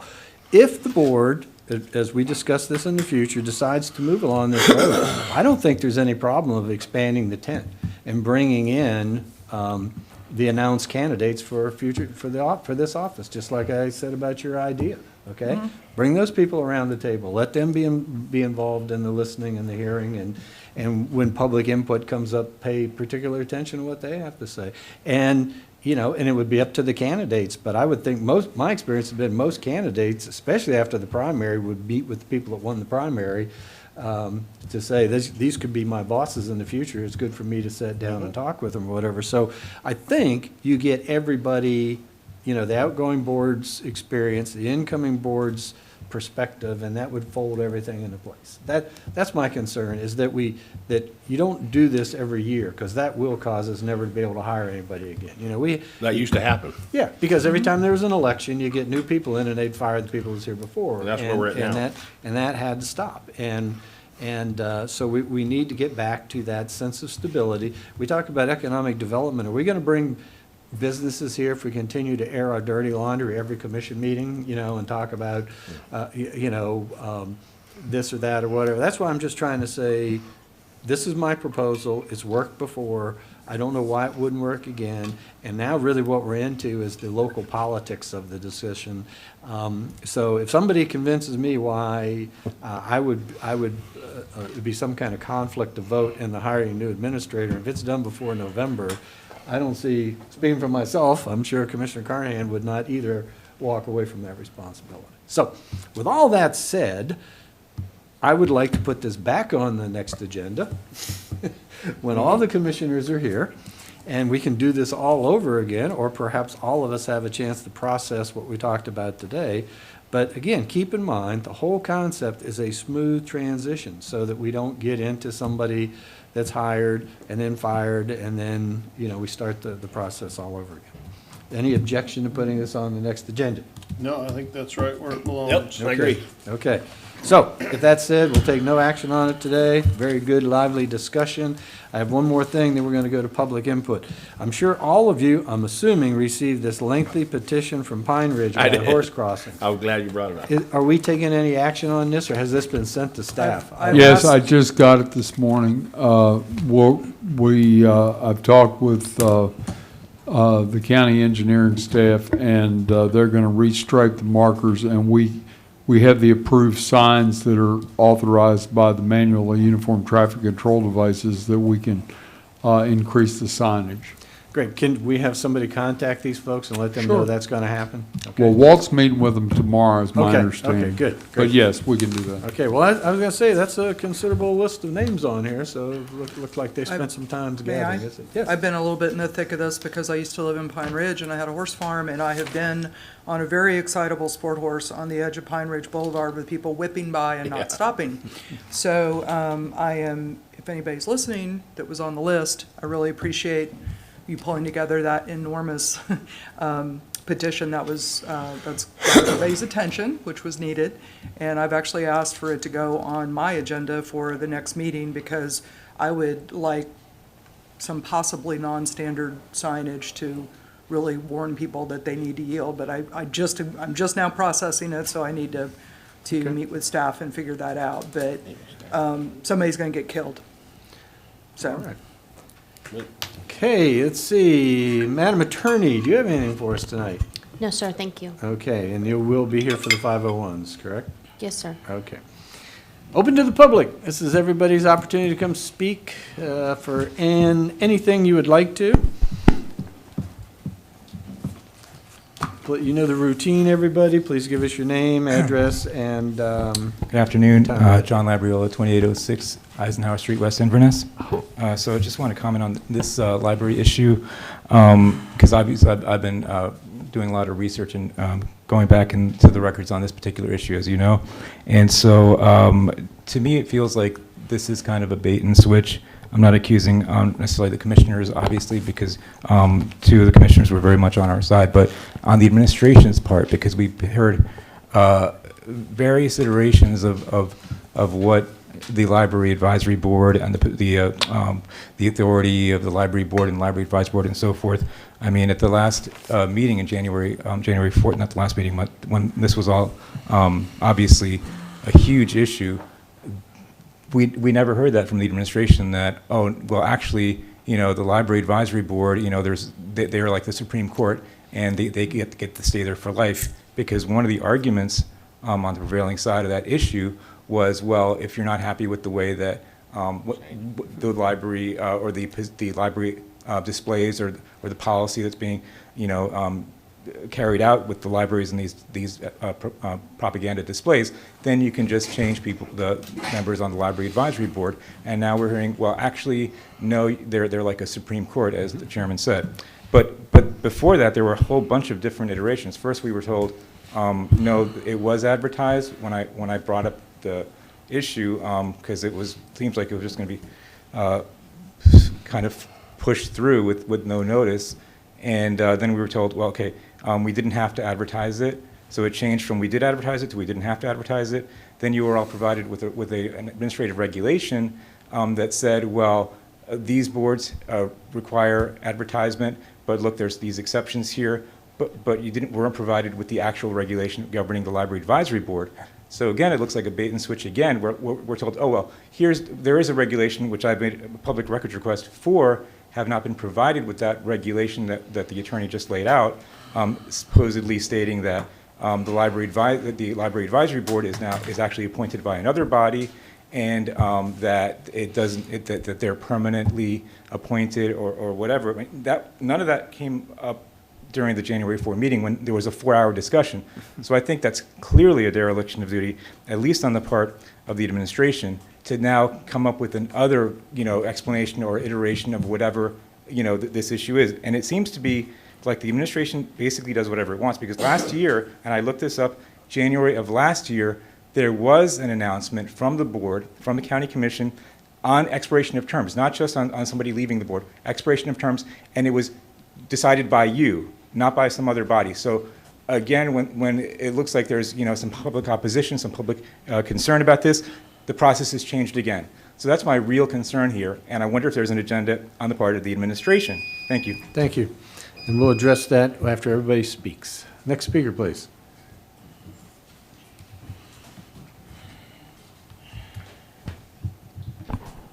Good afternoon, Janet Barrick, Citrus Springs. First of all, I come to these meetings and I have relatively good hearing. I don't know what it is about Commissioner Davis's mic, but I can't hear you when you talk. And I don't know if it's where you've got it positioned or what. And I tried sitting in a different seat today, okay? And most of the time, I could not hear what you were saying. Now, I know I don't need hearing aids, so I'd like something to be done with your mic. And Denise, you were fantastic. I hear every word. So that's why I'm saying, I think it has to do with your microphone. You're missing such wisdom. I know, and it was wisdom, okay? When it comes to hiring, the commission, I agree, we need to get an assistant. The assistant's job has been open, and he's been asked and asked and asked to get somebody. Somebody needs to be there, not because Randy's leaving, but because Randy could use an assistant. Somebody needs to know how to do the things before he leaves, before he even puts in his before he put his resignation in. It was a needed position. So it's not just because he put in his resignation. Okay? Now, I also sit back there and I listen to all these different things, and I try and pay attention, I write notes. We went round in circles and round in circles about a meeting for the advisory board. First, we had it 8:45 prior to a workshop. Then we changed it to 8:30 prior to a workshop. Then we went to, we're going to have it at time certain. My question is, and it's probably somebody else's question, you're going to do a time certain, I understand that, but are you also doing that 8:45 on 3/8? Because I got very, very confused. It went around this one and then that one and back and forth, and I'm not easily confused because I do take notes, you know, and I try and stay on top of things. Now, I know I'm president for the Civic Association. This is my last year. I can't run again. So I am working diligently to train somebody this year to do the things I do. That's why Randy needs an assistant now, and he needs to look for an assistant. You can go to all the headhunters you want, you can go to all the local people you want, advertise wherever you want. But you need to get on the same page. You're looking for somebody that's going to be here for at least 4 years. Now, Mr. Kitchen, if you run again, that's your prerogative. Mr. Carnahan, if you run again, that's your prerogative. And then it's up to the voters to make their decision. But whether you do or don't run and whatever, 3 of them will outvote 2 of you every time. Okay? They need to be, you know, finding someone that they can work with. And that's the biggest thing. You have to find someone you can work with for the betterment of the county. Not for yourselves, but the betterment of the county. Because that's what you're hired for, the betterment of the county. That's why I was hired at Citrus Springs. Okay? I was voted in, and we have moved in the positive direction since I took over. And I would like to see it continue. And I'm sure you 2 gentlemen would like to see it continue also for the county. And in order to do that, the person that is hired needs to be someone that can work with the other 3 commissioners, since they still have at least 2 full years after this person's hired. Okay, so you need to back off a little and use a little bit more of the common sense. I do get aggravated at certain things. I know that Ms. Davis has ties to the aviation, and I get frustrated when she votes in aviation things. I feel that, you know, that is like a conflict of interest, because she does have very close friends there and very close ties. And I know some other people that I talk to have the same thing. You know, if something were coming up in the chiropractic world, I would like to see Mr. Carnahan step back. Or Kennard, rather. So let me ask you, is this the position of the members of your... Of the board, we talked about it at the board. So that's your stated, so you're taking political decisions. Yes. Okay, just make sure that we have that. The board had, we have a long meeting every once a month. Okay. But I also take it back to the members once a month. Okay? And I try to do what they ask. That's why I come to the meeting, I stay for the entire meeting. Thank you very much. Your time has expired. And see, my question is I think We can't be letting people who say they represent a community organization come up and expound their personal views under that. So I would like to see minutes from your organization where you were empowered to take a political stand by your organization, because you can lose your tax exempt status for that, if that's in fact what you've done. So you need to be very clear about how you make political alliances. So that's the only thing I'm saying. So when we hear from organizations, we expect to say, we met, this is what the board wanted to tell us, okay? So I just have a hard time believing that we are discussed as two people at that, so. Well, here, I'm going to jump out to. Just one second. Is there any other public input? Let's wrap up public input before we move along with this. Okay. Yeah. I'm going to jump out to Commissioner Davis's defense and say, listen, I think it's great that we have, not only her, I've got, I don't know how many hours in an airplane and fly, and so if she shouldn't have any say, then I shouldn't have any say. So it's good to have somebody that understands the aviation world to give their opinion and outlook on things. And again, I'm going to go back to this. You know, you standing up here preaching to us about how Mr. Oliver should hire. I'll tell you what. So Mr. Oliver goes out tomorrow and hires an assistant. We hire a new administrator, and the first thing he does, I can't get along with you. You're gone. Why would we do that? You're not going to get any good candidates. It just doesn't work that way. And I can promise you this. We have plenty of senior staff that can step into the role of Mr. Oliver and carry on if something happens tomorrow. But I've had plenty of experience in hiring, and that's why we're in this situation right now. I'm just going to lay it on the line. That's exactly why we're in a situation of looking for an administrator, is because the administrator was trying to be forced upon to hire an assistant, and he didn't think that was right. So now we're in this situation of trying to replace our administrator. So, Mr. Oliver, I think you did a tremendous job coming forward. So with that, I'm done. Okay. And I expressed my feelings about that. From now on, we're supposed to have on file authorization from organizations for a particular person to speak. And I think these organizations need to know what their representatives are saying. So I'm just going to be very scrupulous at in the future when we hear things move from, well, I think this and I think that. That's not representing your organization. Your organization is, we passed a motion, this was the direction to give to our spokesperson to take to the board. So again, I think this is kind of taking advantage of that. I just want to speak to one thing, and I'll hear what everybody else has to say. I always butcher your name, Mr. Labergy, whatever, but you're exactly right. Okay, nothing will cause lack of confidence in government, let's watch at a national level, is conflicting information, okay? You're told one thing, and then you're told something else, and then you're told something else, and we're better off if we say we don't know, we'll check into that. But I want to say to Mr. Oliver's credit and to Ms. Lynn's credit, yes, they recognized that something was wrong, and instead of just trying to sweep it under the rug, they looked into it and said, this is what we need to do to fix it. So I think that's what the effort is being made here. And again, obviously, we didn't set 3 meetings. Anybody that took notes know that we said we're going to do a time certain instead of the other 2. So if anybody out there is confused, we're going to do those meetings as a time certain. But you're exactly right. Your points are well made. You show up, you're told one thing, and then you're told something else, and then you're told something else.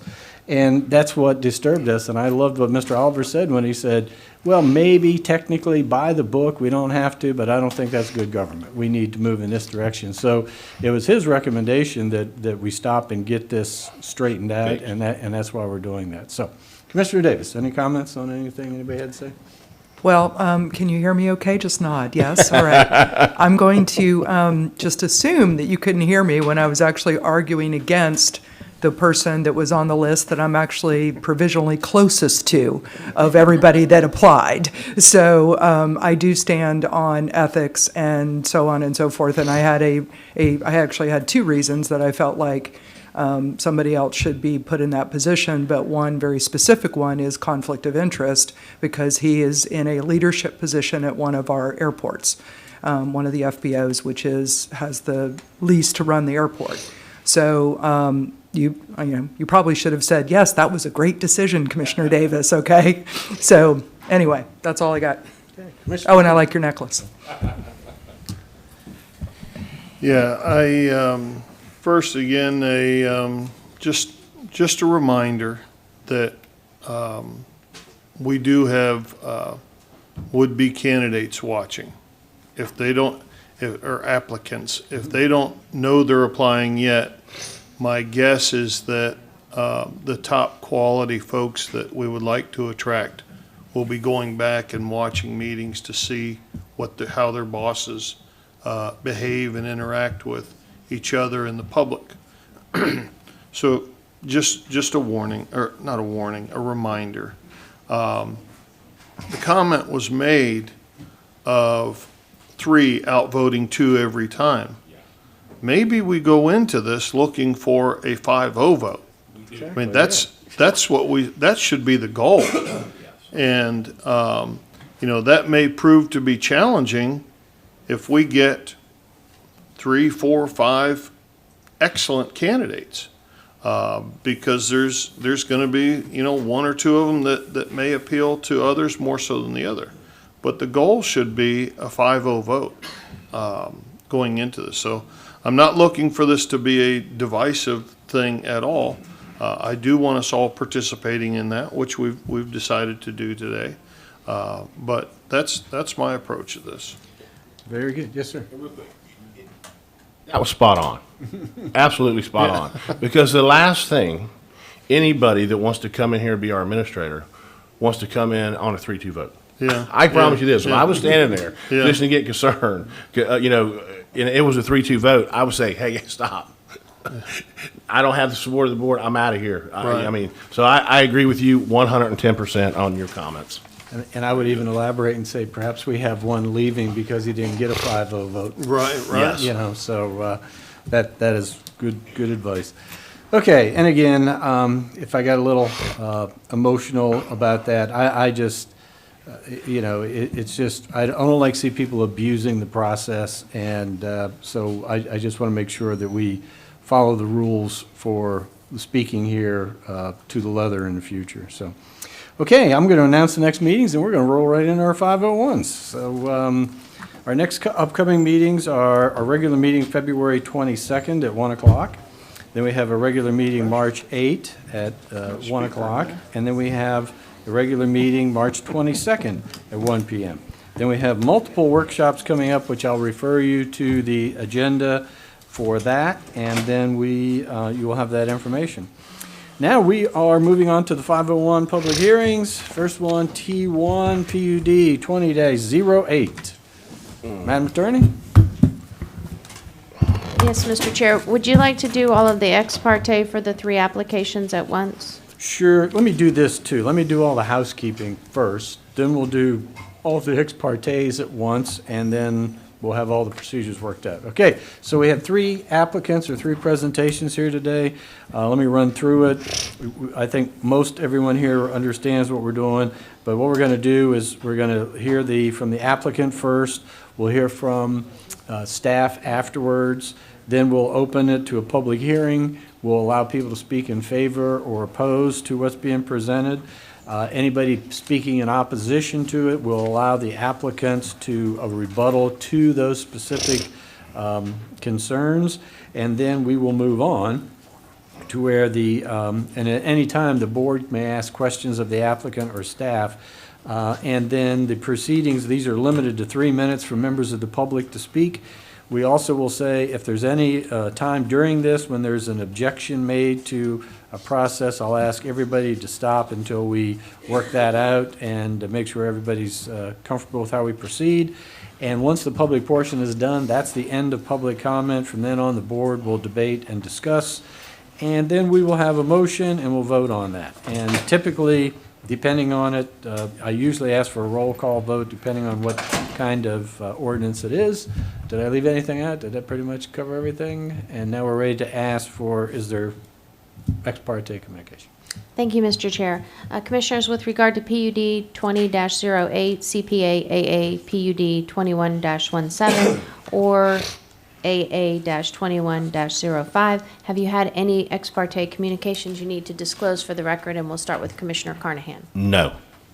No. No. No. Thank you, Mr. Chair. Okay, first- I'm sorry, should I also say that You want to do the evidence motion now, or do you want to read the ordinance first? Either way, sir. Okay, let's do this. Everybody's been given the backup material from the applicants and from staff, so I'd be looking for a motion to admit this as evidence in these things, and we can look at it all together, right? So moved, Mr. Chair. Okay, so we have a motion Second. by Commissioner Carnahan, second by Commissioner Kennard. Any other comments? For all applications. For all applications. For all the applications. Okay, all in favor say aye. Aye. Any opposed say nay. Okay, it passes unanimously. Now I believe all the housekeeping is done, so you want to go ahead and read? Yes, sir. First, with regard to PUD 20-08, at the conclusion of this public hearing, you're going to be asked to consider an ordinance of Citrus County, Florida, political subdivision of the state of Florida, amending the Citrus County Land Development Code Atlas and an existing master plan for multifamily housing, which amendments include removing the requirement for affordable senior housing, providing for applicability, providing for modifications that may arise from consideration at public hearing, providing for severability, providing for codification and scrivener's errors, and providing for an effective date. And I believe the applicant is here. Please proceed.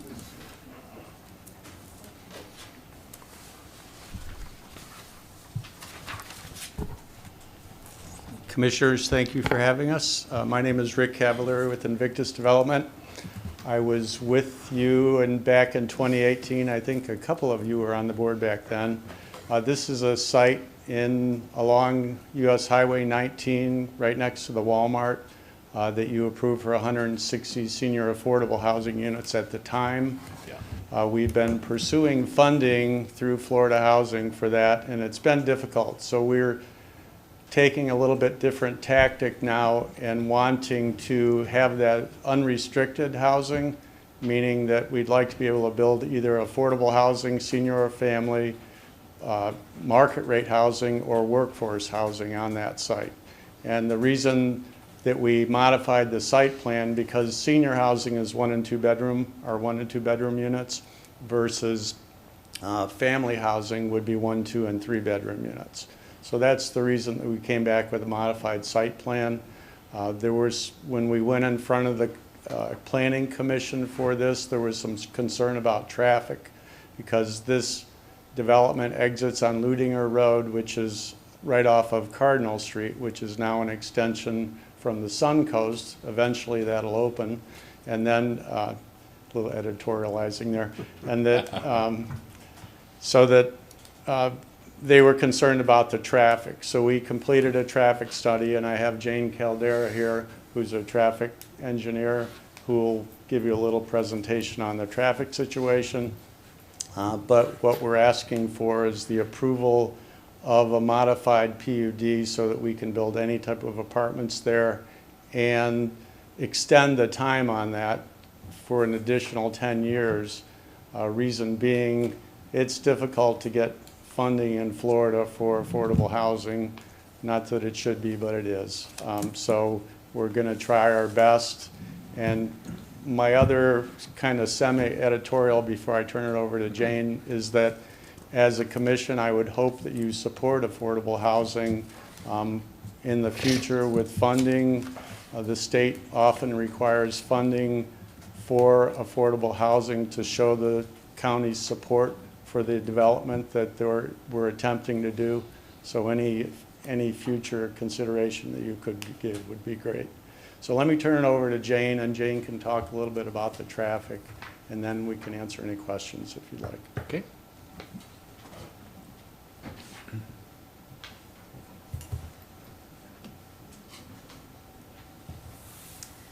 Good evening. Thank you for having me. My name is Jane Caldera. I'm a professional traffic engineer.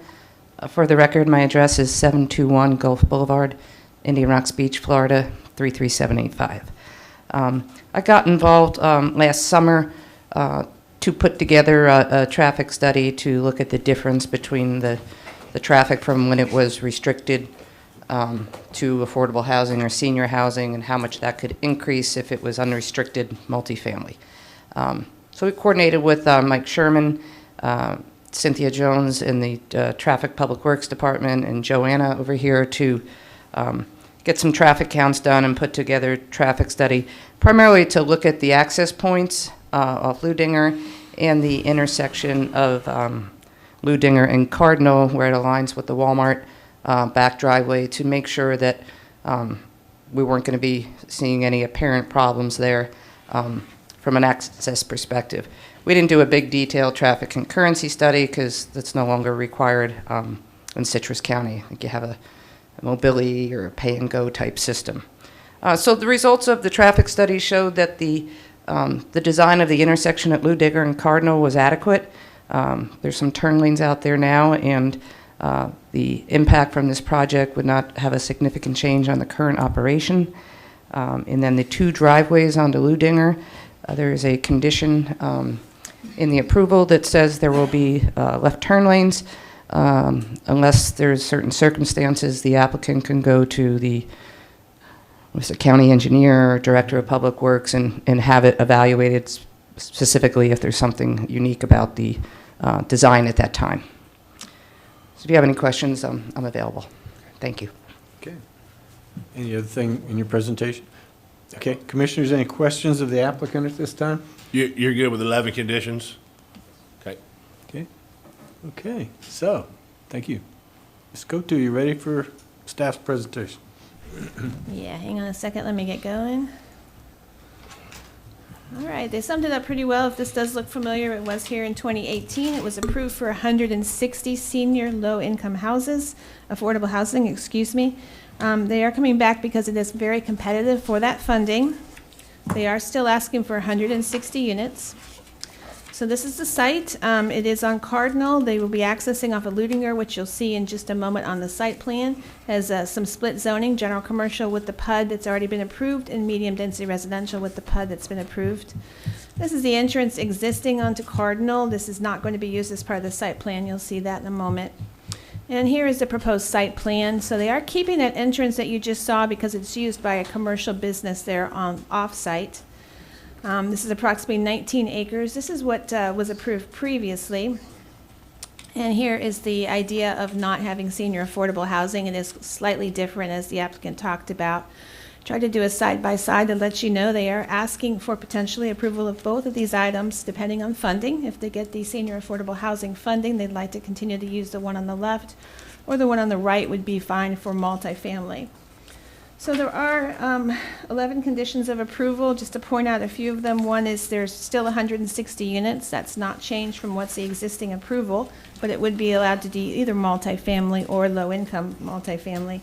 The site must provide left turn lanes. This is condition number 8 on Ludinger. However, unless otherwise authorized by the county engineer, we wanted to give them the ability to work at permitting time. That might change.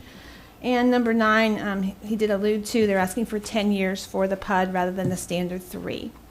So the Planning and Development Commission discussed this request in December and did recommend approval with those conditions. Commissioners, any questions of staff? No. Commissioner Kennard, sorry, leaning forward. No. Oh, okay. All right, very good. Okay, well, this time we'll open it for our public hearing on PUD 20-08. Is there anyone here to speak in favor of this? This is our ordinance, right? That's what we're going. Yes, okay. Is anyone here to speak in favor of this? Third and final time. Anyone speak in favor? Is anyone here to speak opposed to this? Anyone to speak opposed? Is there anyone in opposition? Third and final time. Okay, we're going to close the public hearing. Commissioners, what is your Mr. pleasure? Chairman. Yes, sir. Based on the competent evidence that's been put forth, I move that we approve PUD-20-08 with 11 conditions. I'll second. Okay, so Commissioner Kennard makes that motion, Commissioner Carnahan makes the motion, second by Commissioner Kennard. Is there any other board discussion on the motion? Good, well, thank you. I mean, it's good to see you're not giving up on all this stuff, so could you give us a roll call vote, please? Well, this was non-controversial, so we'll just go with the voice vote. So all in favor, say aye. Aye. Any opposed, say nay, and that passes unanimously. Thank you very much. Thank you. Thank you. Let's move on to item T2, CPA AA PUD 21-17. Yes, Mr. Chairman, at the conclusion of this public hearing, you're going to be asked to adopt 2 ordinances. First is an ordinance of Citrus County, Florida, political subdivision of the state of Florida, amending the Citrus County land use atlas map by redesignating approximately 5.37 acres from the medium density residential district with mobile homes allowed to the medium-density residential district with a planned unit development and the general commercial district with a planned unit development to expand an existing mini warehouse development. Providing for applicability, providing for severability, providing for inclusion, providing for scrivener's errors, providing for modifications that may arise from consideration at public hearing, and providing for an effective date. And the comprehensive plan amendment is an ordinance of Citrus County, Florida, political subdivision of the state of Florida, amending Citrus County future land use map by redesignating approximately 3.2 acres from the medium-density residential district to the general commercial district. Providing for applicability, providing for severability, providing for inclusion, providing for scrivener's errors, providing for modifications that may arise from consideration at public hearing, and providing for an effective date. And we have Dr. Wilburn for the applicant. Yes, sir. Good evening. Good evening, Commissioners. Mike Wilburn, Local Engineering, Inc., P.O. Box 938, Floral City, Florida. This is an existing, I don't know if you can show them the picture while I'm talking. This is an existing warehouse facility, self-storage. Customer bought additional property. It's an odd-shaped piece, wanting to expand. They want to place 3 additional buildings, which you see there labeled 1, 2, 3, as well as some outdoor storage area, which is in red. This property on the white that you see there running at a diagonal, that is the power lines. And so right now we're proposing with those 3 buildings to add a little, just under 40,000 square feet of storage, which takes the impervious from an existing 25.57 square feet or percent to 55.98, which is well under the 70% allowable. The PDC Commission approved this with conditions, and we're supportive of those conditions as they're mentioned in the staff report that you have there. It's fairly straightforward, fairly simple. Some of the building square footages may have to be decreased based on the pond size. As you see there in the bottom right, that triangular piece. We want the existing facility to internally not have facade, and the PDC board, and as well as recommended for you guys there, not to have building 2 and 3 have facade since they're internal. But we have proposed a facade of sorts for building number 1, and that's listed in the report as well. And there are no other deviations requested as a part of this application. And when you said the conditions, I see 7. Is that what you're Yes. agreeing to, is the 7? Yes. Okay. Commissioners, any questions of the applicant? No. Okay, thank you. Staff, you ready? Yes, good afternoon. Good afternoon. Good afternoon. This application is to amend the flume, the atlas, and to establish a plan unit development to expand an existing mini warehouse facility. Located in Hernando, the property consists of 2 parcels. The existing parcel will remain MDR, and the vacant parcel is proposed to go from MDR to GNC and then establish a plan unit development on the entire property. The site is adjacent to power lines, a church, and across from Nova Bryant, there are single-family designations. There are currently 5 mini warehouses on site, and that's what they look like. Here's the proposed master plan. The applicant is requesting 3 mini warehouses, approximately 40,000 square feet. Those are highlighted in yellow. The new site and the existing site will have to meet non-residential standards. The applicant is requesting a deviation from facade requirements for the building facing 486. He is proposing 2 architectural features, which staff has no objection to. The site also currently has unpermitted storage areas along 486, but the master plan does have areas for outdoor storage, and that's highlighted in red. The expanded site will take internal access from the developed site. The applicant is also proposing a DRA to accommodate for the new impervious. And PDC recommended approval of this application with the proposed conditions on December 16th. Okay, thank you. Commissioners, any questions of staff? Okay, we'll open this public hearing. Is there anyone here to speak in favor of this application? Anyone here to speak in favor? Third and final time, anyone speak in favor? Is there anyone here opposed to this application? Anyone opposed? Third and final time, anyone opposed to this application? Okay, we will close the public hearing. Commissioners, what's your pleasure? Make a motion based on competent and substantial evidence to authorize the chairman to execute the ordinances for CPA/AA/PUD 21-17, Dr. Michael Wilburn for Patrick Kidder, and to direct the clerk to execute the ordinances. Second. Okay, thank you very much. Commissioner Davis makes the motion, second by Commissioner Carnahan. Is there any other board discussion? Okay, all in favor, say aye. Aye. Any opposed, say nay. Passes unanimously. Thank you very much. Okay, we will now move on to item T3, the 510 AA-21-05. Yes, Mr. Chairman, at the conclusion of this hearing, you're going to be asked to consider an Atlas Amendment ordinance. It's an ordinance of Citrus County, Florida, political subdivision of the state of Florida, amending the Citrus County Land Use Atlas map by redesignating approximately 4.5 acres from the low-density residential district with mobile homes allowed to the low-density residential district, providing for applicability, providing for severability, providing for scrivener's errors, providing for modification that may arise from consideration at public hearing, and providing for an effective date. Thank you. Is the applicant ready? And Mr. Chair, I'll go a little bit off. I don't know if Ms. Terry wants to speak or not on this particular application. Do you want to come forward? It's up to you.